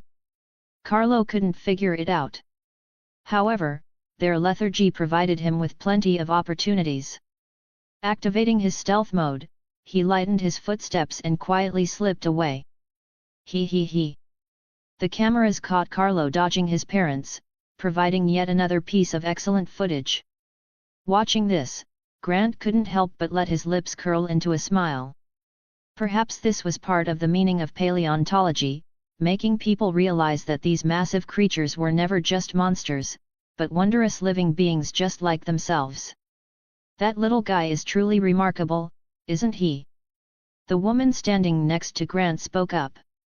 Yes, the same employee who previously thought the Ceratosauruses sharing a Parasaurolophus leg was romantic. Today, it was finally her shift to monitor the Giganotosaurus paddock. Aside from the flirty Ceratosaur duo, this subadult individual was her biggest interest. Dr. Grant looked a bit puzzled but remained silent. This dinosaur feels different from the others to me, she continued, almost talking to herself. To my eyes, all the other dinosaurs are just eating and sleeping, surviving day to day. But he's different. He's exploring the world. He really is like a child, full of curiosity about everything. If he wants to do something, he just goes and does it. She paused, turning to Grant. Doctor, do you understand that feeling? It's like the first time I truly realized that everything around me is actually alive. I mean, I knew that already, obviously. But I used to treat them as background noise, as interludes. But since I came here and saw how these dinos live, I finally understand, every interlude you've ever heard is actually a main theme you just didn't know yet.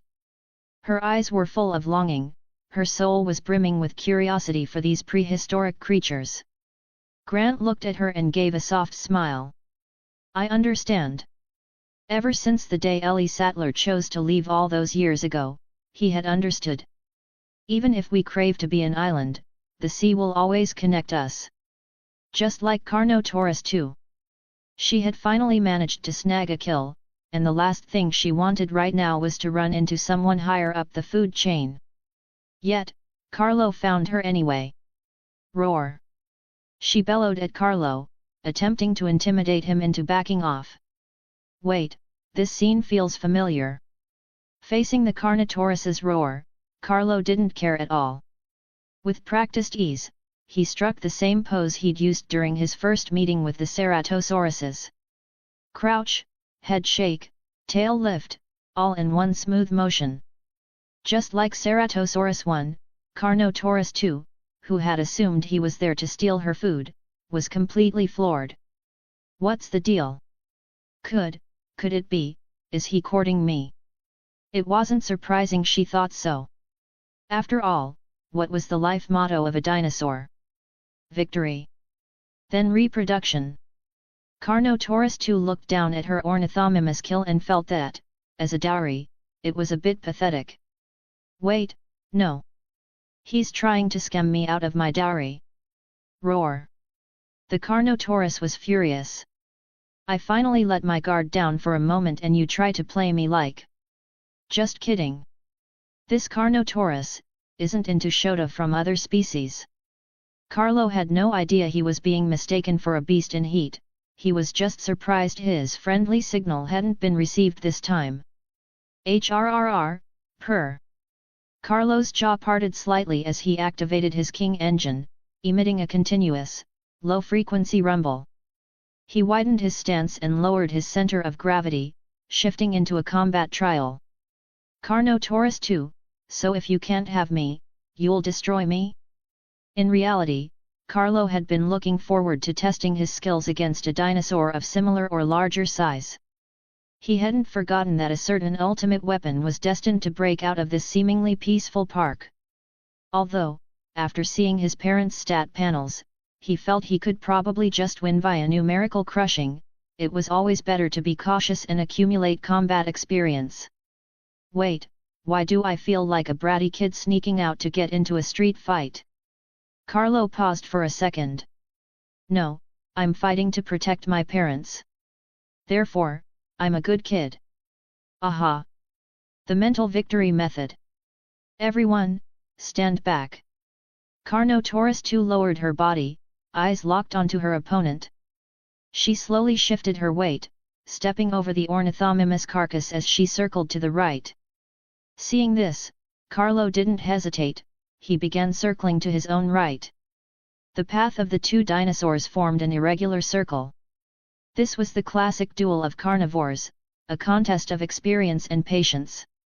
Like European knights justing on horseback, both dinos were covered in openings while in motion. The challenge was figuring out how to seize an opening one step ahead of the opponent. In a duel like this, the most important thing was not to lose your cool. It started as a test of skill, sparring until a point was made.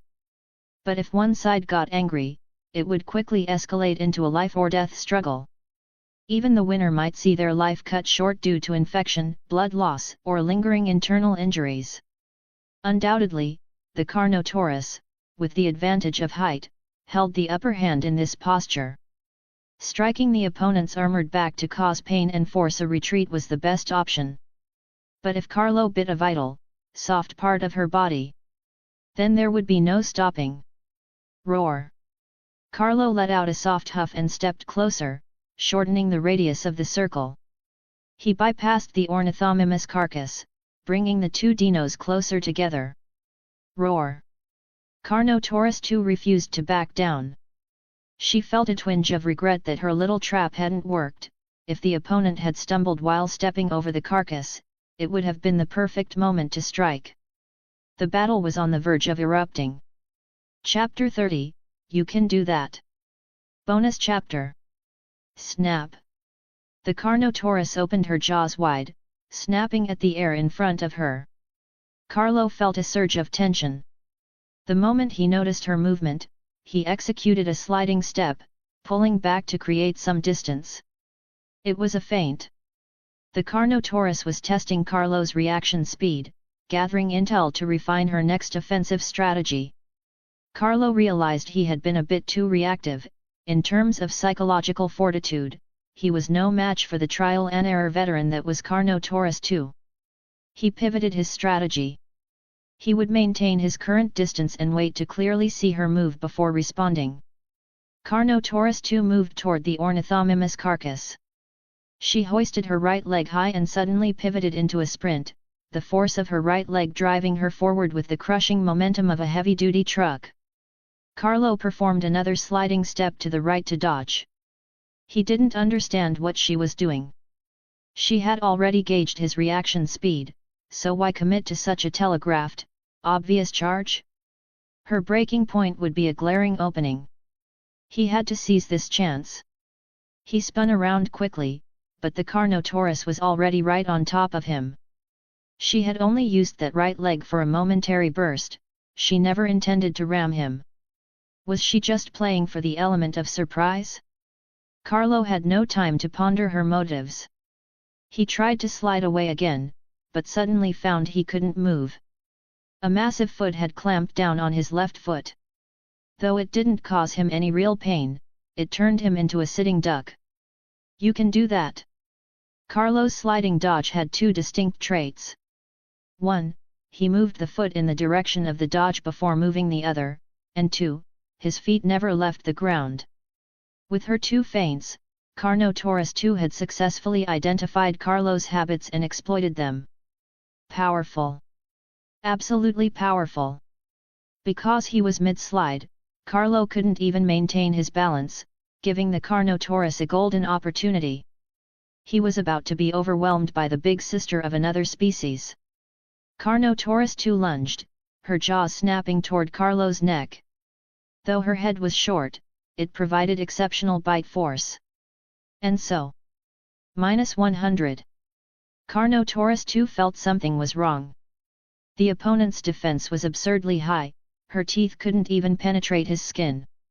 She had to change tactics immediately. She released her grip, intending to strike at Carlo's neck from the side and use brute force to bowl him over. But that gave Carlo the opening he needed. Without the downward pressure, Carlo quickly retracted his outer foot, restabilizing his center of gravity. Then, he lunged into her chest. He wasn't trying to act cute. The Carnotaurus had pinned his foot to restrict his movement, a clever move, but it also meant her own center of gravity wasn't exactly stable, was it? Perhaps she was confident in her own mass, thinking her weight alone would prevent Carlo from exerting force against her foot. But now, care to guess, why it didn't hurt me? Because Carlo had driven himself into her chest, she could no longer reach his neck. She lowered her body further, putting all her weight onto Carlo's left foot to try and shove him out from under her. That was exactly the chance Carlo was waiting for. Since her center of gravity had dropped to the same height as his, from this moment on, it was a fair fight between two creatures of the same size class. Carlo's left foot pushed back, disrupting her balance, while his body shoved her upward and to the side with all his might. The Carnotaurus realized the danger, but it was too late. Roar-a-woo! Thud! Dust billowed. The Carnotaurus flipped onto her side and hit the ground, letting out a confused, startled shriek. Flipped on her side, Carnotaurus II had her soft underbelly exposed right in front of Carlo. Any dinosaur could have gone for a lethal, deep strike right then. Carlo didn't go for the kill. Instead, he planted one foot on Carnotaurus II's body and let out an ambiguous roar of victory. Roar! Battle is great! Carlo didn't know why the information in his head told him he had to roar at the sky after winning, but it felt incredibly cringy. He lifted his foot from Carnotaurus II, gave his body a shake, and turned to walk away. Hey? You're not going to kill me? Seeing him leave, Carnotaurus II cautiously lifted her head for a peek. Really? No killing?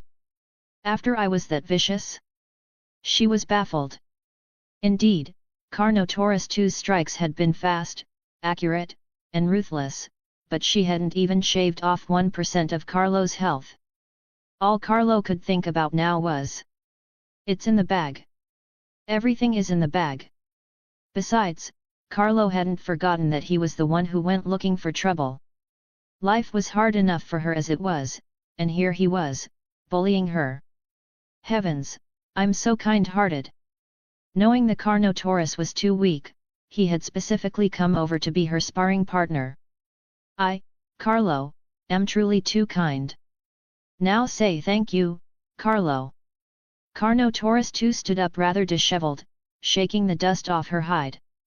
Then, she noticed her prey was still lying there, completely untouched. Wait, seriously? Now Carnotaurus II was genuinely stunned. What was the point of that? You didn't want the food, you didn't want the territory, why the hell did you fight me? Is fighting just your hobby? Are you insane? She picked up her prey and watched the direction Carlo had vanished in. She had many choice words she wanted to share with him. If Carlo had come back at that moment, she would have offered a very warm greeting to his ancestors. Carlo had a great time today. Grant, however, was not having a great time. He had nearly been scared to death. Even as a paleontologist, he couldn't comprehend why Carlo would go out of his way to provoke a predator larger than himself for no reason. He's out of his mind. It's not like you're starving. Why pick a fight with her? Do you have a death wish? He finally understood why female employee described the fellow as doing whatever he wants. Well, she wasn't wrong. Whew! Grant let out a long sigh of relief. The primeval ecological zone had basically stabilized, aside from the Dilophosauruses and their inexplicable fishing activities. Perhaps in just a few more days, he could leave. If he saw these creatures again, it would only be through videos on the website. Maybe saying goodbye like this was for the best. Especially that damn velociraptor.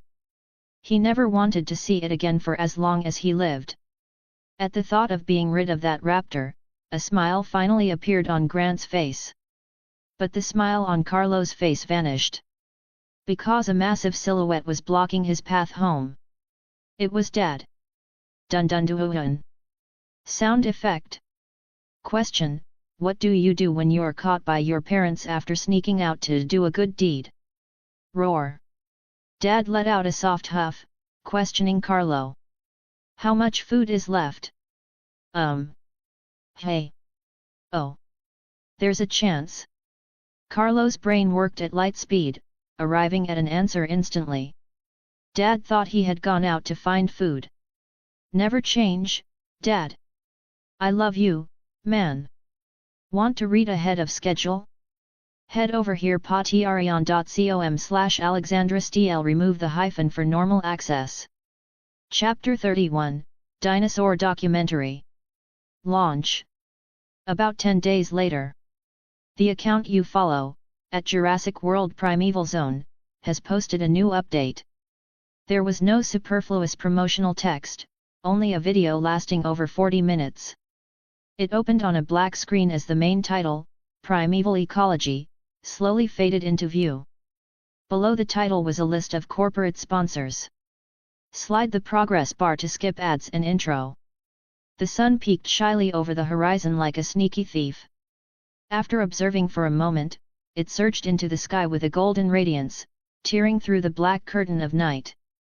Soon, a massive silhouette occupied the screen.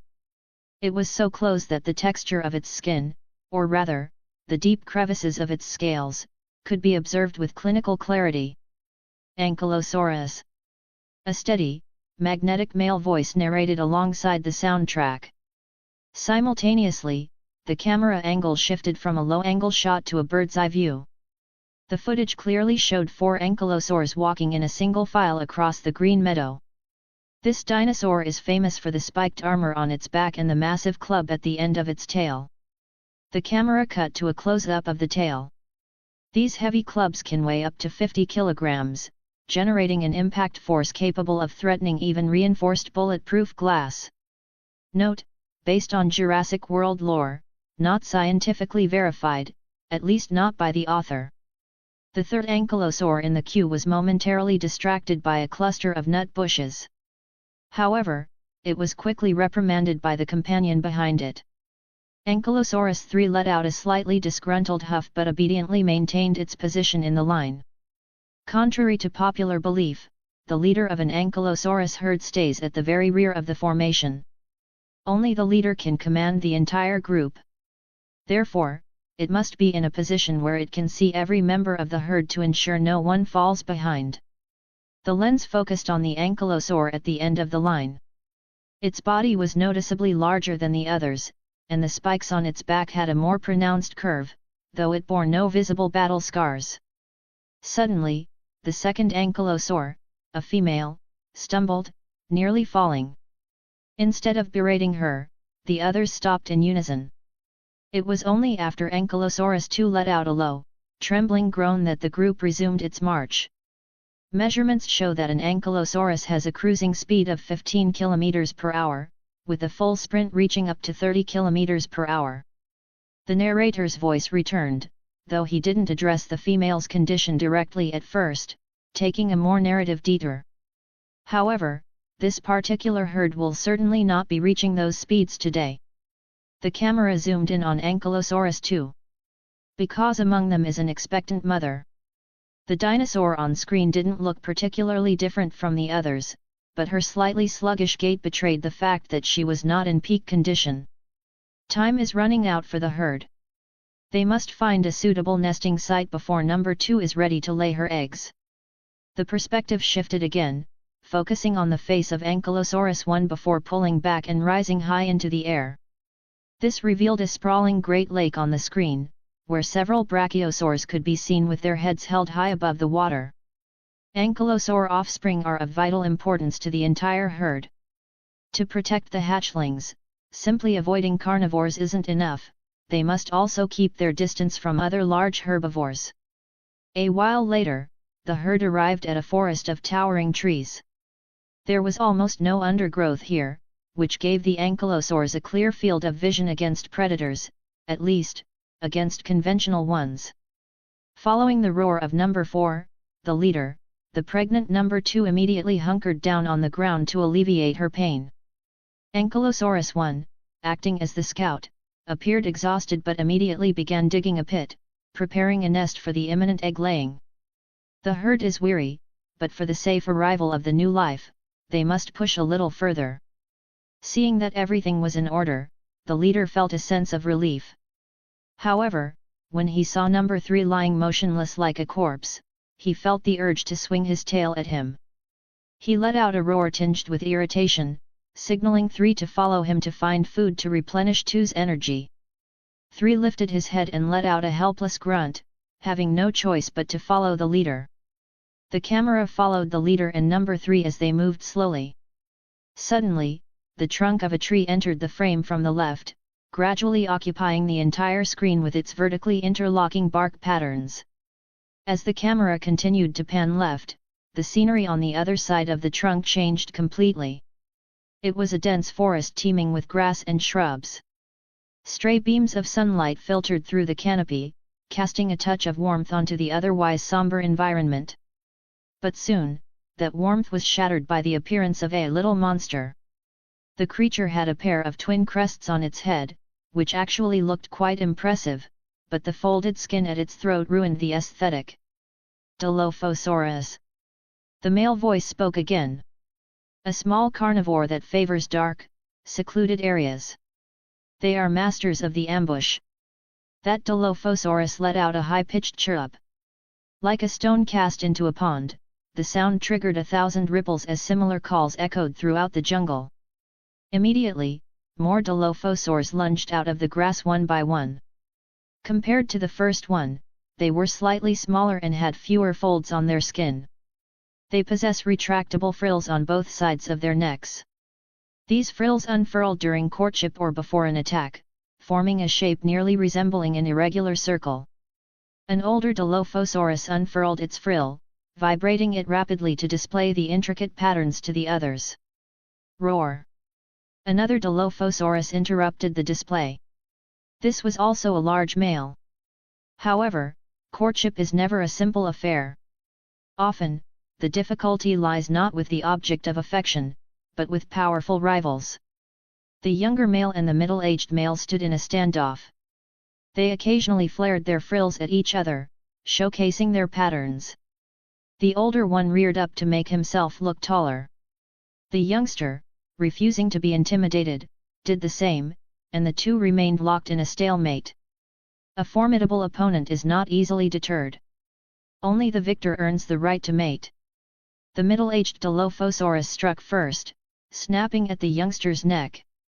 Still reared up, the younger one tried to dodge the sneak attack, but his balance faltered, and he tumbled backward.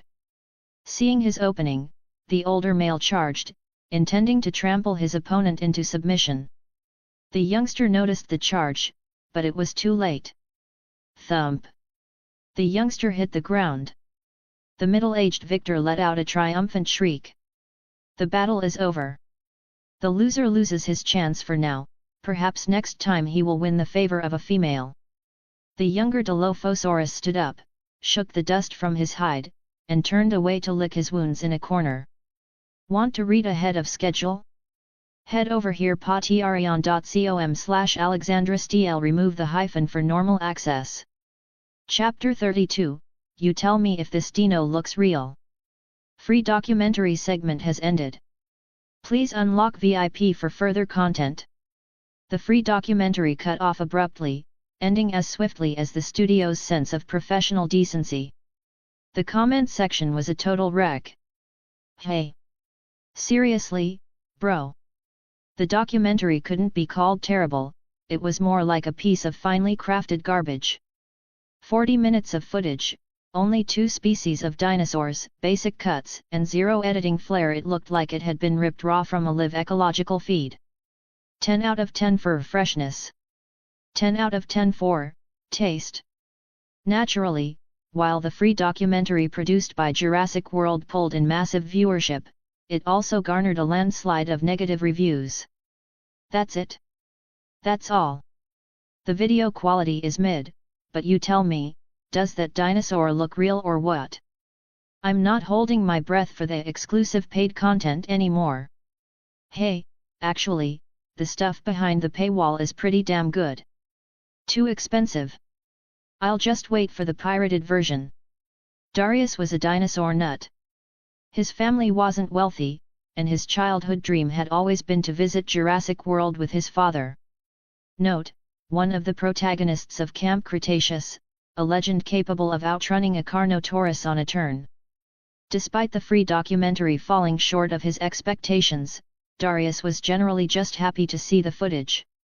Knock, knock. With 2 taps on the door, a large-sized Darius, his father, pushed the door open, hands hidden behind his back. Dad? What's up? Darius asked, a hint of curiosity in his voice. Ahem. Darius's father cleared his throat, a smile spreading across his face. You know, picking out a gift is a real brain drainer. So?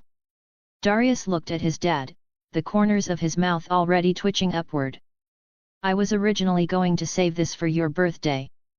His father pulled a video game case from behind his back and handed it over, prompting a delighted shout from the boy. Woohoo! Darius cheered, thrusting his hands into the air as he took the gift. Thanks, Dad. Love you. His father chuckled. He cleared his throat again, his expression suddenly turning mock serious. However, my own birthday is coming up soon, and I happened to see something that would make a perfect gift for me. Darius saw his father's gravity and turned serious himself, listening intently to his dad's wish. And that is? His father grinned again, bringing his left hand around to present a tablet. The full version of the Primeval Ecological Zone documentary. You know I love dinosaurs, so I need someone who loves them just as much to look after this account for me. Darius froze for a second before cheering even louder. That is so cool. Taking the device and looking at the full version prompt, a look of concern clouded his face. Dad, isn't this really expensive? His father's smile didn't fade as he addressed his son's worry. Your old man and a few friends pooled our pocket money to buy it. Ahem, just don't tell your mother. Darius grinned and couldn't wait to tap the play button. His father watched his happy son, quietly clenching his slightly trembling hand before hiding it behind his back again. Dad, aren't you going to watch with me? I'm coming. Recommended viewing age, 18 plus. It's fine, I'm right here with you. Darius laughed awkwardly. The warning made him feel like he was about to watch an adult film with a parent. Primeval Ecological Zone, Southern Plains. A few clusters of transplanted nut trees stood on the grasslands. A family of Diplodocus was currently foraging here. The nuts at the very top of the canopy were their favorite, but the trees near the Great Lake had already been claimed by the brachiosaurs. Compared to brachiosaurs, who can briefly stand on their hind legs, the Diplodocus felt outmatched and chose to move on, seeking other territory to call home. However, they hadn't chosen to establish a permanent nest here on the nut tree plains. While food was abundant, the area was surrounded by dense forest and shrubbery to the east, south, and west, a natural hunting ground for predators. Making a home here was basically setting up an all-you-can-eat buffet for carnivores. Thus, the Diplodocus family treated this as a regular feeding spot rather than a home. For Carlo, however, it made no difference. It just meant a few less opportunities for a sneak attack. Currently, he was leading Mom and Dad, crouching in the distant jungle. The scene looked rather peculiar. Carlo appeared to be the leader, the one directing the group. It felt a bit like a college student bringing his rural parents into the big city. And that was essentially the truth. Both Mom and Dad felt that Carlo was more cunning, intelligent, so they let him formulate the battle plan. 1, 2, 3.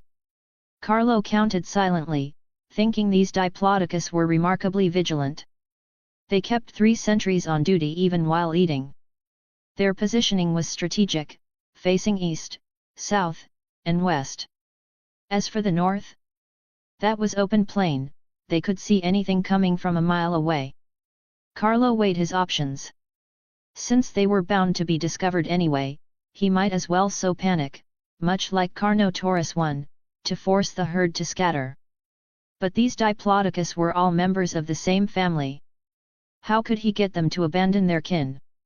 While herbivores aren't exactly a united front, usually operating on the better you than me principle, they still understood that sticking together made them harder to kill. Wait, sticking together? Carlo suddenly had a devious brilliant idea. He first estimated the distance between the eastern and western forests, then calculated the top speed of a Diplodocus. He then softly conveyed the plan to his parents. They were to ambush the edges of the woods on the east and west sides. If they saw a Diplodocus emerge, they were to charge. It took Mom and Dad a while to understand. It wasn't that they were dim-witted, it was just that the Giganotosaurus language lacked the syntax for such complex instructions. In the end, their takeaway was, see Diplodocus. Charge. Carlo felt a bit helpless, but it would have to do. He waited as he used his clumsy stealth to creep to their designated spots, tracking their locations through their scent. To be safe, Carlo intentionally waited an extra 10 minutes to let them catch their breath and reach peak condition. During this time, he found a spot that completely masked his presence, took a deep breath, and roar. A thunderous roar echoed from the southern jungle. The Diplodocus herd immediately grew restless. They began shifting toward their leader at the center, huddling together. They turned in unison toward the direction of the sound. Shoot, not enough pressure. Carlo realized the first roar wasn't enough to break them. But since things had started, he had to push through. He took another deep breath. 2, 3, 4 times. The roars continued to blast from the forest, a psychological standoff. Since we know there's a predator there but it hasn't shown itself, why aren't we running? This thought began to spread through the herd. Panic slowly began to transform into an urge to flee. Finally, the individual at the northern edge began leading the charge to escape. Want to read ahead of schedule? Head over here patreon.com/AlexandraSTL. Remove the hyphen for normal access.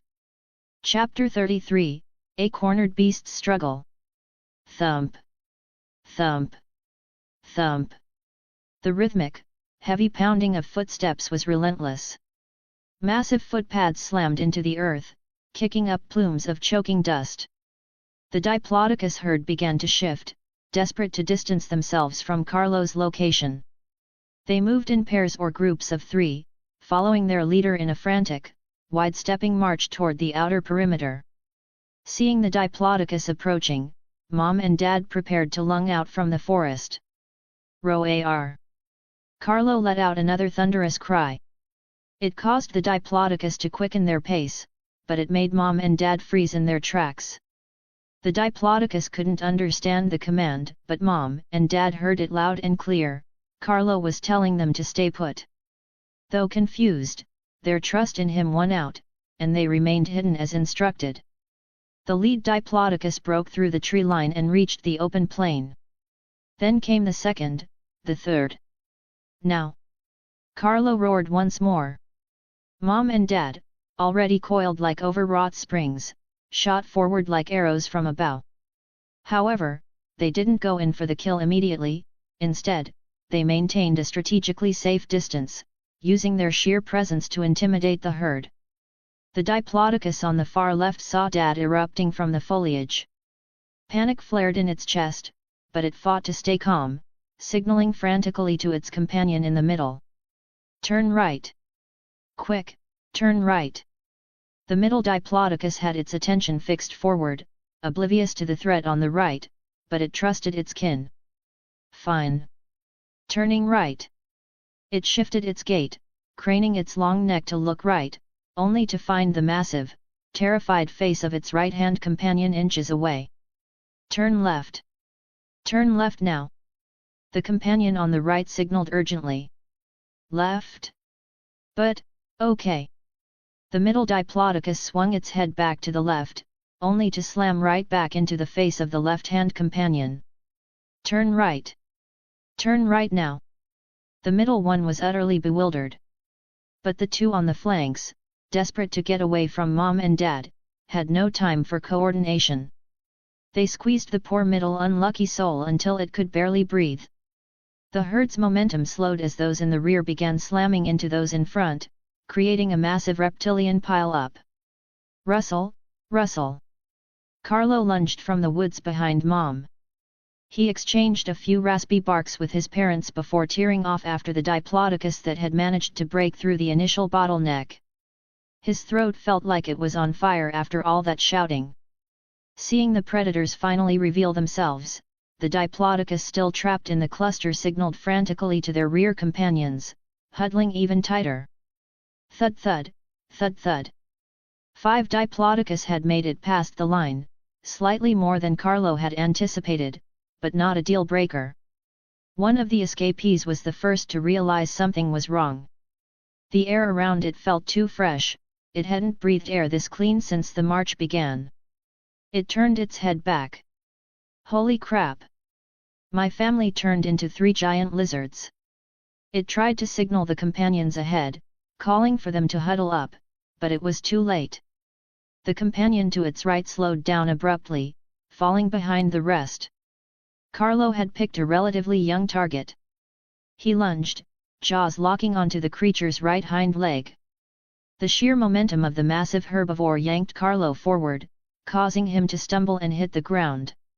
Yet, he didn't let go, allowing himself to be dragged along the dirt as the Diplodocus struggled forward. The poor creature watched its speed dwindle, watching its kin drift further, and further away. She came to a halt. Carlo sensed the change and immediately released his grip. Leaving deep, bleeding wounds on her leg, he circled rapidly to the right. Mom and Dad, arriving a beat later, moved into position at her left rear and left front, effectively trapping her in a lethal triangular formation. In the next instant, a whip-like tail lashed out with a crack of displaced air. It whistled past Carlo, missing him by a hair and striking the earth a meter away, sending dirt flying. She lashed out again at Mom and Dad, trying to beat them back. A cornered beast's struggle. Seeing her desperate defiance, Carlo decided to sacrifice his vocal cords one more time. Roar!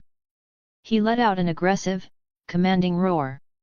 Though raspy, it successfully drew her focus. The young Diplodocus lacked combat experience, and she was essentially a hothouse flower raised in safety. She thrashed her tail menacingly at Carlo, but because she didn't understand her own reach, she didn't dare fully commit her strength, fearing she would exhaust herself. A moment later, a flare of agony erupted from her left front limb, followed by her right hind leg. Dad used his wide, powerful jaws to tear at her thick hide. Mom moved to the spot where Carlo had already opened a wound, aiming to expand the bleeding area. Carlo took the opportunity to search for a fatal weakness. The neck? No, the dorsal spines made it a difficult bite. The belly? No, tearing through that level of thick, hanging hide was too tall an order. The beleaguered Diplodocus began to thrash violently. She reared up, her front legs lifting a meter off the ground before slamming down with bone-shaking force. Then, using that momentum, she kicked out with her hind legs. Mom and Dad were thrown back by the force, sliding sideways into the dirt. Seeing this, Carlo threw caution to the wind. He charged and clamped his jaws onto her tail. The Diplodocus, who had been about to whip Mom and Dad again, felt a blinding pain shoot up her spine. She let out a mournful wail. And she yanked her tail with all her might, trying to wrench it free from Carlo's mouth. The tail thrashed left and right between his teeth, blood beginning to drip slowly from his snout. Some was the herbivore's, some was Carlo's. It had to be said, those ossified spines along the Diplodocus's spine were incredibly effective. When a predator tries to bite down on them, they puncture the mouth. Animal instinct usually forbids an organism from continuing an action that causes self-harm. Trying to deal damage across those spines was like trying to swallow a porcupine. Dad had scrambled back to his feet and entered Carlo's field of vision. He roared at the Diplodocus to draw her attention, but she was now entirely focused on her mangled tail. Seizing the opening, Dad lunged and began tearing at her left shoulder, drawing fresh cries of agony. With one final, desperate yank, she pulled her tail free. With a sickening squelch, her tail whipped out of Carlo's mouth, spraying blood. Carlo's jaw snapped shut with a resounding crack, the delayed sting of the spines finally registering in his gums. A wave of dizziness washed over him. Carlo closed his eyes and shook his head violently, forcing himself to stay conscious. When he opened his eyes again, the blood-slicked, whip-like tail was already whistling toward him, carrying a lethal momentum. Carlo squeezed his eyes shut, bracing himself to tank the hit. Crack! Stretch! The tail struck his hide with immense force. It didn't just bruise, it literally unzipped his skin. The wound opened like a blooming flower, shredded skin pulled wide, revealing the pulsing vessels beneath the raw muscle. Yet, Carlo felt no pain. Want to read ahead of schedule? Head over here patreon.com/AlexandraSTL. Remove the hyphen for normal access. Chapter 34, Nashed. Mom pressed her chin against Carlo, shielding him behind her massive frame. Carlo opened his eyes and slipped out from behind her. He could see the bloody wound on her right thigh. Stricken with anxiety, he quickly checked her status panel. Name, Caroline. Health, 1360/1660. Good, good. Just a bleeding wound. Carlo let out a small sigh of relief. Roar! Mom gave a soft huff, signaling Carlo to go and help Dad immediately. After one last glance at the panel to confirm Mom's status was stable, Carlo sprinted toward the Diplodocus's other forelimb. Mom looked at the gash on her side and tested her right leg. Finding it only slightly shaky, she lunged back into the fray, snapping at the Diplodocus's right hind limb. The Diplodocus, receiving a relentless barrage of pain signals from multiple sites, probably wished she could just amputate her own tail.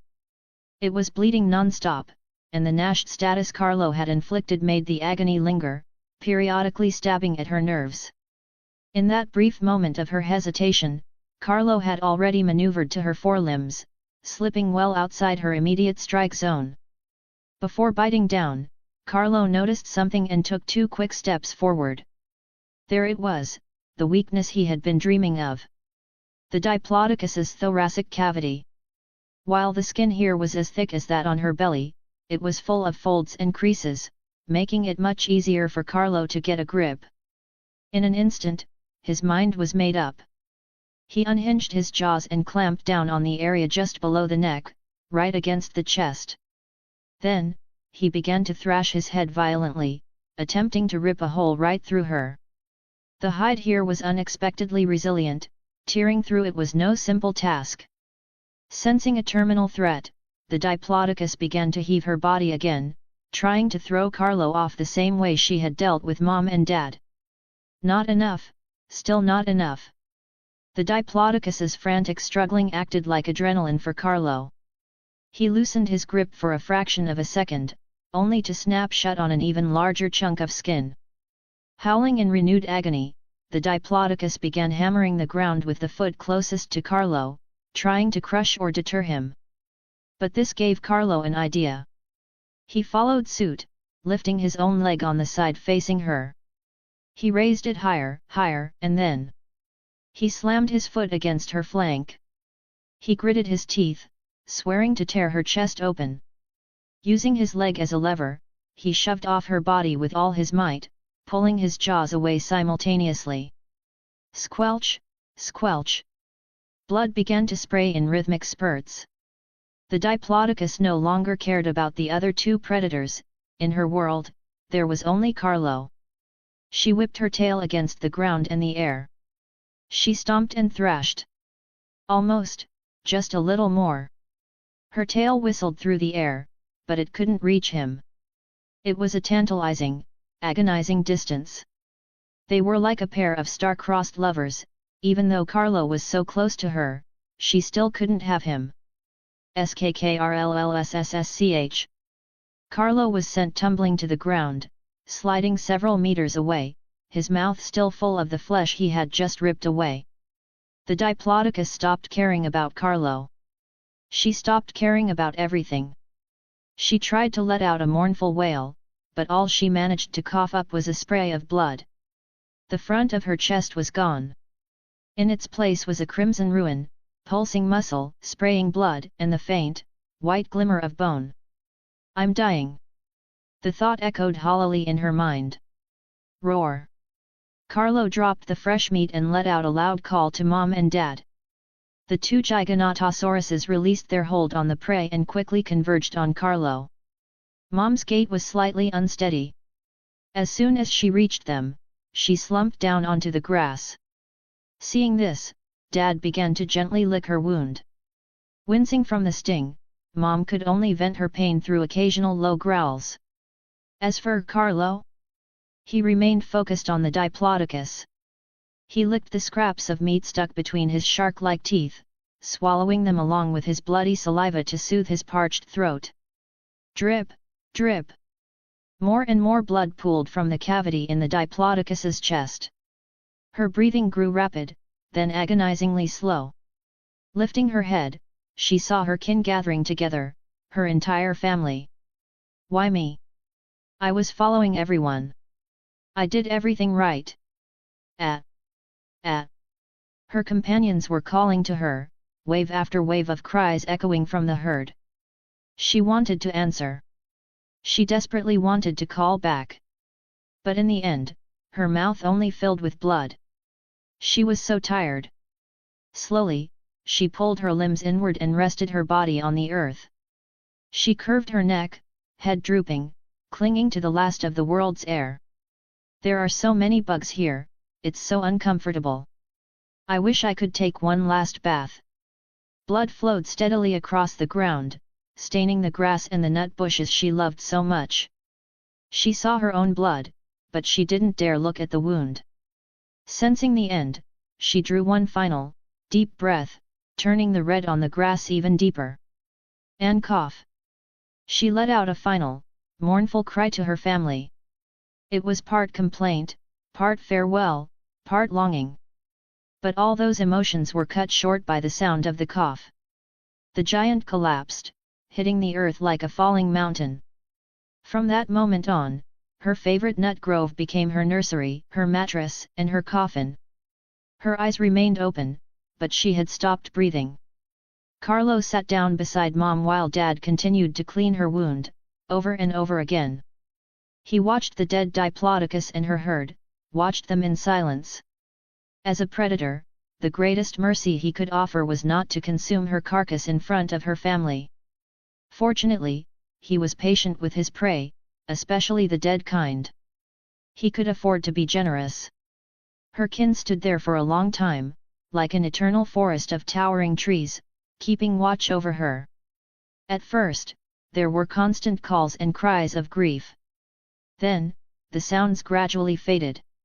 Eventually, one, then two, then five, they moved away, one after another. The hunt was over. Carlo stood up, intending to call Mom and Dad to enjoy the meal. But he froze as his eyes fell back on the wound on Mom's thigh. After a moment's thought, he picked up the chunk of thoracic meat he had torn from the Miss Diplodocus and brought it to Mom so she could eat and regain her strength. Looking at the exhausted Mom, he couldn't help but sigh inwardly.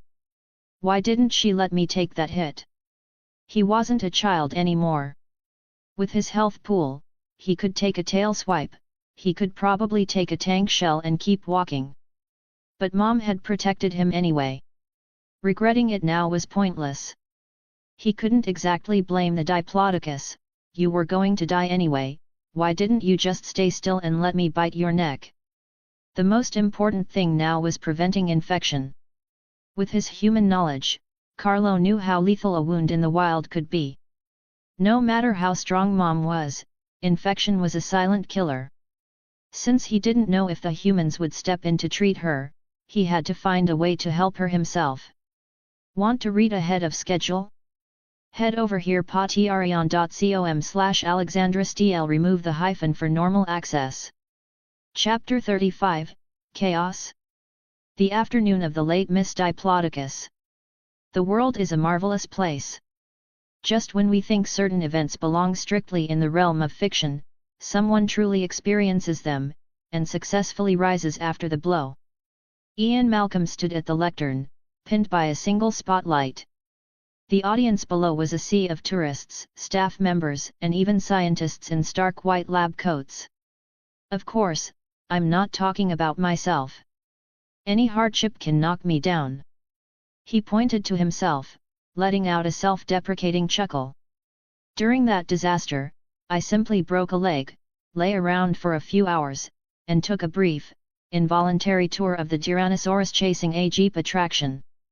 A ripple of polite laughter spread through the crowd. In contrast, Dr. Sattler rebooted the park's power grid, and Dr. Grant led two children through dinosaur territory to safety. They are the true heroes. The audience fell silent. Some were likely questioning whether they could have done better, others were mourning the lives lost during the Jurassic Park incident. Well, regardless, my point is this: we often believe we are living in the modern age. In truth, we have always lived within history. And as for which era of history we inhabit, the decision rests in our hands. In your hands. He bunched his fingers together, pointing both hands at himself before sweeping them across the entire audience.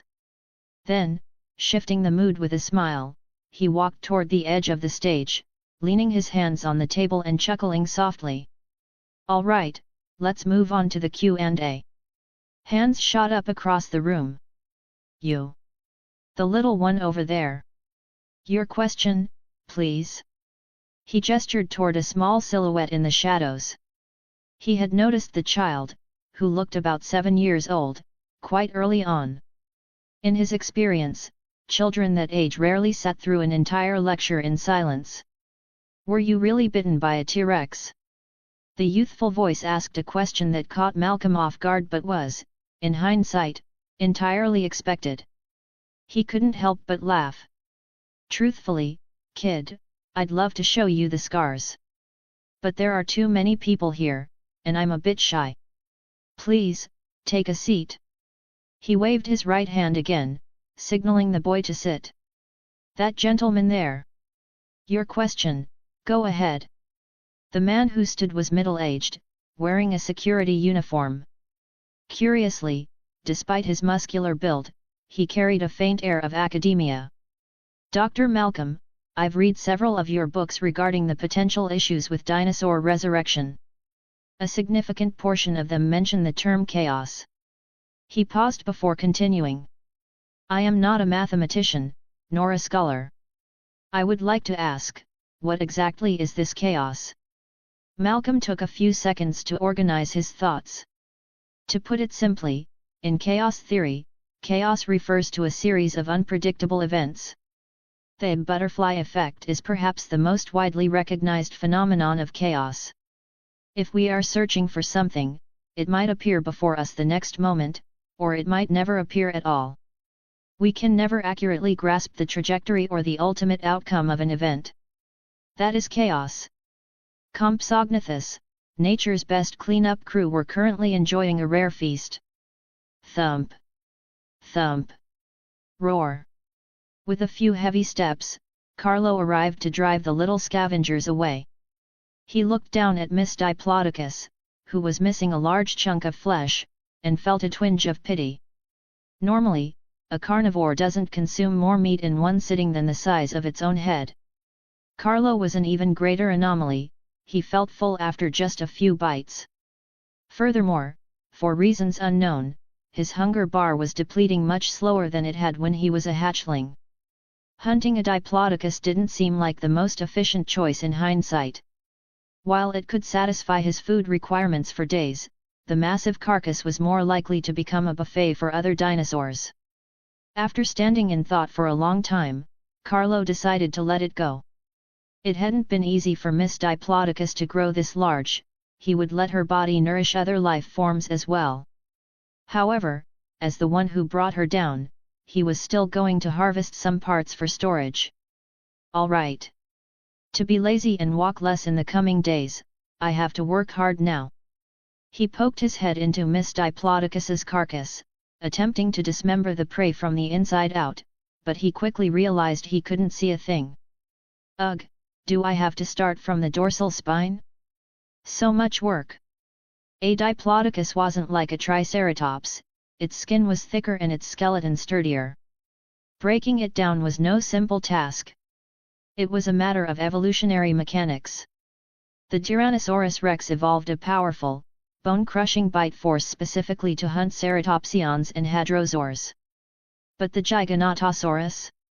To deal with titanosaur-sized sauropods, they sacrificed some bite force in exchange for a wider, serrated muzzle, perfect for slicing through thick hide and letting the prey bleed out. While a Diplodocus isn't a titanosaur, the principles remain similar. Carlo clamped onto the skin to the right of Miss Diplodocus's spine and began to thrash, tearing through hide and muscle to expose the bone. Note: Miss Diplodocus had died in a prone position, but Carlo's family had flipped her onto her left side while feeding earlier. A moment later, Carlo stopped. He sensed something in the air. He lifted his head, peering toward the nearby woods. About 5 minutes later, 2 ceratosauruses slowly emerged from the trees. They saw the massive carcass of the Diplodocus, and they saw Carlo, who was pretending to eat. The two didn't move forward recklessly. Most carnivores are extremely territorial over their kills.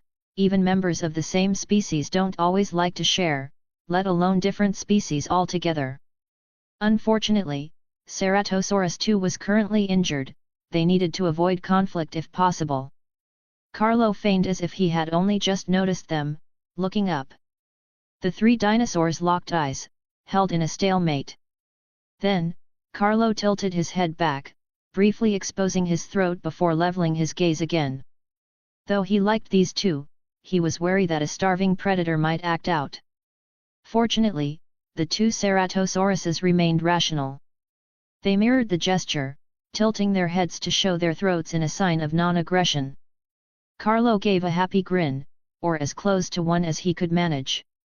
These two were interesting, he certainly didn't mind sharing a bit of the spoils, provided they kept a good attitude. Carlo stood by the carcass and stepped aside, yielding space for the two Ceratosauruses.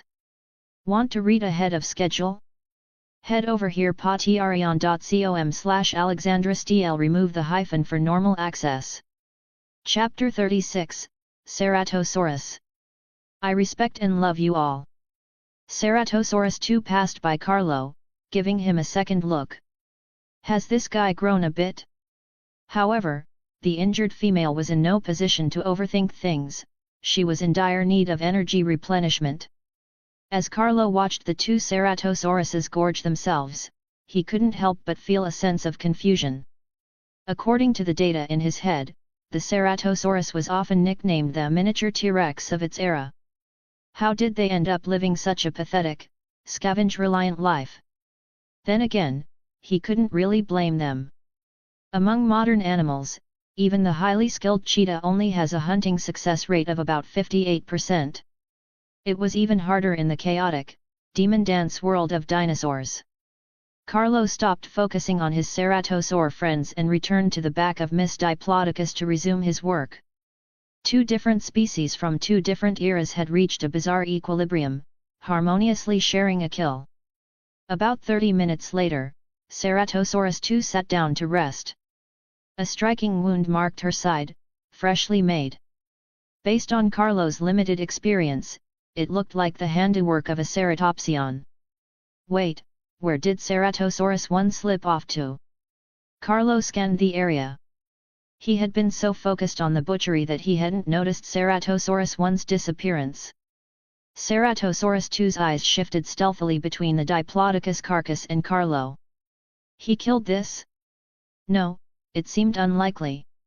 While she was eating, she noticed the carcass was far too young, this wasn't a death from natural causes. If she were picking prey, she'd go for subadults or hatchlings, or maybe an elder about to keel over. But this one? It was a prime adult, strong, energetic, and at its peak. Not a target easily taken down. Therefore, something much larger had killed this Diplodocus. Something bigger than that Carnotaurus from before, and likely working in a pair. She recalled the wounds she saw on the Diplodocus's legs and made a mental note. Sigh, life is just too hard here. Ceratosaurus 1 didn't have much of a brain, it was a good thing she had a double portion of wits, or they'd have starved long ago. As for this guy. She watched Carlo, who was busy doing something, and sank back into thought. Less fighting was always good, but... Wait, did he really get taller? Before she could investigate further, Ceratosaurus 1 came trotting back, looking rather pleased with himself, carrying a bundle of plants in his mouth. He dropped them in front of her.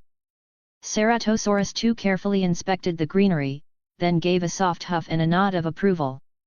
This made Ceratosaurus 1 ecstatic, and it also caught Carlo's attention. Ceratosaurus 1, I finally found the right one. It wasn't easy.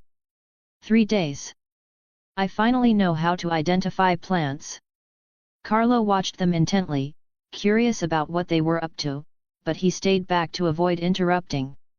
He saw Ceratosaurus 1 pin the plants down with his right foot, then lean down to bite and tear them into smaller pieces.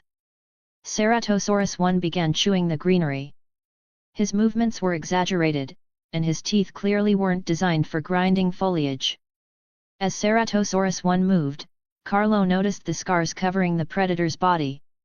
Strangely, he couldn't quite identify the nature of those wounds, they seemed blurred, as if censored by a mosaic filter. Ceratosaurus 1 continued to masticate the leaves, occasionally adding more, letting the plant juices mix thoroughly with his saliva. Feeling the bitterness in his mouth, he couldn't help but think that life for herbivores must be miserable. Once he decided the consistency was right, Ceratosaurus 1 gathered the herb paste onto his tongue and gave Ceratosaurus 2's wound a long lick. The green mash coated the injury, masking the blood. A flash of very human-like pain crossed Ceratosaurus 2's face. Though she tried her best to restrain herself, she couldn't help but let out a muffled, low roar. To Carlo, it sounded a bit like a purr. But that didn't matter, because Carlo couldn't sit still anymore. He had suspected it from the moment Ceratosaurus 1 started eating grass, but he hadn't expected the two Ceratosauruses to actually use herbal medicine to treat wounds. Doesn't that mean Mom's wound can also be? Ceratosaurus duo, we might get hurt a lot, but our medical tech is top tier. Carlo bypassed Miss Diplodocus's carcass and approached the two, closely examining the plant Ceratosaurus 1 had brought. Deep green leaves, and that was about it. It looked exactly like every other blade of grass to him. After all, he was a carnivore, not a botanist. Plant identification wasn't exactly on his curriculum. Carlo felt a surge of frustration for not noticing which direction one had come from.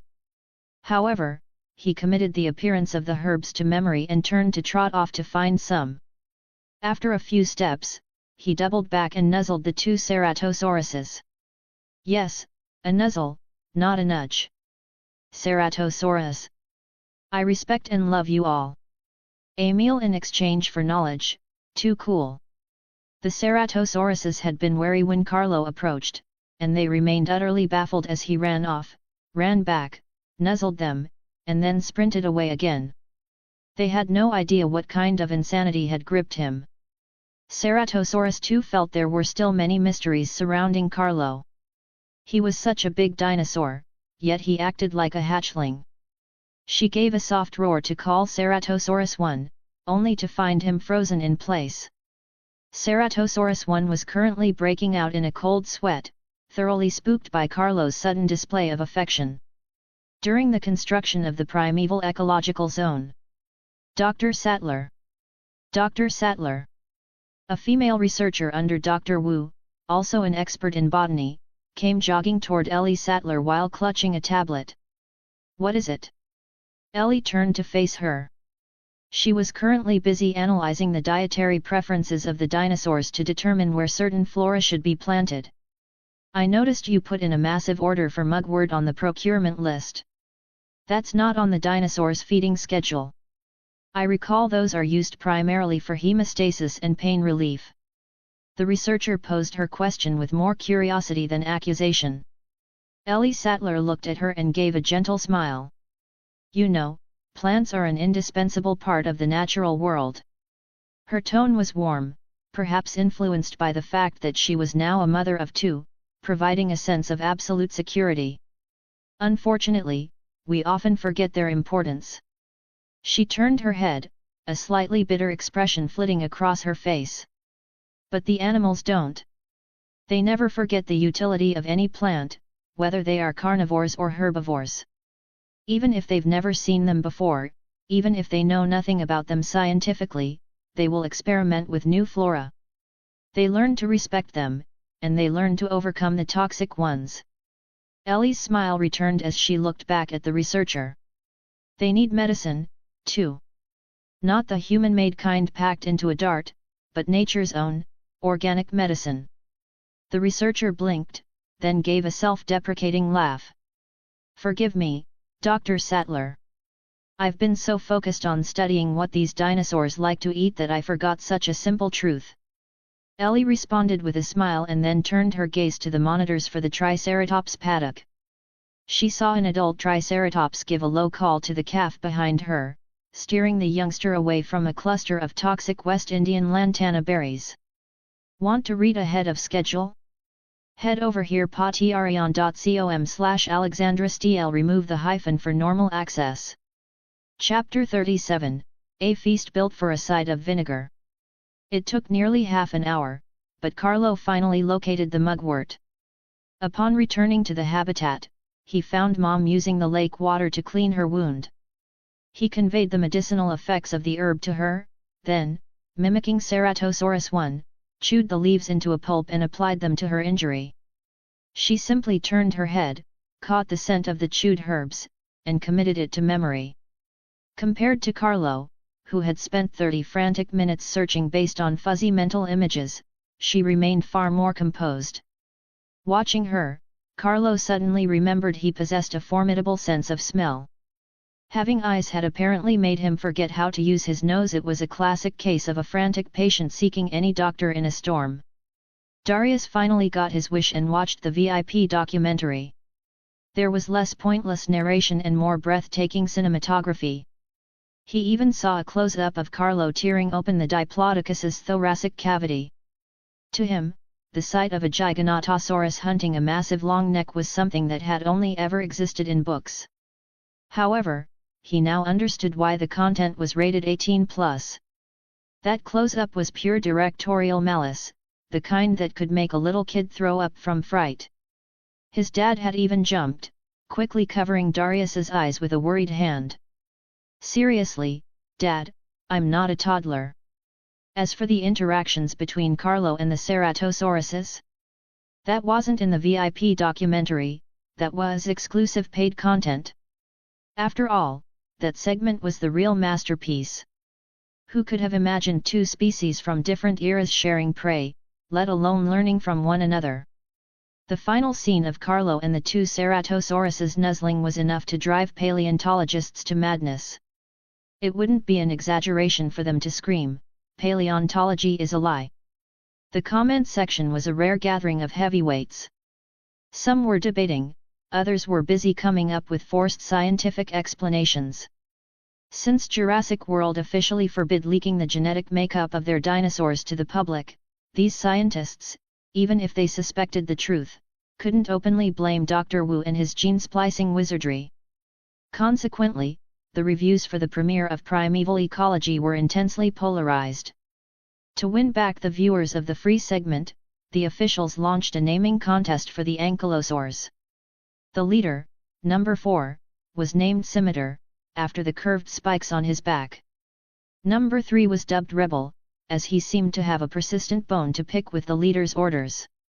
Numbers 1 and 2, having shown no particularly striking traits yet, remained nameless for the time being. "Are you serious?" In her office, Claire Deering was doing her absolute best to maintain her elegant tone and composure. But she had finally hit her breaking point. If an ordinary employee had seen her now, they might have assumed a high-threat dinosaur had breached containment. Unfortunately, humans were far more unpredictable than dinosaurs. Claire had just learned that the editor for Primeval Ecology had pulled a massive stunt. The editor felt that the shot of Carlo tearing open the Diplodocus's chest was magnificent, a display of raw, feral beauty. He had poured his life's work into the Giganotosaurus hunt, utilizing every trick in his arsenal. Then, the censors rejected it. The reason, too bloody. The editor had argued his case fiercely. He claimed he had made the entire video just for that one shot, a feast of dumplings prepared solely for a side of vinegar. He couldn't just delete it. The censors shot back, "Then change the filling and eat your dumplings with soy sauce instead." Infuriated, the editor flipped the table. "You won't eat them? Fine." He moved the entire Giganotosaurus hunt to the VIP section, padded the free version with extra Ankylosaurus and Dilophosaurus footage, and resubmitted. It actually passed. But in the end, the censorship department reported him anyway.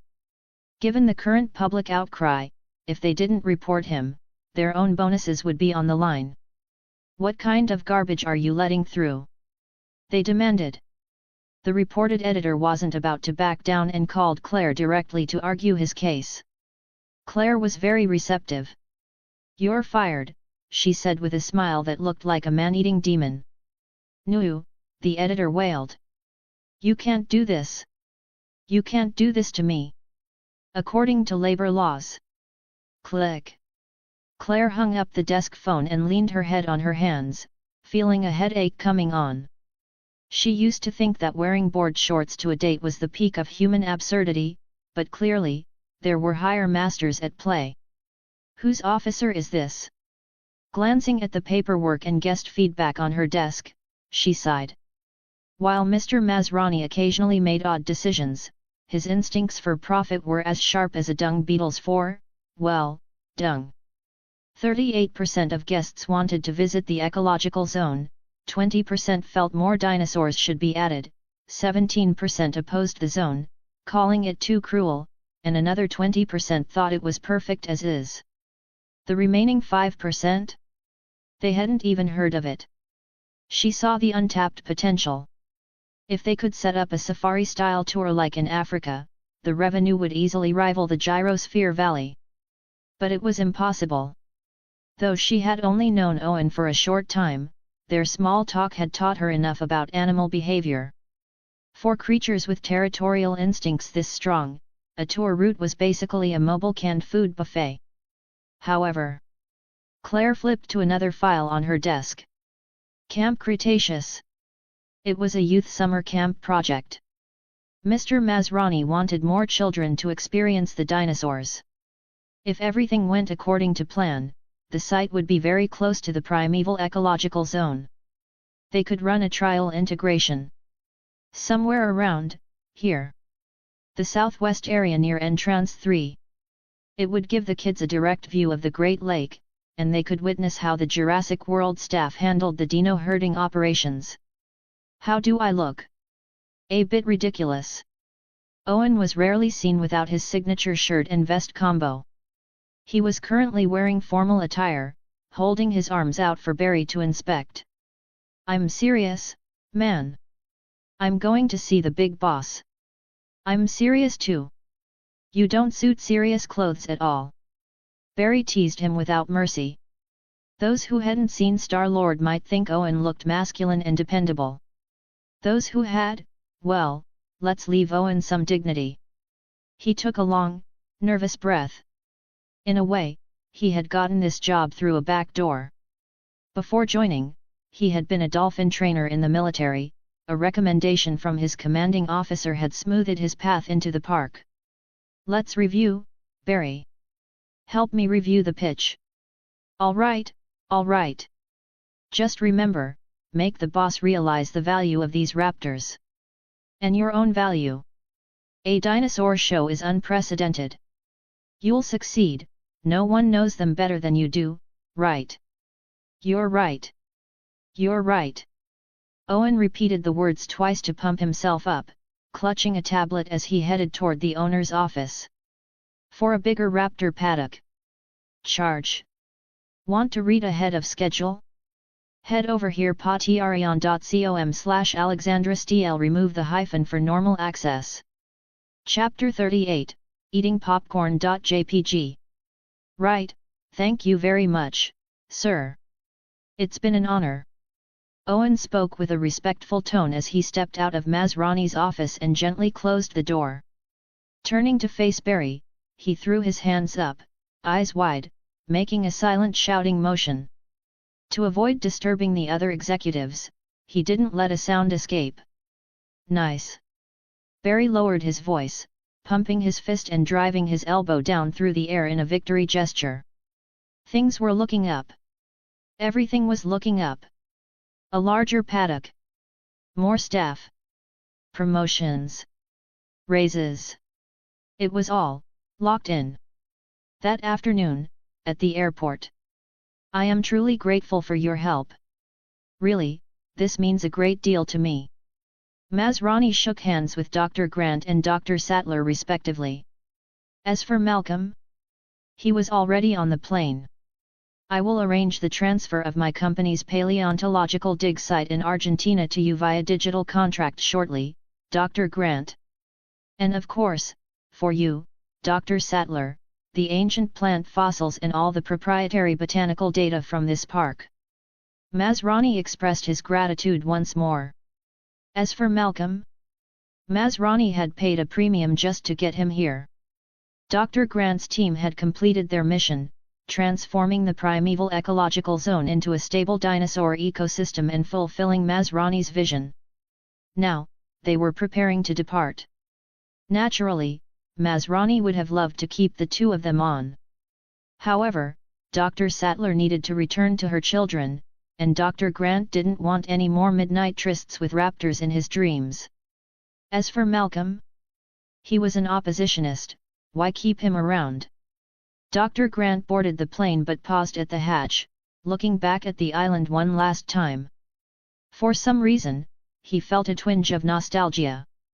In a daze, he seemed to hear that voice again, the voice of the big black raptor.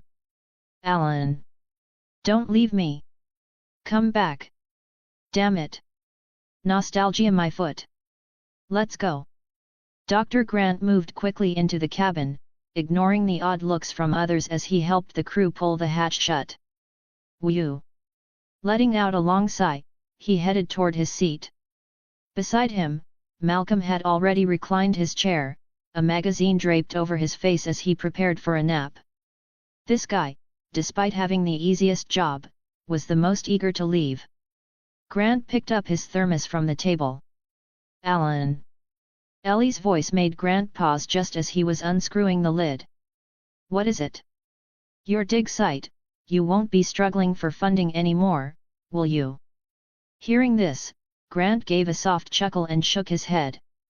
No. Definitely not. He took a sip of water and continued, and even if I were really strapped for cash, I wouldn't follow two fake billionaires to a dinosaur-infested island to find a missing kid ever again. Ellie couldn't help but laugh along. I have to go to the New York Times tomorrow. They've invited me for an interview regarding the safety of Jurassic World. Do you want to come? Dr. Grant hesitated, tightening the lid of his thermos and placing it back on the table. After a long silence, he spoke with a smile. I think I'd rather go back to digging in the dirt. Ellie's smile remained as she watched the scenery outside the window rush past. I see.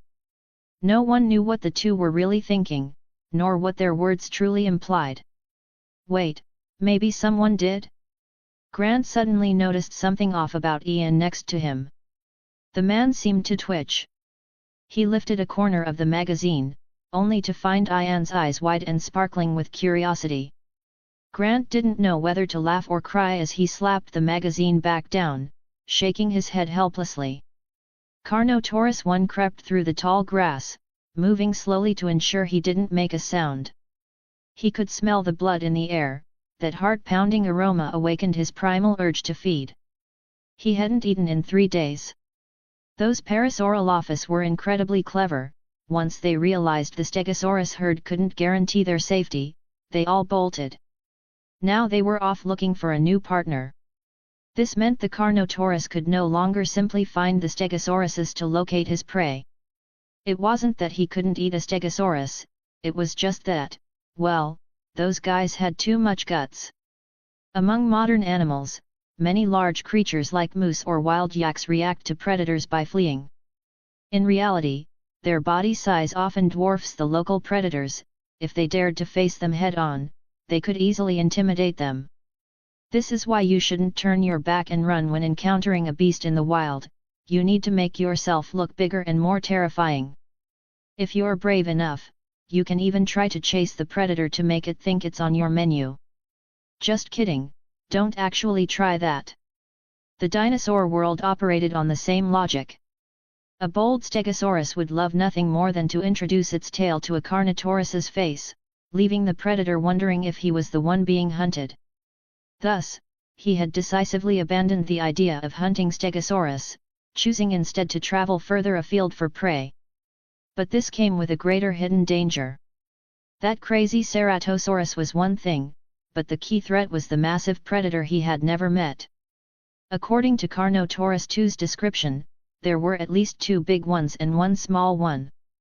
Judging by the incredibly thick scent of blood in the air, this was undoubtedly the handiwork of those giants. The Parasaurolophus he used to hunt never smelled this strongly. This was almost certainly not the work of a Ceratosaurus. Breaking through the jungle and stepping onto the grassland, Carnotaurus 1 saw the most spectacular sight of his life. A mountain of meat. With a body that large, how many days could he eat? He couldn't even imagine it. He had to feed on this carcass before the large predators returned, as much as possible. Changing his skin patterns to drop his camouflage, he sprinted toward the Diplodocus corpse. 30 meters. 20 meters. 10 meters. The Carnotaurus came to a dead stop. He sensed something. Carlo, who was still busy dismembering the Diplodocus, pulled his head away from the spine. A massive head popped up from behind Miss Diplodocus. This made the Carnotaurus hesitate to charge blindly. Carlo was somewhat speechless. This Diplodocus was a real magnet, drawing in a Carnotaurus from so far away. He wanted to try communicating with the Carnotaurus using the same method he used with the Ceratosauruses. But he failed. The temperamental Carnotaurus one wasn't in a mood to play nice. Roar! Before Carlo could even move, Carnotaurus one let out a high-pitched, threatening roar. The Carnotaurus decided to gamble on his own strength to seize the feeding rights. Seeing this, Carlo stopped being polite. He planted his legs firmly, drawing in a deep breath. Roar! From behind the Diplodocus carcass, he unleashed a roar far louder and more menacing than that of Carnotaurus I. He wasn't bloodthirsty, but he didn't fear a fight. At the very least, he had to accumulate more combat experience before that man-made monster made its debut. Last time, Carnotaurus II had outsmarted Carlo with a clever ploy. He was looking forward to seeing what Carnotaurus I had to offer. P.S. Here's a joke: in ARK, Giganotosaurus isn't aggressive. Want to read ahead of schedule? Head over here patreon.com/AlexandraSTL. Remove the hyphen for normal access. Chapter 39, Carlo, I'm not aggressive, for real. Roar! Not to be outdone, Carnotaurus I let out another defiant cry. Carlo didn't waste his breath this time. He took the initiative to round the Diplodocus carcass, closing the distance toward Carnotaurus I. Thump! Thump! Thump! Each footfall was a heavy thud that seemed to vibrate right through Carnotaurus I's chest. Carnotaurus I shifted into a combat stance, watching his opponent warily. It was only as the other drew near that he realized just how robust this creature was, certainly larger and more powerful than a Ceratosaurus. Could this be the small one of the apex predator trio? He couldn't understand how a creature that wasn't even as tall as him could produce such bone-shaking footsteps. This was going to be a heavyweight bout. About 5 meters from the Carnotaurus, Carlo came to a halt, then began to circle to the left. Carnotaurus I matched him, sidestepping to the right. They were now fully exposed to each other, their eyes scanning for weaknesses with predatory intent. While Carnotaurus I might not have been as cunning or vicious as number 2, his combat instincts were sharper. A quick scan told him that attacking the opponent's back or flanks would be futile. Those areas were shielded by osteoderms, scales like plates of armor. That left very few vulnerable spots. First, the head. If he could snap his jaws around the opponent's skull from the side, it would be a perfect strike. Second, the lower legs, unreliable. Finally, the soft throat, unless he could flip the creature over, that was off the table too. Carnotaurus I broke eye contact for a split second, scanning Carlo's body again. The tail? If I can catch the tail. No, too dangerous. Scratch that. Suddenly, Carlo snapped his jaws at the air in a lunging motion, testing the Carnotaurus's reaction time just as number 2 had once done to him. But Carnotaurus I didn't flinch. He simply returned his gaze to Carlo's eyes. Is his reaction time too slow? No, definitely not. Carlo was smart, but he lacked the raw, seasoned combat intuition of the Carnotaurus. The predator only had to look at the sway of Carlo's body to know whether a movement was a feint or a genuine strike. The situation ground into a stalemate.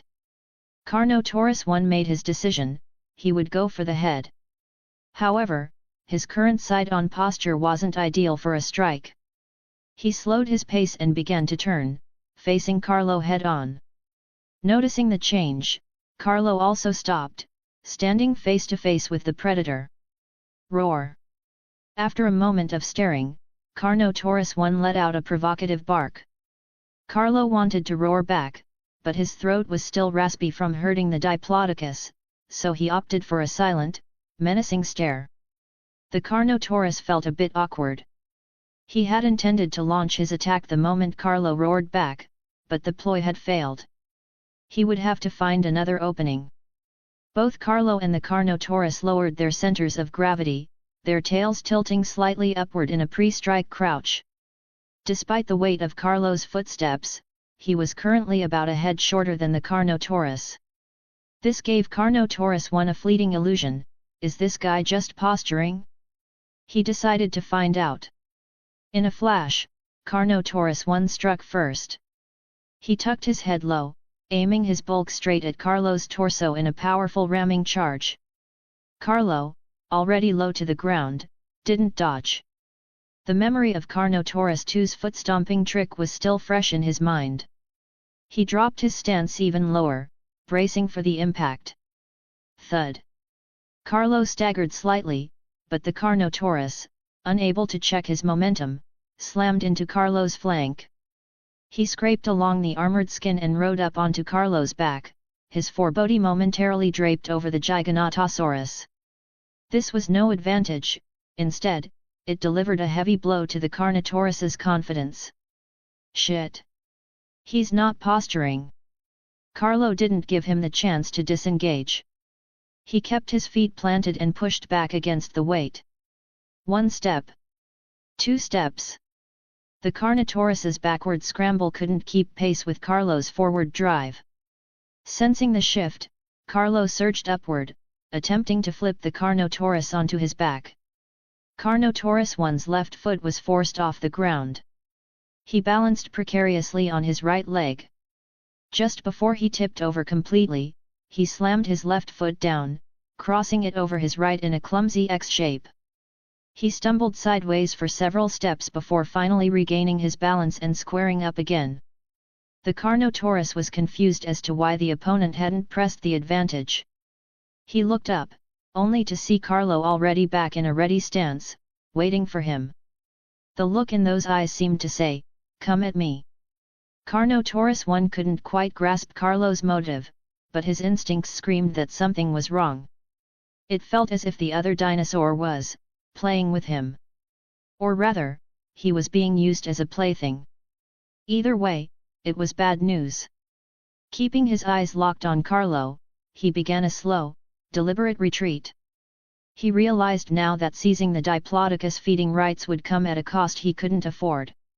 It would be easier to go out and hunt his own Diplodocus. Go for the head? Yeah, right. If I actually bit him, this guy would shake my brains into a slurry until I was forced to let go. Unlike the departing Carnotaurus, Carlo wasn't happy about the retreat. Starving for combat experience, he was desperate to keep his coach around. He tore a small chunk of meat from the Diplodocus and tossed it toward Carnotaurus 1. Splat! The bloody meat landed on the grass, spraying a small mist of red. The Carnotaurus smelled the intoxicating aroma, but before his hunger could override his survival instinct, he shook his head. He discarded every thought that threatened his safety and picked up the pace of his retreat. Now Carlo was genuinely anxious. It wasn't every day you found a sparring partner this good. There's no way you're leaving like that. Whether you want to fight me or not, we're fighting.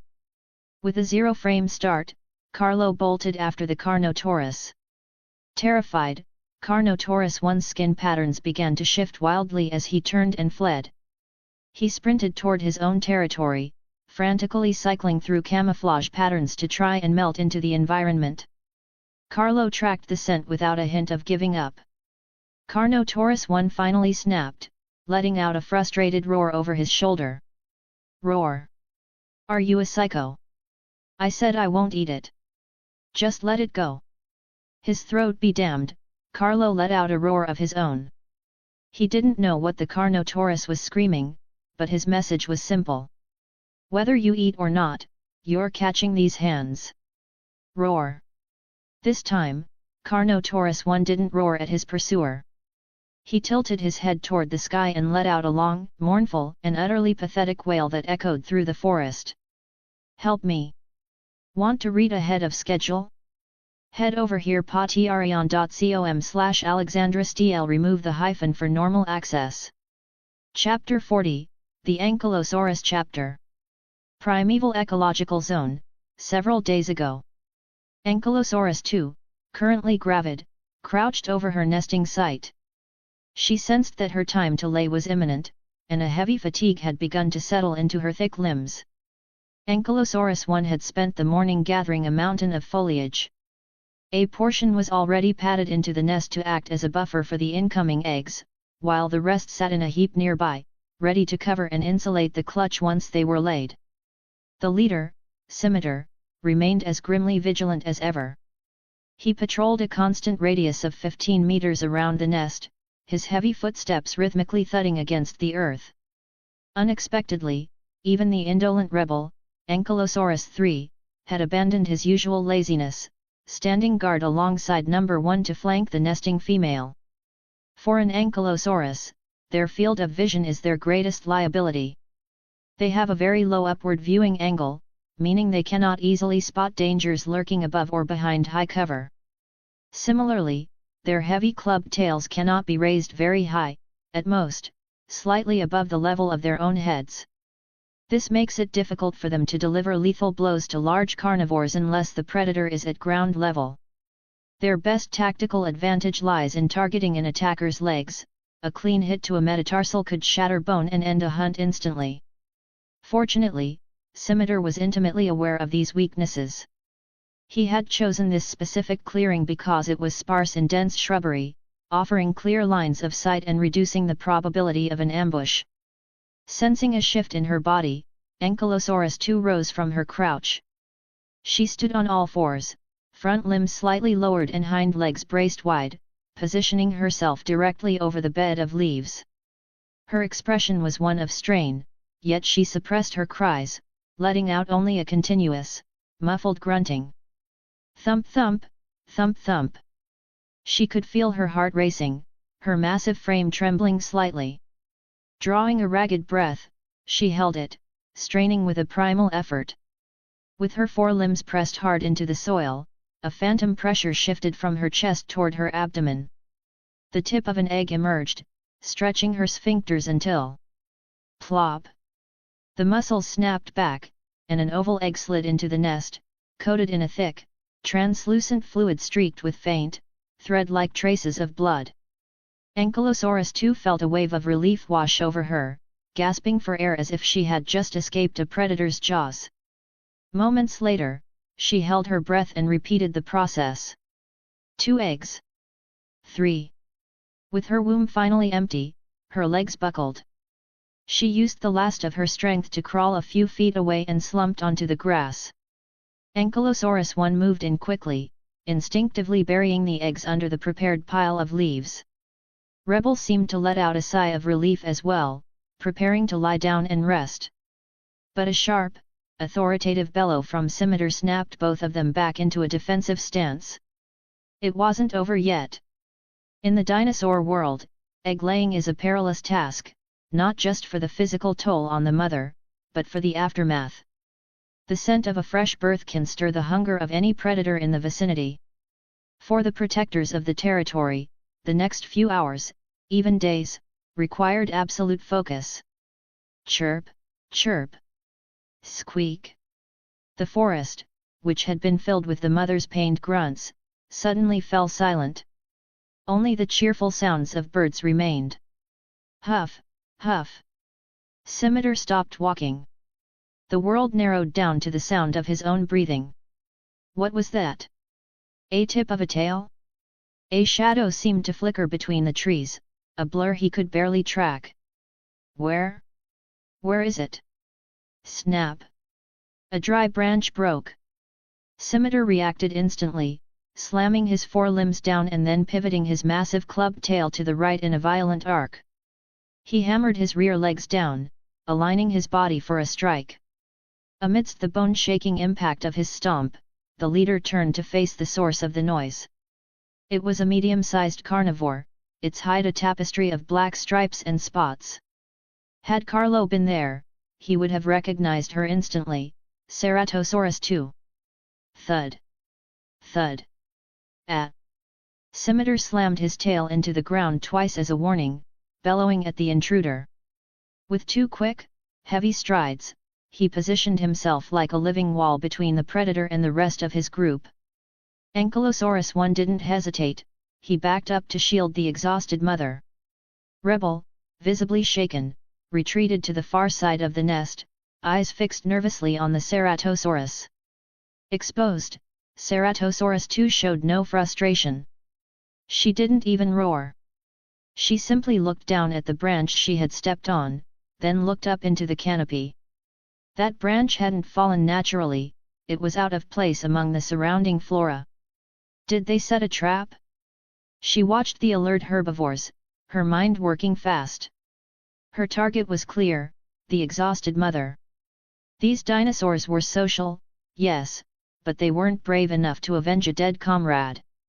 If one died, the survivors would likely take the eggs and flee, leaving the carcass behind. She wasn't in a hurry. She sat down on her haunches a short distance away, watching them. She didn't move to attack. Instead, she began to rhythmically sweep her tail across the dry leaves and broken twigs on the ground, creating a constant, rustling noise. Swish, swish. Ankylosaurus 2 dared not close her eyes. Though she trusted her mates, the psychological pressure was suffocating. She locked eyes with Ceratosaurus 2. Its target is me. Seeing the mother's tension, Ceratosaurus 2 gave a faint, toothy huff. She lay down as if going to sleep, but the hypnotic movement of her tail never stopped. Swish, swish. The atmosphere in the forest became so oppressive that even the birds stopped singing. There was only the sound of friction against the forest floor. Swish, swish. Rebel stared at the resting predator, refusing to relax. 1 minute. 10 minutes. 5 hours. The sky began to turn amber, as if the sun intended to take the ankylosaur's frayed nerves down with it. Swish, swish. Rebel's mind began to wander. He found the sound of the leaves comforting. It reminded him of his old herd. Back then, the boss wasn't a leader, he was just a brother. An annoying older brother who always tried to push him off his favorite piles of leaves so they could play. Swish. But I don't like playing. I like sleeping. I like lying down, especially on leaves. Hard and comfortable. Bam. That's the sound of me hitting the leaves. Wait, no. He snapped back to reality. The Ceratosaurus was gone. The boss. The boss was turning. Where? Where did she go? A light breeze brushed his tail. Instinctively, he slammed his club into the earth, but he hit nothing but dirt. He jerked his head toward the mother and saw that the Ceratosaurus had already lunged, closing the distance to her flank. Too late. Suddenly, Ankylosaurus 2, who had seemed catatonic from exhaustion, snapped her eyes open. Her tail whipped out in a violent blur, swinging directly at the midsection of the lunging Ceratosaurus. Caught off guard, Ceratosaurus 2 tried to skid to a halt, but she couldn't avoid the blow entirely. The club slammed into her leg. Fortunately, the mother was indeed weakened, the blow lacked its usual bone-crushing power. But even so, the window for an ambush had slammed shut. Ankylosaurus 2 had never actually lost consciousness, she had been feigning sleep to bait the predator into a reckless charge. Recognizing that she had lost this game of wits, Ceratosaurus 2 didn't linger. She immediately turned and bolted into the trees. Scimitar moved past Rebel, taking the vanguard and watching until the predator's scent faded into the dusk. Want to read ahead of schedule? Head over here patreon.com/alexandristl, remove the hyphen for normal access. Chapter 41, Brother Carnotaurus, why are you eating trash? The story of the ankylosaur herd resisting the Ceratosaurus took place during the early days of the primeval ecological zone's establishment.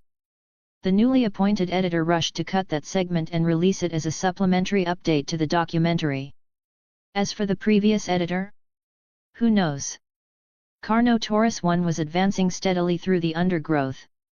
His steps were light, his movements slow. He did his best to look like a seamless part of the forest. Snap! The sound of a breaking branch rang out, plucking at the Carnotaurus's nerves like a guitar string. His body went rigid, he didn't dare move an inch. Holding his breath, he rolled his eyes toward the source of the noise. A squirrel! Phew! Carnotaurus 1 exhaled in relief, casting a resentful glance at the rodent. You little brat! If I weren't so afraid of that death god catching me, I'd turn you into... Thud! Thud! Heavy footsteps cut his thoughts short.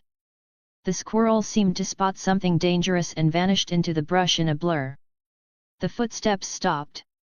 Still, Carnotaurus 1 didn't dare continue his advance, nor did he dare lift his head. The next moment, a faint, horse-like snort sounded right above his head. Did he find me? No. No, no, no. He shouldn't have, not yet. The sound of breathing lingered continuously above him, long inhales, short exhales. He's searching for my trail. Carnotaurus 1 wished he were an inanimate object without a scent. The enemy was right on top of him, and all he could do was pray. 30 minutes ago, Carlo had followed Carnotaurus 1 directly into the predator's own territory, a move that completely baffled the bull. Brother, why are you still chasing me? Carnotaurus 1 was nearing total exhaustion. At this rate, he felt like he might as well just hand over his home to the intruder. Gritting his teeth, he decided to lead the trouble east. Damn it! Number 2, save me! Carnotaurus 1 crossed the demarcation line he had previously agreed upon with Number 2, gambling on whether she was currently in her territory. Fortunately, God smiled upon the bull this time. Carnotaurus 2 had already noticed the commotion in the forest, which sounded like a swarm of locusts passing through. Flocks of birds were constantly taking flight, triggering her sense of crisis. Carlo lunged through the thicket, bypassing low shrubs. The enemy's camouflage ability was incredibly annoying. Back in the open field, it was fine, as he could track the scent directly. But here, in the bull's own territory, the air was saturated with his scent. One lapse in concentration and the target would slip away. Carnotaurus 1 stayed low, weaving through the grass. Up ahead was a clearing where his body would be completely exposed. Luckily, he spotted the figure he had been dreaming of. As he burst from the treeline, Carnotaurus 2 was already standing her ground, alert. Roar! She let out a furious roar, demanding to know what Carnotaurus 1 was doing. Seeing her reaction, Carnotaurus 1's eyes lit up. Good buddy! I knew sharing my kills with you would pay off. Without slowing down, he zipped right past her. Carnotaurus 2 turned her head to look at Carnotaurus 1 as he vanished back into the woods, wondering what kind of fit he was throwing this time. She'd have to teach him a lesson later. Suddenly, she felt a chill at the back of her neck. Turning back toward the front, she saw the lunatic she had encountered earlier. Coming for revenge. No. Wait. He was looking for Number 1. Curse you, Number 1. I'll kill you. Carlo's attention was indeed drawn to Carnotaurus 2. He was considering whether he should just beat this one up too. Taking advantage of Carlo's hesitation, Carnotaurus 2 spun around and bolted in the direction Carnotaurus 1 had fled. What? You're running too? Well, now I have to chase. Since she trusted him enough to show him her back, wouldn't it be rude not to follow? Carnotaurus 2 fled to the lakeside end, without a moment's hesitation, dove into the water, diving as deep as she could. Carlo burst from the woods and saw the ripples on the lake. However, he didn't check the bottom. His eyes caught the splash marks and wet footprints on the opposite bank. She rolled in the lake to kill her scent before running. Clever move. Carlo offered a silent compliment and followed the damp trail. Now, it wasn't just about fighting, playing hide and seek with them had become quite entertaining. Back to the present. Carlo looked at the forest before him, feeling a bit discouraged. Can't find them. He had lost the trail after all. Forget it. I'll go back and finish dismembering Miss Diplodocus. I'll just play with them next time I see them. Accompanied by heavy thuds, Carlo's presence gradually faded into the distance. Carnotaurus I cautiously poked his head out of the grass. Only when he was sure the giant had left did he completely relax. He had nearly thought he was caught. Luckily, he had resisted the urge to bolt at the last second. So, number 2 was defeated that quickly? I'll have to commemorate her later. Carnotaurus I resumed his stealth, moving toward the Great Lake while scanning for any suitable prey along the way. Perhaps because the commotion caused by Carlo was too great, coupled with the presence of a Diplodocus carcass, most of the herbivores in this area had fled. Fortunately, luck was on the bull's side once again. A group of Dryosaurus were still in the area. The low thickets provided them cover, and since almost no predator bothered with them, they lived here quite peacefully. Unfortunately, a starving Carnotaurus I didn't care about how tasty they were. Snap! A bite to the neck, followed by a sharp twist to the right.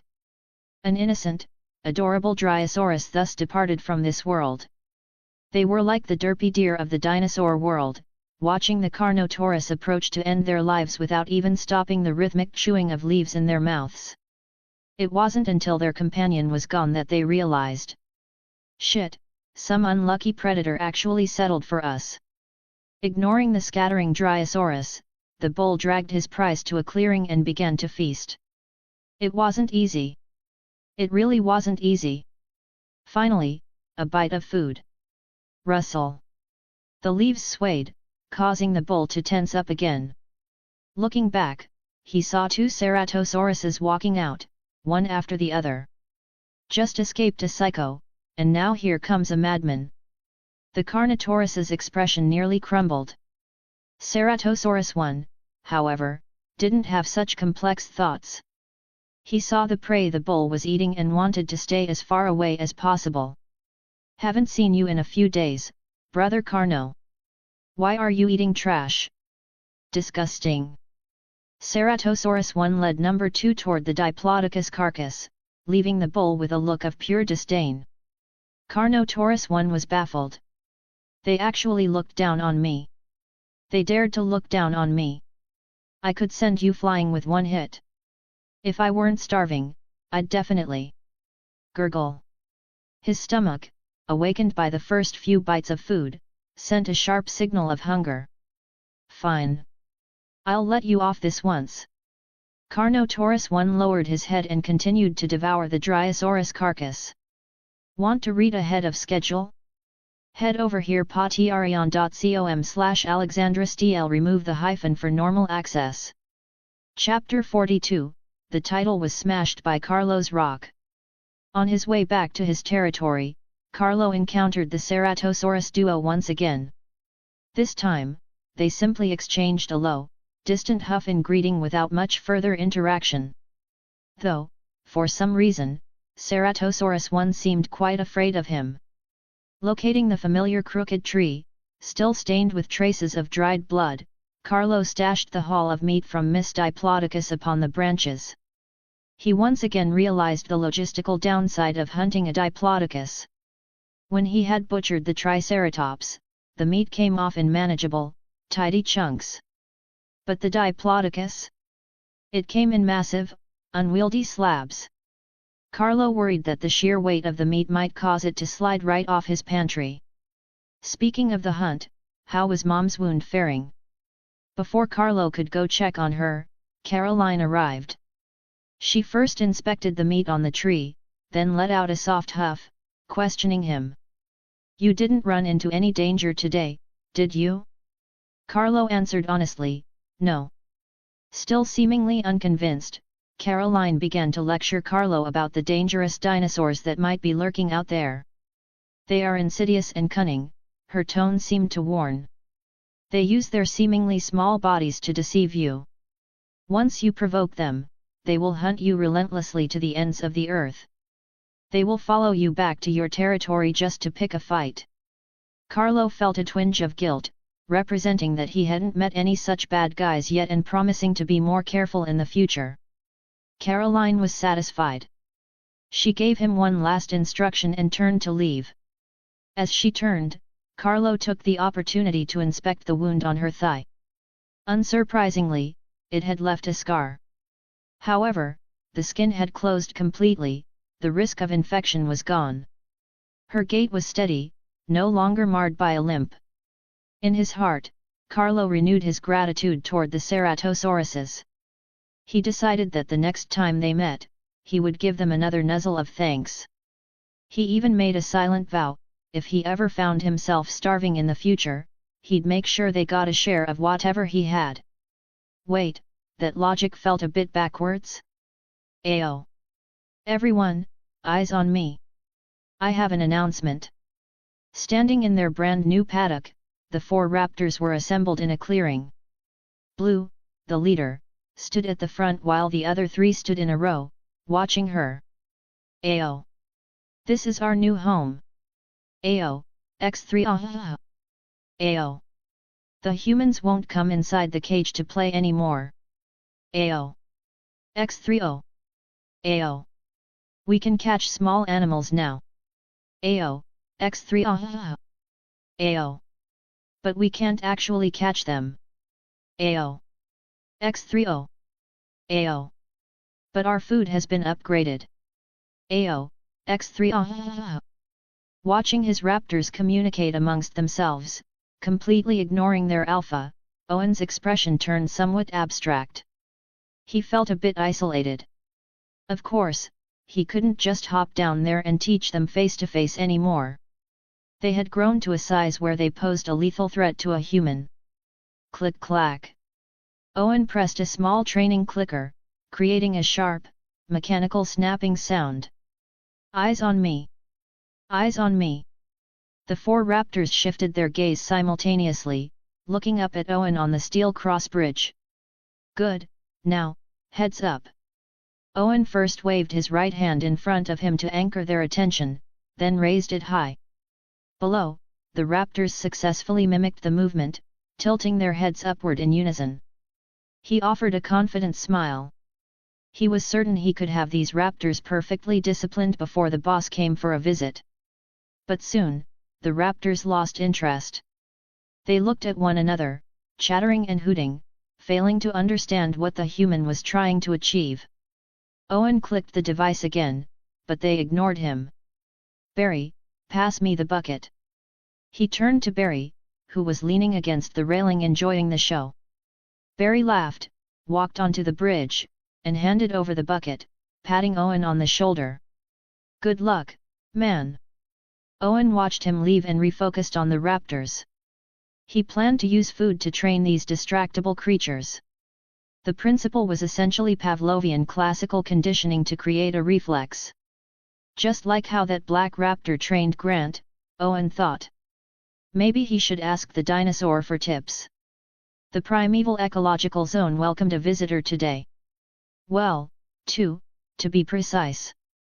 A classic Jurassic World Series helicopter, in its blue and white livery, hovered 50 meters above the ground.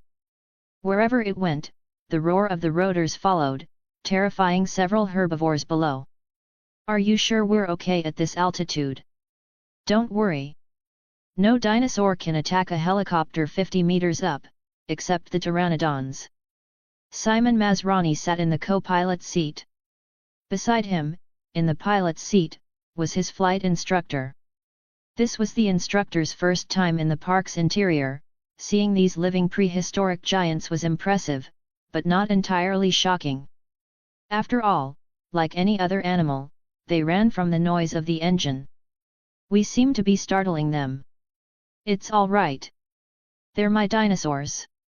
Masrani watched a Brachiosaurus wade into a pond and saw ceratopsians rubbing their horns against trees. Remembering something, he gestured to the pilot. Let's check out that artificial lake over there. The instructor looked toward the forest lake Masrani indicated. To be safe, he climbed a little higher before heading toward the destination. Whir whir whir. As the sound of the rotors grew louder, Carlo lifted his head toward the iron bird in the sky. He recognized that thing, vividly. He remembered that, eventually, one of those was supposed to crash into a birdcage and explode. Carlo tilted his head, watching the helicopter as it began to descend to get a better look at him. Suddenly, a wave of anxiety hit him. What's the timeline now? Thinking of that frantic, man-made dinosaur, he couldn't help but worry. His current size wasn't quite large enough. If he really crossed paths with the Indominus Rex, even with his superior base stats, he might not win a straight fight. Look, that one is my favorite, Masrani said, pointing at Carlo. It's a shame I've been so busy lately, I haven't kept up with his latest progress. The instructor didn't reply. He stared at Carlo, a hint of astonishment in his eyes. This creature isn't running? By the way, when can I get my pilot's license? The instructor snapped out of his daze. Hard to say. Maybe 4 to 6 months. Before he could finish, a loud clang echoed against the helicopter's hull.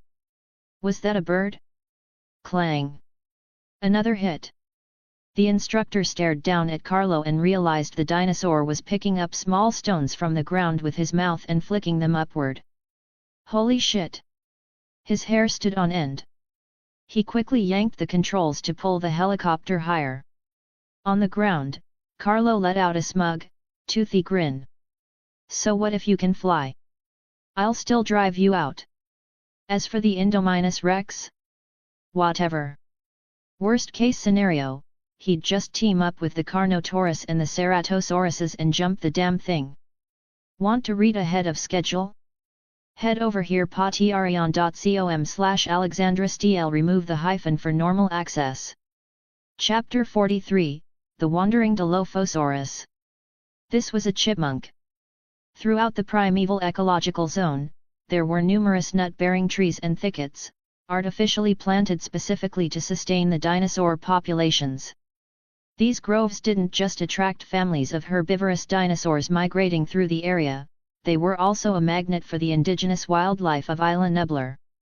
The chipmunk plucked a nut from a branch, stuffing it into its mouth, then another, until its cheeks were bulging like overinflated balloons. Rustle. A light breeze swept through the canopy, parting the leaves just enough to let a sliver of sunlight pierce the shade. The chipmunk froze, a flicker of confusion crossing its tiny features. The wind certainly moved the grass and created ambient noise, but wasn't this movement a bit too deliberate? It stopped what it was doing, looking left, then right. Everything seemed normal. Yet, it didn't dare lower its guard. Originally, it had a family of gentle neighbors, creatures that, like itself, were too small to be noticed by the terrifying apex predators of this sector. They ate the leaves, the chipmunk ate the nuts. Life had been comfortable. But just yesterday, those neighbors had been brutally slaughtered. This had reignited the chipmunk's survival instincts, forcing it to reevaluate its environment. If a dinosaur were hunting it, who would it be? It could rule out the two giants it had seen yesterday. Unless they were bored out of their minds, they wouldn't bother with such a small snack. If it were something smaller, however, those were the ones that truly craved its tiny body. The chipmunk looked toward the tree trunk. Was a camouflaged hunter waiting there? If so, how would it strike? SSS, Hawk Tui. A glob of black, phlegm-like substance hissed out of the undergrowth, splattering against the branch directly beneath the chipmunk. Terrified, the rodent scrambled upward and vanished into the thick foliage. Rustle. The grass parted again, and a small, crested head poked out. It was the Dilophosaurus, the one that had failed to participate in the earlier impact. Not only that, but during its last attempt to return to the pack for mating, it had gotten into a scrap with the alpha. It had lost, badly, and been exiled. To be honest, the Dilophosaurus didn't mind the exile much. It didn't think there was much of a future in staying with that hedonistic pack anyway. It had been knocked into the dirt by its leader, getting grit in its left eye.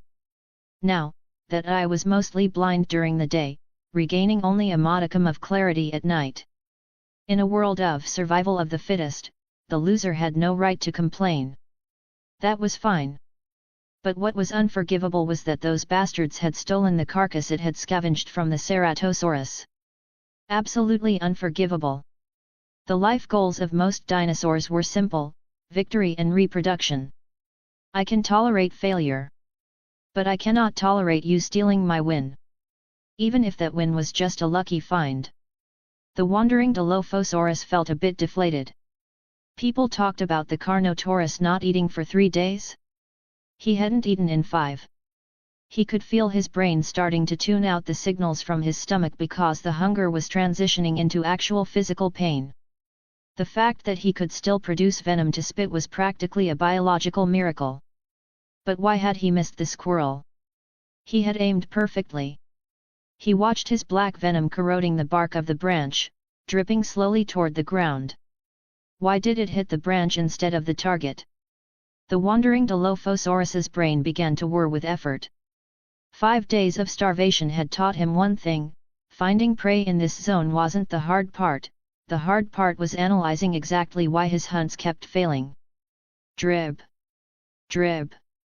The foul black liquid fell from the branch onto the grass, splashing into tiny droplets that speckled the surrounding leaves. The plants seemed to recoil as if they could sense their own contamination. The Dilophosaurus moved closer. He tilted his head, using his functioning right eye to observe the falling liquid. Drib. Drib. Minutes ticked by. The grass on the ground seemed to accept its fate of being consumed by the black filth, wilting weakly. He felt like he was on the verge of a breakthrough, yet couldn't quite grasp the logic. Drib. As the final drop fell, inspiration exploded in his mind. He picked up a fallen twig with his snout and tossed it into the air. He watched as the twig initially followed the path of his toss, but soon the ARK began to curve, pulling the twig back down to earth. It's falling. It's falling. But why? Why? As a juvenile, he had played games of toss the stick with his pack mates, but he had never seen the descent as a problem back then. If it didn't fall, how would I ever pick it up? But now, he had an entirely different perspective. If a stick falls, then the venom I spit must also fall? If his venom followed a curve, that explained perfectly why it had struck the branch instead of the squirrel. This was a Compsognathus mother. She sat within a hollow at the base of a tree, joined by several other females of the pack. This was the colony's nursery. Thanks to the successful hunts of the larger predators, they had plenty of carrion to scavenge. Currently, the nursery held 5 clutches of eggs, the future strength of the pack. Chirp! A slender head poked into the entrance. It was a male. He entered the den, located his mate, and dropped a piece of meat he had torn from the Diplodocus carcass. After an affectionate nuzzle, the male backed out of the nursery. Outside the tree hollow, the alpha male stood in the clearing, waiting as his scouts brought food back to the nest bit by bit. After a while, the males gathered together. Leaving one sentry behind, the alpha led the rest back to continue stripping the Diplodocus. This wasn't an everyday opportunity, they had to make the most of it. The sentry compy was a bit disgruntled. He was a low-ranking male who hadn't found a mate, a loser. Being assigned sentry duty meant he didn't get to eat. Maybe I should sneak a bite of the food inside the den? No, that was too risky. If the females chirped an alarm, he was dead meat. SSS, Hawk Tui. A strange sound echoed from the bushes. It was soft, but loud enough to catch the sentry's attention. He craned his neck, looking up and trying to peer into the brush. Splat! A black liquid fell from above, from an angle he couldn't see, landing squarely on his head. Chirp! Chirp! Chirp! Blinded and panicked, the compy could only shriek, trying to intimidate the unseen attacker while alerting his pack. Soon, he felt long, sharp teeth clamp down on his head and neck. Crunch! A spray of blood hit the dirt. His breathing stopped. Inside the hollow, the female compys heard the death cries of the sentry. They didn't dare make a sound. They huddled together, staring at the entrance and praying they hadn't been discovered. Unfortunately, the universe was not in a merciful mood. A pale, grayish eye filled the entrance, blocking out the light. Chirp! Chirp! The females shrieked in terror, shrinking back into the furthest corners of their nests. A moment later, the eye pulled away and sunlight returned, but the shadow at the entrance signaled that the crisis was far from over. They felt the ground vibrate. The entrance began to splinter and widen. It was coming in. Want to read ahead of schedule? Head over here patreon.com/AlexandraSTL. Remove the hyphen for normal access. Chapter 44, You locked your colleague in the ecological zone. Gyrosphere Valley, border of the primeval ecological zone. Hey, Bob, you done yet? Hold on, Jason. There's a triceratops here with a suspected case of avian pox. Damn it, I could have sworn she was vaccinated last time. Aboard a Jurassic World patrol vehicle in the classic blue and white livery, 2 men, 1 fat, 1 thin, were making their rounds through the Gyrosphere Valley dinosaurs. Their names, however, felt a bit mismatched. In most people's minds, a Bob should be a portly fellow, while a Jason should be leaner and more rugged. But in this case, Jason was the heavy-set one behind the wheel, while Bob was the thin man standing in the back. Are you sure, Bob? Yeah, positive. Notify the prehistoric medical center, they're going to need to do another medical scan. Copy that. Inside the cab, Jason keyed the radio. Dispatch, this is Patrol 14. We have a triceratops in Gyrosphere West with a suspected case of avian pox. Over. Static crackled on the other end. Copy, 14. Medical team has been dispatched. Hearing the confirmation, Jason relaxed visibly. All right, mission accomplished. Hold on tight, Bob, we're heading back. Jason released the handbrake and floored the accelerator, whipping the truck into a 360-degree drift to head home. Whoa! Slow down, you maniac! ARK! Bob's miserable shouting was lost to the wind as he clung to the roll bar. Just as Bob was starting to adjust to the gale force wind whipping his face, the truck braked so hard his stomach nearly slammed into the roof. If he weren't such a mild-tempered guy, he would have been cursing Jason's entire ancestry. You absolute moron, Jason! It is a testament to my infinite grace that I haven't ripped your dick off and shoved them up your ass. Bob calmly pointed out the severe negligence Jason had shown toward his partner's safety. Jason, fully realizing how irresponsible his actions were, acknowledged his mistake and promised to do better, next time. Forget that for a second. Look over there, does that gate look right to you? Bob was relieved his partner had seen the error of his ways, but he turned his gaze to where Jason was pointing. I don't give a fuck about a gate. Despite the grumbling, he looked. It was a gate embedded in the high-tension perimeter fence separating the primeval ecological zone from Gyrosphere Valley. It wasn't tall, but it was wide, just large enough for a gyrosphere to pass through. Are they serious? A gate into the primeval zone? Jason asked, incredulous. You're new, so you don't know the history. Our dog of a boss originally wanted to expand the Gyrosphere Valley. No one knows what kind of fit he threw to change it to the primeval zone instead. Bob answered Jason's query and continued, by all rights, this gate should have been dismantled. I bet the architects got lazy. Jason offered a tentative suggestion, since we're already here, go check it. Let's go.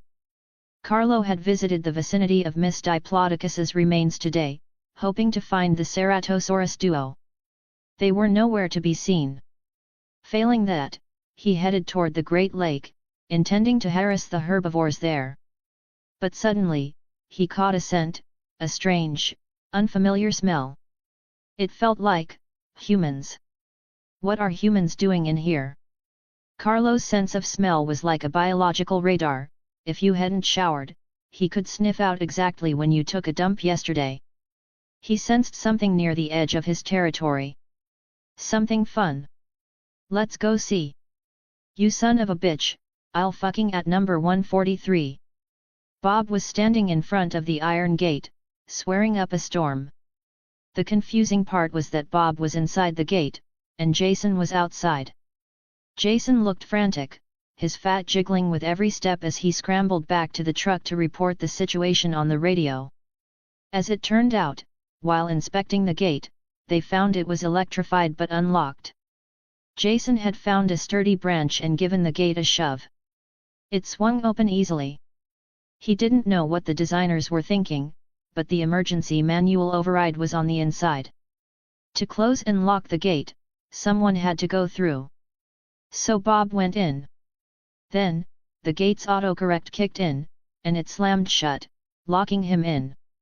A low, vibrating moan echoed from the bushes behind him. Bob swallowed hard and gently parted the grass. It was a group of ankylosaurs. He recognized them. The company's perfect attendance reward was a plushie of one of those. Phew! He let out a sigh of relief, but then a thought occurred. Why were the ankylosaurs moving so fast? What were they running away from? Before he could process the thought, a blast of hot air hit the back of his neck. Strange. The wind was hot, so why did he feel a bone-deep chill? He stiffly turned his head. Carlo, hello there. Bob. Bob. The emergency override is for people who accidentally wander into the zone. You just have to wait. Where'd he go? Jason jumped out of the truck, shouting anxiously as he ran to the gate, only to find Bob had vanished. At that moment, Bob felt his feet leave the ground. He felt like he was flying. He opened his eyes a crack and saw the scenery blurring past. Carlo didn't plan on killing him. After all, the human hadn't offended him or invaded his nest. He just wanted to get close to this person, or rather, force the person to play with him. As for where to play? The Great Lake, of course. It was the safest spot. After what felt like an eternity, Bob felt the wind stop. Or rather, he stopped. The moment he opened his eyes again, his butt hit the ground. It felt like he'd jumped off a second-story balcony. He looked back at his kidnapper. Good news, he recognized the dinosaur. It was the prototype for the plushie given to high-performance employees. Bad news, he recognized the dinosaur. It was the one with a documented history of attacking people. Carlo observed the man curiously. The other 2 times he'd seen humans in the wild had been at night. Even with night vision, the details had been fuzzy. Okay, I see what you look like now. But why isn't he moving? Is he dead? Carlo's arms were longer than a T-Rex's, but they weren't exactly as dexterous as an Indominus. So, Carlo lifted his right foot and gave the human a gentle nudge. Lord! Please just let me go, Lord! Bob wanted to die. Dr. Grant had said to keep still, but why wasn't it working? Seeing no reaction, Carlo felt a bit bored. He started using his massive head to nudge the man, nudging him toward the lake. Bob steeled his heart. He decided to just stay in the water. Maybe there was a sliver of hope there. Over a minute later, Bob bobbed to the surface. Carlo had been happy to see him reappear, but then he realized something was wrong. He quickly fished the man out. Bob coughed up several mouthfuls of water and collapsed on the grass, his chest rising and falling weakly. Still alive. Carlo sat on his haunches beside the human, his tail slightly curled to shield him. Suddenly, he saw two familiar figures approaching. Bob opened his eyes. "I just had a dream that I was carried off by a dinosaur. Haha." As his vision cleared, he saw three dinosaur heads peering down at him. "Wait, why are there more of them now? Haha, haha, ha." He really wanted to die now. Want to read ahead of schedule?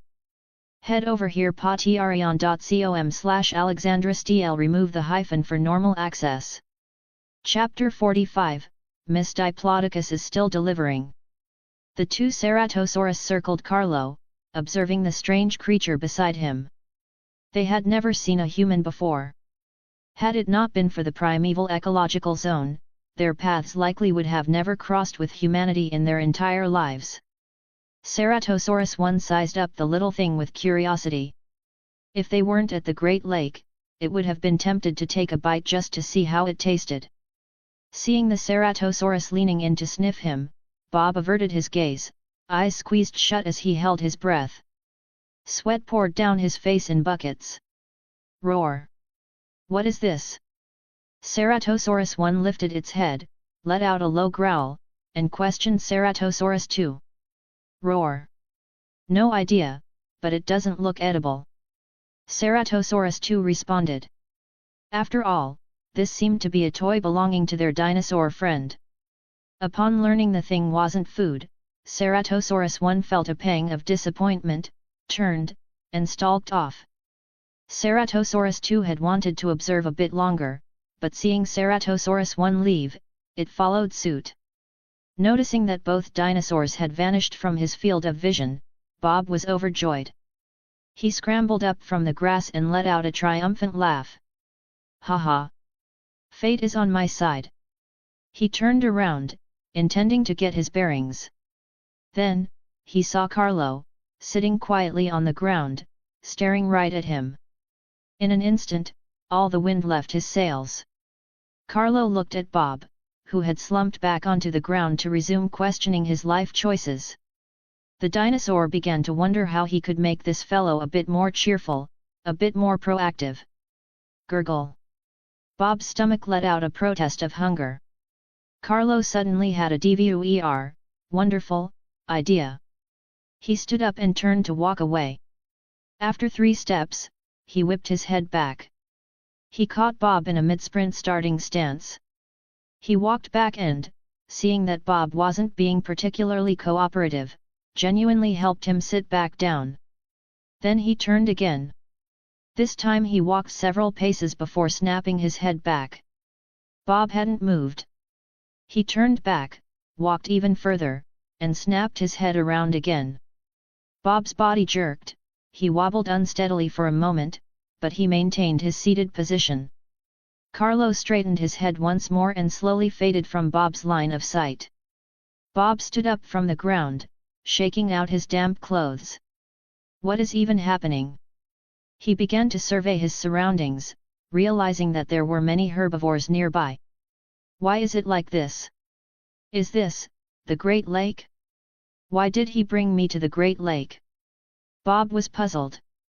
Though his knowledge was limited, he knew that dinosaurs didn't fight here. If that was the case, was staying here actually safer? A wandering Dilophosaurus stood before the carcass of Miss Diplodocus, lost in thought. He had just eaten 2 Compsognathus and 3 nests of eggs to fill a stomach that had been empty for 5 days. Then, he turned a corner and stumbled upon a whole Diplodocus corpse. Seriously, bro? Thump, thump. Heavy footsteps echoed. Carlo emerged from the forest and noticed the stranger in front of the carcass. Hiss! The wandering Dilophosaurus paled with fright at the newcomer's arrival. He unfurled his neck frills, vibrating them violently in an attempt to signal that he was not to be messed with. Carlo was speechless.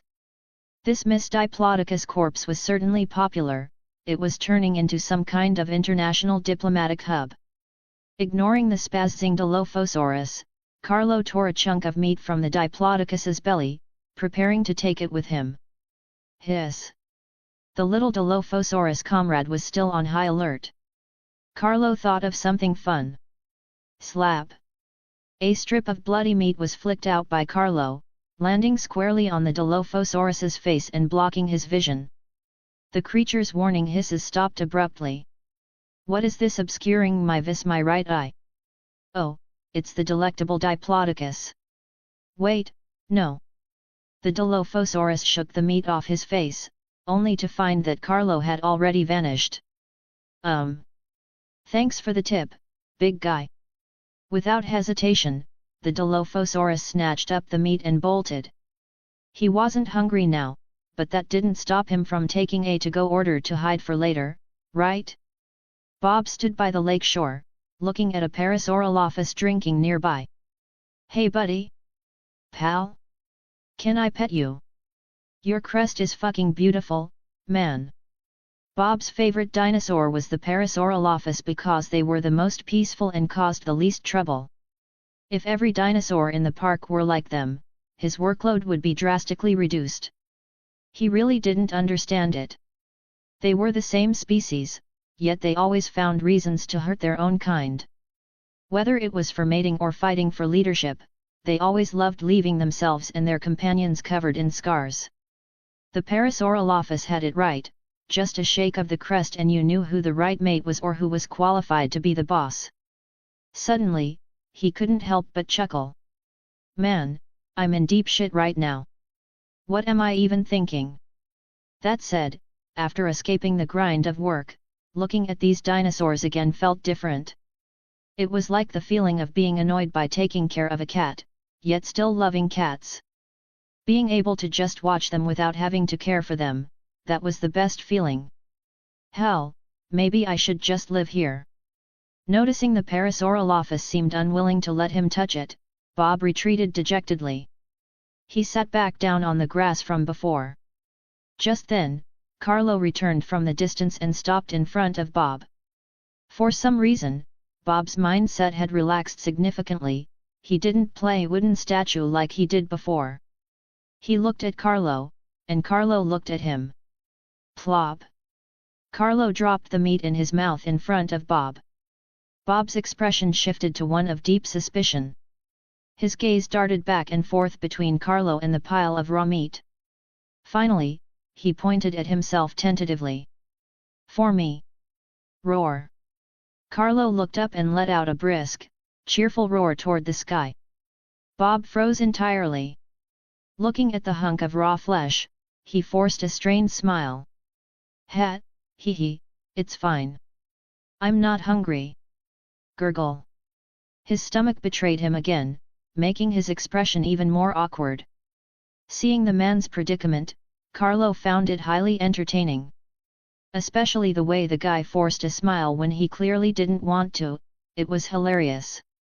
Carlo pressed the side of his head to the ground and, in one swift motion, gulped the meat down himself. A drop or two of blood splattered onto Bob's face. He wiped it with his sleeve, but finding it only made the smear worse, he just gave up. Carlo sat back down across from him again. They stared at each other, falling back into silence. Carlo was having a great time. Even though he hadn't really done anything, as long as there was a human, or another dinosaur, to keep him company in his antics, he was happy. Bob seemed to find the sitting a bit agonizing. After confirming the creature wouldn't hurt him, he gradually started to get a bit bolder. Sigh, seriously, why did they have to make me train the newbie? He looked at Carlo again and began to mutter to himself. Buddy, do you have any idea how legendary you are? Your popularity on the site is about to overtake the entire Gyrosphere Valley. There are so many people with too much money in your ecological live stream. They literally camp in your chat room every day just to watch you act a fool. By the way, why do you have to kick every squirrel on the side of the road? Are you just that bored? Fortunately, Carlo couldn't understand the man's accented English. Otherwise, it wouldn't have been just the squirrels getting kicked. Bob was silent for a moment longer, before finally summoning the courage to speak. "Buddy, can I pet you? If I get to pet a mega celebrity like you, my life's officially complete. Want to read ahead of schedule? Head over here patreon.com/AlexandraSTL. Remove the hyphen for normal access." Chapter 46, Why is it always one thing after another? Carlo rested his massive head on the ground, watching the little human's every move. Mistaking this gesture for permission to pet him, Bob slowly stood up. He took one tentative step after another toward the predator. He extended his right hand, reaching gradually toward the tip of Carlo's snout. Just a little closer, almost there. Huff! Carlo suddenly exhaled a powerful gust of air from his nostrils. Startled by the sudden blast of hot wind, Bob stumbled back, flailing his arms for balance before landing hard on his backside. Ha! Bob didn't bother getting up. He just sat there on the grass, a bitter smile tugging at his lips. "Didn't get to touch you, fine. Let's leave it at that." He fell silent, turning his gaze toward the Great Lake to watch the Brachiosaurus, the Parasaurolophus, and the Ornithomimus. Carlo turned his head as well, quietly keeping him company. "It's actually pretty nice," Bob said suddenly. "I think I'm starting to like my job again." Carlo turned back to look at Bob, noticing that the man was staring at the dinosaurs as if lost in a trance. Whir whir whir whir. The thrumming of a helicopter approached. "Rescue target located. Requesting orders, should we tranquilize Giganotosaurus 003? Negative. Do not agitate the asset." A rescue line dropped from the helicopter, dangling not far from Bob. "Ah, my ride's here." Bob pushed off his knees, stood up, and walked to the cable, securing himself into the harness. Once he confirmed the straps were tight, he gave the security personnel above a thumbs-up gesture. The cable began to retract slowly. There it was again, that weightless sensation, much like when Carlo had carried him in his jaws earlier. He looked back one last time. "Hey, buddy. Thanks for letting me slack off for a while." Then, he added in a whisper, "Wonder if I can file for emotional distress pay." Carlo didn't respond. He simply watched the man ascend until he was a mere speck. Peaceful days are always comforting, yet we always seem to find ourselves wishing for something exciting to happen. So be it. Carlo stood, turned away from the Great Lake, and vanished into the shadows of the jungle. Seriously, why is it always one thing after another? Can't a guy just have one quiet day? Ankylosaurus 3, Rebel, followed closely behind his leader's tail. The boss was leading him around to memorize the layout of the land, essentially transferring the mental map of the territory into Ankylosaurus 3's head. However, Rebel suspected the boss was actually taking petty revenge. Granted, he had been distracted when facing Ceratosaurus 2 earlier, leaving Ankylosaurus 2 in a dangerous spot. He admitted that was his mistake. His companion hadn't even blamed him. After all, in a gambit against carnivores, any oversight could be unpredictable and unavoidable. The only thing you can do is trust your comrades and yourself. But that doesn't mean you should force me to stay out for 2 weeks straight just to memorize a map. Rebel let out a low bellow at his leader and promptly flopped onto the ground. "I haven't laid down for a whole 30 minutes. I'm gonna die." The Ankylosaurus leader turned back to look at his younger brother, who had been a professional floor layer since they were hatchlings, and let out a heavy sigh. He nudged him with his head, only to find the fellow was dead set on playing possum. That's enough for today. Let's head back." The leader gave a helpless grunt. "Heck yeah!" Rebel instantly perked up, his gait becoming light and bouncy as they began the return trip. The leader's mouth curled slightly into a faint smile as he jogged a few steps to catch up, walking shoulder to shoulder with Ankylosaurus 3. If the day comes that I die, the herd belongs to you."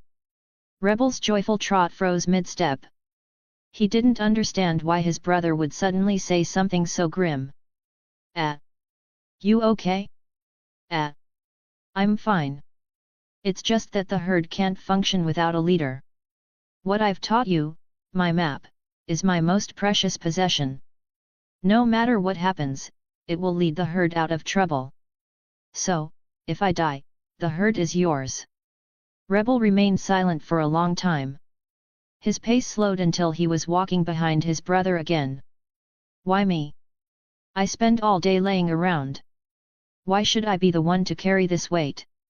He didn't know how long they walked, but when he finally lifted his head, they were back at the nesting grounds. Ankylosaurus too was still crouched by the nest, watching over her unborn children. Ankylosaurus 1 seemed to be obsessed with foliage, whether he was finding nesting material or setting up camouflage for the perimeter, he was always the most proactive one. Yeah, I like leaves too, but I prefer sleeping on them. As for the boss, where was he? The leader had somehow circled back behind him. He gave Rebel a playful, glancing blow with his armored side, smiling as he moved toward their companions. When did he get behind me? The scuts on the leader's hide were far harder than Rebel's, and the bump actually hurt, but Rebel didn't care. He called out, stopping the leader, stopping his brother. The leader turned back. You're way stronger than me. You won't die, right?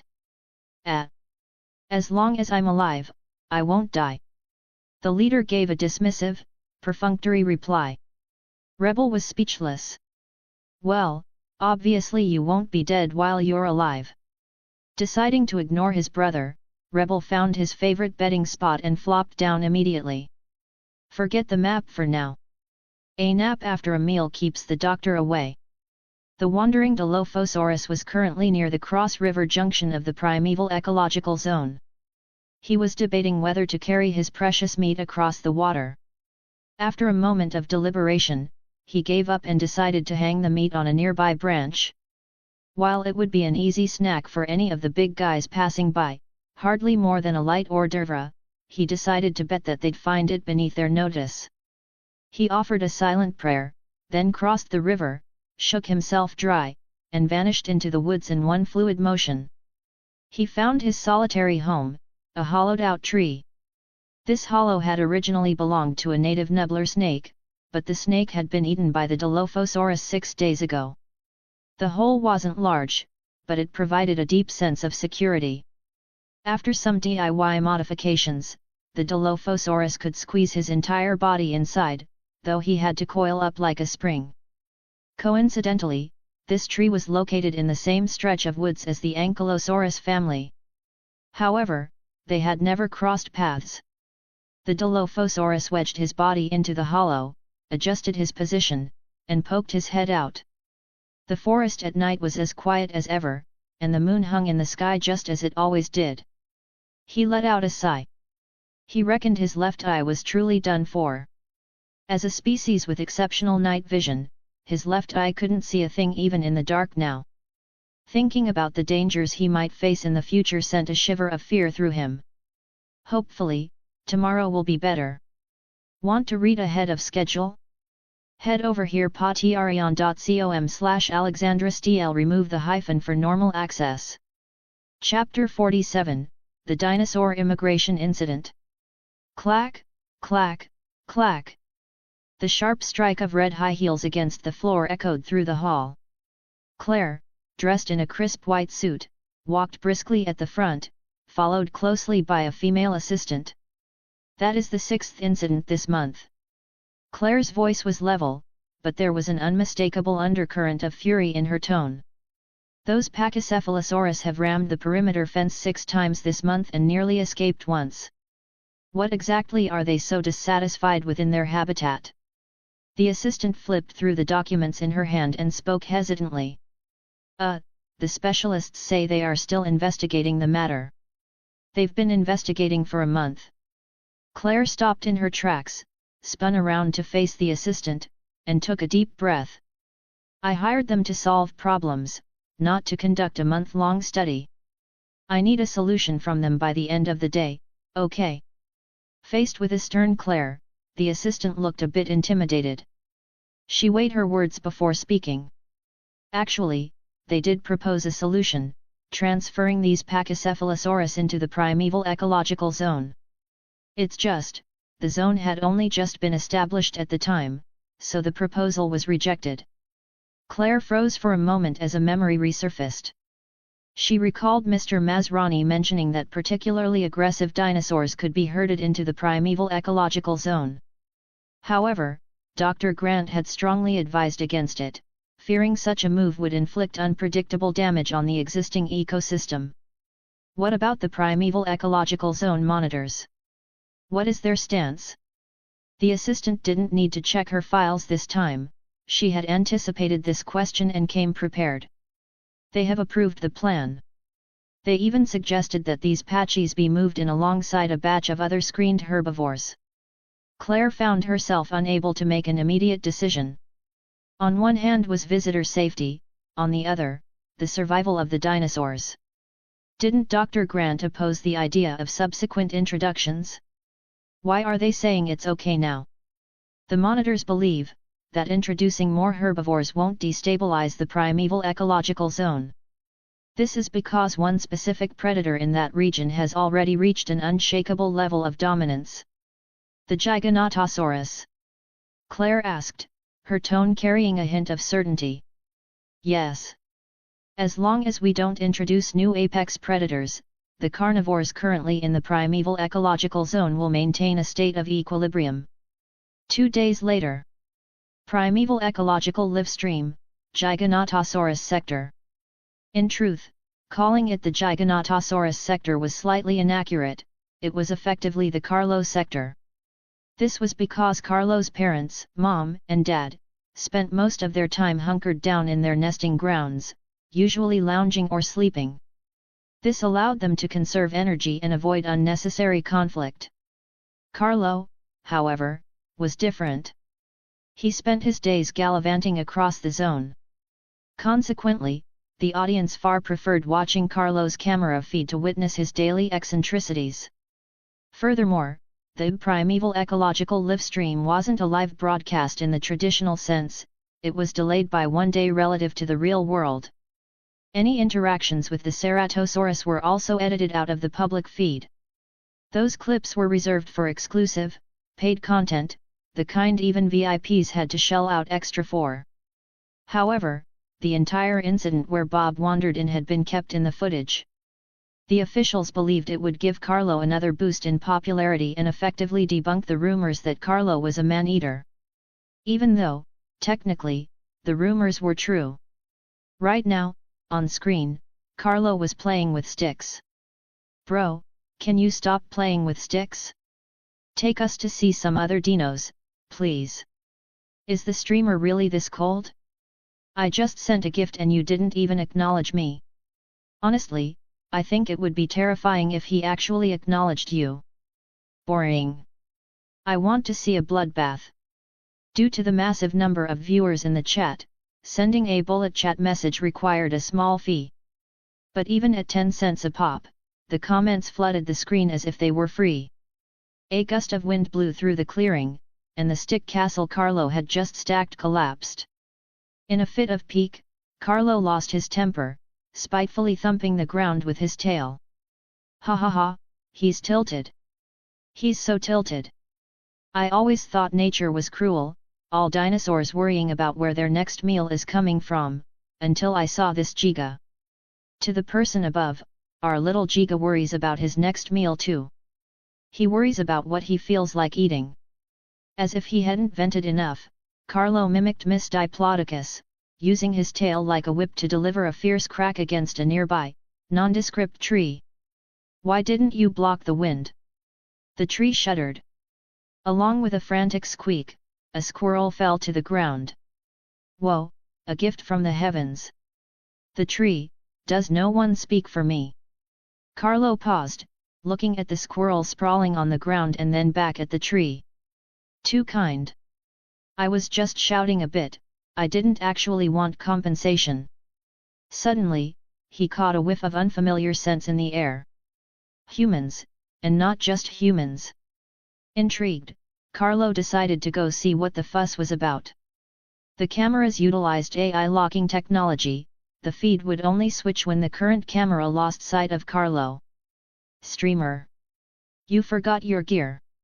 Where is this camera located? Can I go pick it up? Sure, as long as you can 1v1 a Giganotosaurus. A few minutes later, Carlo finally reappeared on screen. He was standing near a perimeter fence. There was a gate designed for dinosaur transport, and it was currently wide open. What's happening? It's over. Rib. The camera angle switched, and the livestream audience finally saw the scene outside the gate. The area was swarming with staff in security uniforms, along with several trucks carrying large cages. Most of the occupants were familiar faces of the primeval ecological zone, with the exception of the Pachycephalosaurus and some small creatures in handheld cages. Are they introducing new dinosaurs? Some viewers were quick to catch on. However, the chat immediately split into two factions. One side hoped Carlo would bolt for freedom, while the other hoped he wouldn't hurt anyone. As for Carlo, he was eyeing the creatures in the cages with a look of pure delight. Roar! He let out a low growl and began to approach the gate. The dinosaurs inside the cages noticed Carlo and began to slam against the bars in terror, creating a deafening racket. Don't let him out, a staff member shouted. He aimed his rifle at Carlo, but it was loaded with non-lethal rounds. Firing prematurely would do nothing but provoke the beast. Another staff member grabbed a smoke launcher and fired a canister toward Carlo, attempting to drive him back with the irritating scent of the chemical smoke. The canister bounced off Carlo, but he didn't care. He raised his head, continuing his inspection of the caged dinosaurs. Mostly old faces except for the dome heads. Wait, what's this? Simosuchus?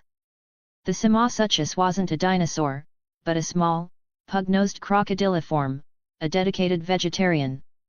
Having introduced himself to his new groceries, new neighbors, Carlo didn't linger. He turned and sauntered away. The staff on site all let out a collective sigh of relief. The viewers, however, were ecstatic.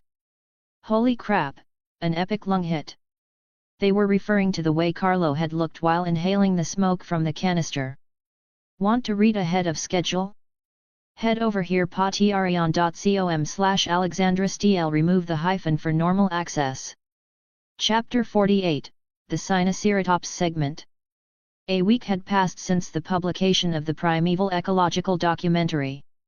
With the release of the second episode looming, the domestic audience back home pulled a major stunt. To express their dissatisfaction with the perfunctory attitude of Jurassic World officials regarding the free documentary, they took matters into their own hands. They spontaneously produced a documentary focused on the Sinoceratops and posted it directly into the Primeval Ecological thread on the official website, a literal ultimate move aimed right at the officials' faces. However, since the footage was ripped directly from the ecological livestream, bullet chat comments occasionally flickered across the screen, and there was no professional narration. Strictly speaking, it wasn't a documentary in the traditional sense. The video opened with a line of bold text. All footage in this video is sourced from the Jurassic World official website, Primeval Ecological Livestream. They're here, they're here. Gotta support our homegrown dino. Sending a gift first to show some love. No way. People actually send gifts to a stream with no host interaction. Wait, you have to pay to send a comment. Before the Sinoceratops even appeared, the comments arrived in force. Accompanied by a low bellow, the protagonist finally entered the frame, and it was a close-up. The skin texture on its face was visible in high definition. It shook its head to drive off the insects circling its body, then turned to call its companions to continue their trek. Unlike the Ankylosaurus, Ceratopsian leaders are always positioned at the very front of the pack. Holy sh*t, that's cool. That's the raw dominance only a ceratopsid can pull off. What are they doing? Migrating. At this time, the Sinoceratops herd had just entered the primeval ecological zone. They were searching for a suitable territory. Led by the alpha, they formed a long, orderly column, marching 2 or 3 abreast across the grasslands. If one looked closely, they would see that the individuals on the outer flanks were mostly the strongest or the fully grown adults. The juveniles were tucked safely in the middle. They followed the leader's pace with disciplined precision. So magnificent! Actually, does Jurassic World even have many dinosaurs from China? True, seems like it's just the ceratopsians for now. Wasn't there a Giganotosaurus they were trying to resurrect? Giganotosaurus? I thought it was Yultyrannus. Wait, it costs money to comment and you guys are just using it to chat. Watching animal migration is a slow process, so people in the chat had started striking up conversations. Fortunately, the creator of this fan-made documentary had edited those lulls out. The scene shifted, cutting to the camera feed for Ceratosaurus 1. Indeed. The creator had been monitoring multiple live streams on different devices simultaneously. At this moment, Ceratosaurus 1 was crouched in the jungle, sifting through the prey before him. Or rather, he was calculating how to break through the defensive line of the stronger individuals. His gaze shifted from the front of the herd to the back, then returned to the front. If only I had a partner right now. Back then, Ceratosaurus 1 and 2 weren't well acquainted yet, they lived in a state of mutual non-interference. He shifted his body, trying to maintain peak physical readiness. Ultimately, he decided to trust his luck. Without a sound, Ceratosaurus 1 lowered his center of gravity into a prowling stance, locking his eyes onto the ceratopsians at the rear of the column. Unlike the Carnotaurus strategy of creating chaos to find an opening, a Ceratosaurus prefers a silent strike, much like a Tyrannosaurus rex, aiming to kill before the prey can even react. Thump thump, thump thump. Massive footfalls hit the ground, yet they produced only the faintest sound. The ceratopsians didn't notice the approaching predator. Thump thump, thump thump. Ceratosaurus 1 focused his gaze on a single target. His breathing grew rapid and shallow. He was tense, he was expectant. Thump thump, thump thump. Ah! Ceratosaurus 1 was finally spotted. The Sinoceratops family reacted instantly. Hearing the alarm, the leader began to bellow commands to coordinate the herd. The ceratopsians on the flanks began to pivot outward. The juveniles and subadults huddled together in the center. The individuals at the rear surged forward to close the gaps, shortening the column before turning to face the back. They formed a defensive circle. The massive, circular frills of the adult ceratopsians acted like a fortress wall, guarding against any predator that dared harm their young. If you thought these walls were merely for show, you would quickly be re-educated by the massive horn on their snout. But such a perfect defense came at a price. A subadult Sinoceratops in the rear middle had been too slow to retract into the formation, and Ceratosaurus 1 clamped onto its tail. Ah! It cried out in pain. Knowing it was too late to retreat into the circle, it immediately bucked and spun around, wrenching its tail from the predator's jaws while turning to face him head-on. Ah! Its companions called out from behind. Was it his mother? Or his siblings? He didn't know, he focused every ounce of his attention on the predator in front of him. Ceratosaurus 1 knew he couldn't attack the armored frill directly. He began to feint left and right, hoping the youngster would slip up and expose a flank. The subadult kept its frill squared toward the Ceratosaurus. Though it was only a juvenile, it remained remarkably calm in the face of danger.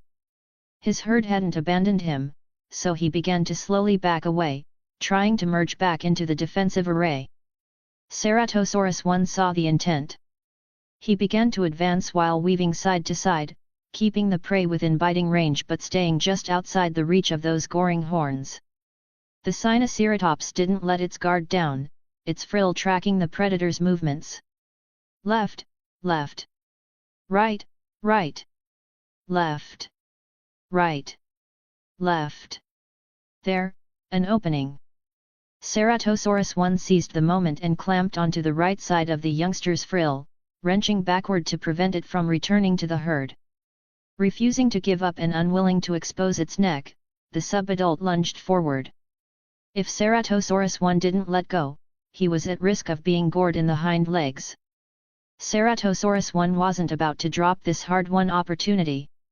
He held on, letting the horn on the prey's snout graze his thigh. Since this was a subadult, its partially developed horn wouldn't cause too much damage. Wait. Ceratosaurus 1 felt a massive shove against his side. His teeth scraped across the subadult's frill, leaving several bloody gouges, but he lost his grip. He staggered back several steps from the force of the impact. Once he regained his balance, he realized what had happened. The Sinoceratops leader had broken rank. He had charged out to ram the Ceratosaurus away from the youngster. Holy crap! So cool! Epic! First time I've seen an herbivore charge out to 1v1 a predator. As expected, the ones at the front and back of the line aren't your average dinos. The Sinoceratops leader stomped his left foot violently, then his right, creating a thundering noise to intimidate the intruder. The subadult didn't flee, it stood beside its leader, its frill bloodied and its eyes wide with fear, yet it held its ground. Ceratosaurus 1 looked down at his thigh, seeing a matching streak of blood. Roar! He let out a frustrated, defiant roar at the herd, then turned and stalked away. Want to read ahead of schedule? Head over here patreon.com/AlexandraSTL. Remove the hyphen for normal access.